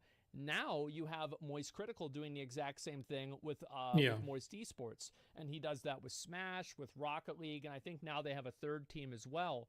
So he's effectively using that team as content. And I saw Myth was actually making a team for Valorant, and he's going to do the exact same thing.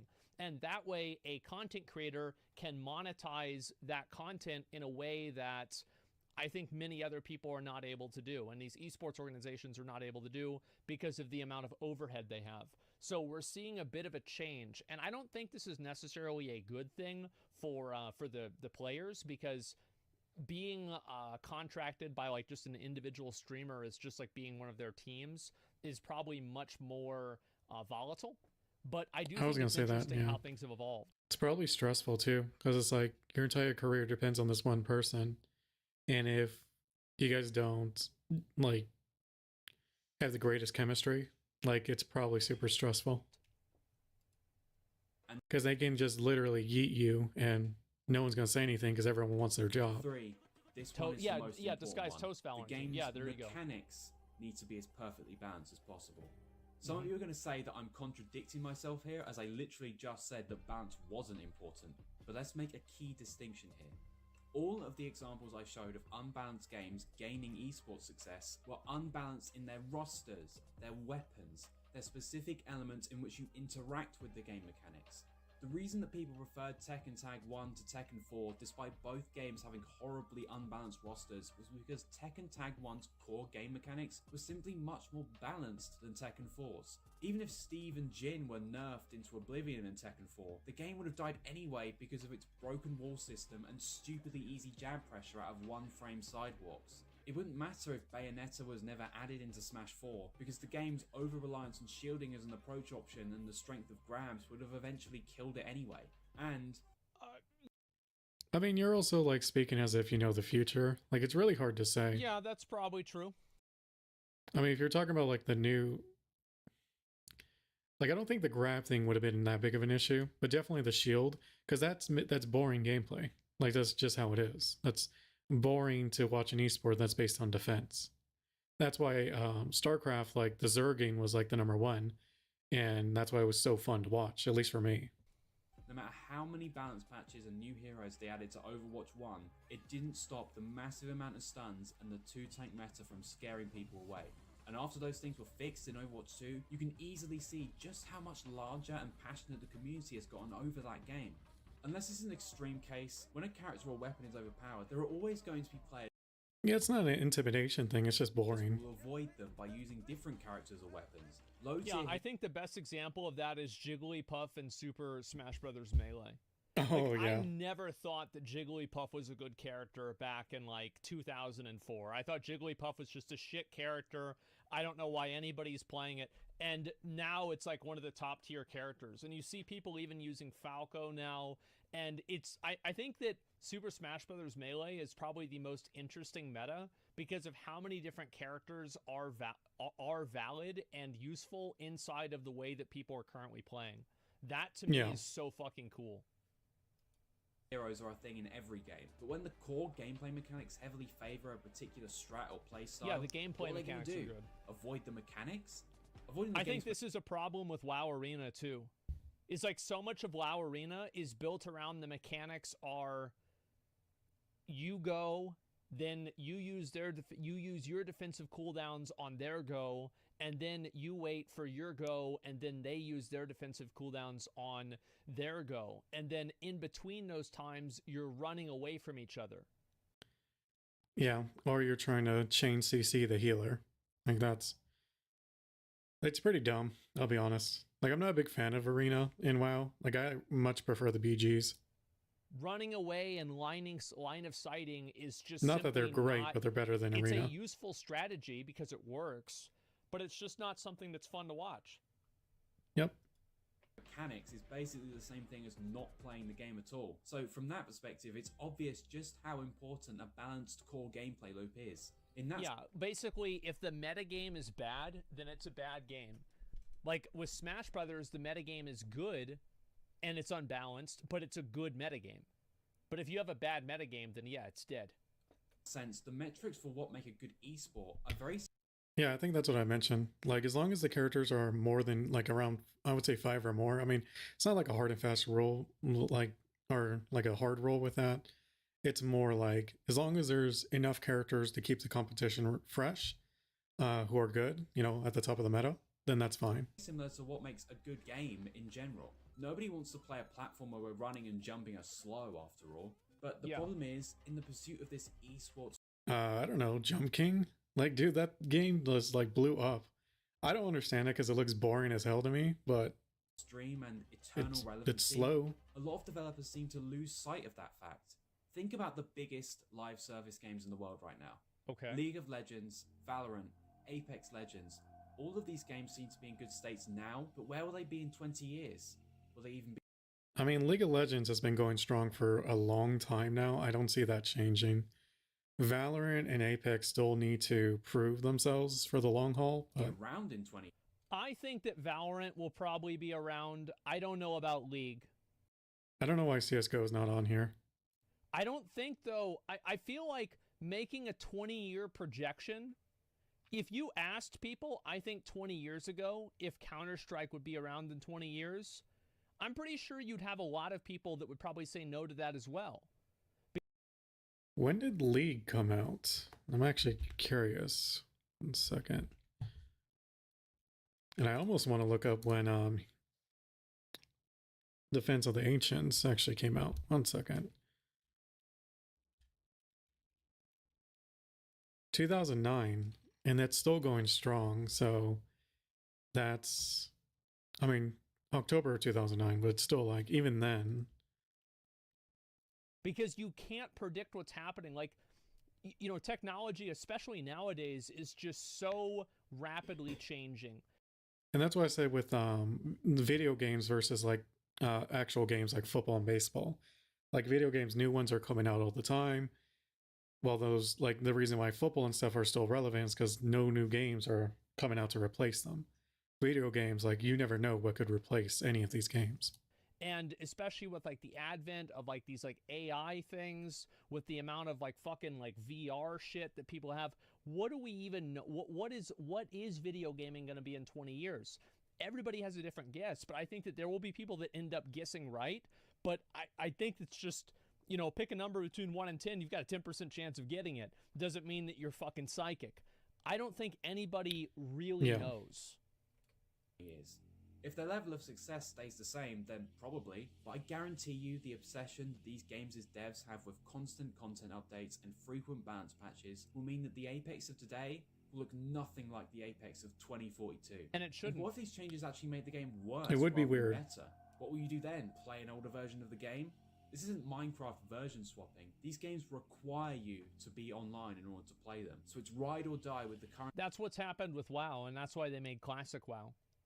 So I think that they probably would do that. I'm sure, and I think this happened. Didn't Fortnite do like a throwback season with like all the old weapons and the old map and stuff like that? I think they did, but I don't remember. And they also did the no build. So yeah, I mean, it's not like this is unprecedented. Version until the devs fix it. And if the game servers get shut down, then tough luck. You are never... As long as it's still, like, relevant, I would say.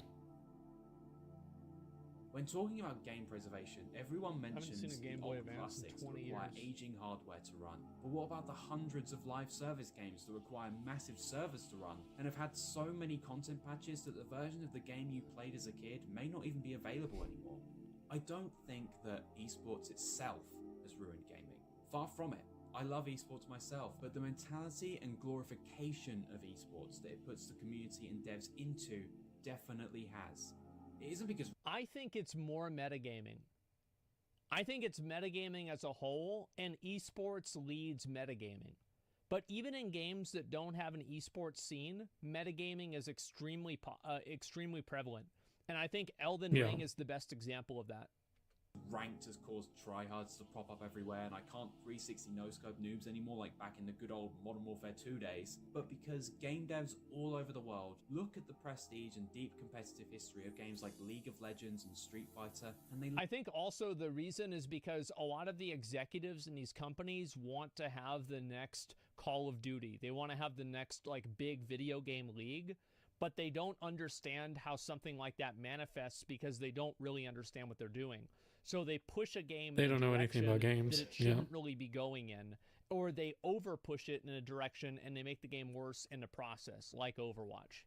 Lust for it so hard that they failed to see the mountain that they had to climb to reach that peak. And the true reasons why people play those games is that they are amazing, mechanically well-balanced experiences that allow for deep and engrossing gameplay. It's not million-dollar prize pools and frequent content updates. And the furious chase of this ideal is simply not smart for most games that aren't really made for esports. A competitive scene has to be gradually built by die-hard fans out of true passion for the game. And just like how you can lead a horse to water and you can't make it drink, you simply can't force a game to be an esport. No, a game has to be popular for it to be an esport. Yeah. I think WoW is the best example of that. WoW is pretty much completely dead as a competitive game. And the only part of WoW that isn't dead as a competitive game is the only part of WoW as a competitive game that's not controlled by Blizzard, which is the race to world first. As long as the gaming community keeps trying to do that, more and more games will fail to reach their true potential.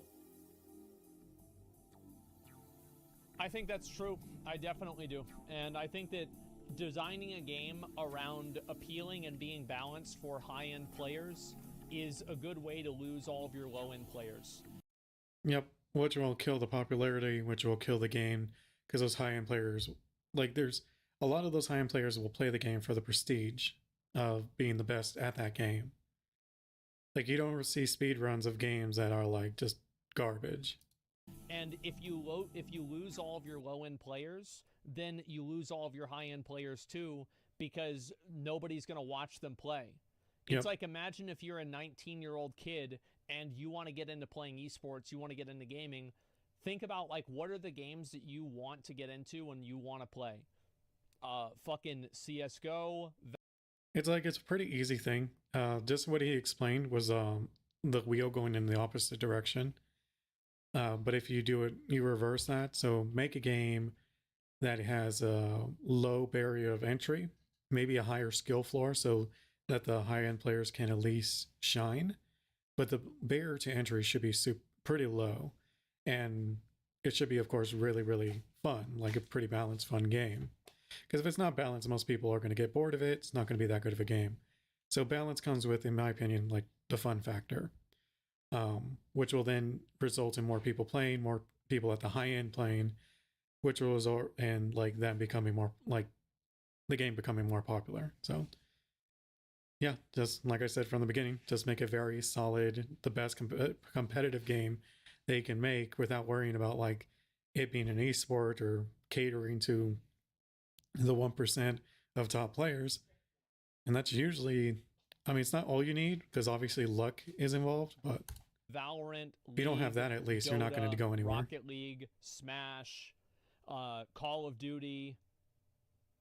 Like those would be probably the big 7 games I can think of right now. Yeah. You're not going to go and try, Fortnite, something like that. Apex, maybe. You're not going to go and try to be a competitive World of Warcraft player. Why? Because the ceiling is at the floor. Nobody cares. So if you don't have an esport that has a active, enthusiastic, excited audience, your game is dead. That's what I think. At least on the esports end. Yeah, your game is absolutely fucking dead. Literally, a fighting game would be a better choice than WoW. Yeah, exactly. About Logan, it's a 6-minute video. Yeah, maybe I can watch that. But I think this is a pretty good video. I wish more people talked about this, about like games having this problem. See a guy AI chatbot to make a game. It's nuts. You should watch it. Yeah, I'll probably watch that at some point. I don't know if I'm going to look at it. What's interesting is a lot of this stuff is surface level, and yet it's still somehow like developers. I don't think it's their fault. It's most likely like the corporate part of it, forcing or telling developers make it like this because we wanted it as an esport. So today, though, what do you think led the decline of the Overwatch League? The reason why there's a decline of the Overwatch League is because the game simply lost players. And the reason why it lost players is that I think that Overwatch is actually doing something very smart by having a PvE mode. Because there's a lot of people that love the Overwatch characters and they love the world of Overwatch, but they don't like playing the game because it's super tilting. And also the meta was boring. I would say that one was the biggest issue, at least when I played. Like, it's just so stupid. Like, double tank.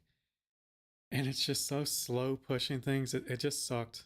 Like, the meta became very formulaic, and this is my understanding of Overwatch 1. I stopped watching it because it was fucking boring. But at the end, my understanding was that it would be everybody uses their ults at the same time, and then everybody waits to use all of their ults on the other team at the same time. I mean, that's what the problem is. I think Overwatch 2 solved that problem to an extent, but there's still people that aren't happy with it. I don't think that's ever going to change. Every game's tilting if you're losing. The problem is that in Overwatch, there's like a force multiplier. Like if you're losing because poor mechanics, like implementation of mechanics, that's different. Like a lot of people can accept like, oh, I didn't play that well that game. But there were a lot of instances with Overwatch where if they're popping their ultimates, there's nothing you can do. Absolutely nothing. You're going to die no matter what. Or at least that's the feeling you got. Maybe like a super high tier player could have done something, but it feels like you could have done nothing. For example, to if change you're it. playing with a really good Mercy, you will enjoy the game more than if you're playing with like an average, like whenever you're playing with a bad player. It's not just losing, it's also not being able to play the way that your class is designed to play. Because it's like, imagine every Overwatch character is like a card, and you're building a house of cards. You don't build a house of cards by just having one card, because it'll fall down one way or another. It needs to be against another card, and there's another card next to that card. So they usually balance each other out in different ways, and they like fully empower each other to be as good as they possibly can be whenever they're playing together, which is one of the best things about the game. But conversely, it's also one of the worst things about the game whenever you have a situation where you're playing with people that don't know what the fuck they're doing, or your team doesn't have a lot of synergy and nobody wants to swap. Exactly. So your experience is made worse by others, much more so in Overwatch than other games. There's not much you could do. So explain why people watch those unless you're way better than the enemy team. No one watches that stuff. There's no point. I don't think a lot of people watch those speedruns. I think they're popular, and the reason why those games are popular, by the way, I think is because they're nostalgia games. They're massive nostalgia games. Number one. Number two, they're not esports. Like, people caring about speedrunning, like, I mean, how much money is in speedrunning? Probably not a lot. Unless it's maybe like one of the top 3 games. Because all games are bad. Or you're a streamer. Destroy Age of Empires 2. What games are good? I think that it's not about whether... Like a streamer that's actually like decent at entertainment and speedrunning. A game is good or bad. It's about how the game evolves and how that game is managed. Much more so than the current state of the game. It's like where the game is going, where the game isn't going. That kind of stuff. What was that last part? Too, what games are good? I think that it's not about whether a game is good or bad. It's about how the game evolves and how that game is how that game is managed. Much more so than the current state of the game. It's like where the game is going, where the game isn't going. That kind of stuff.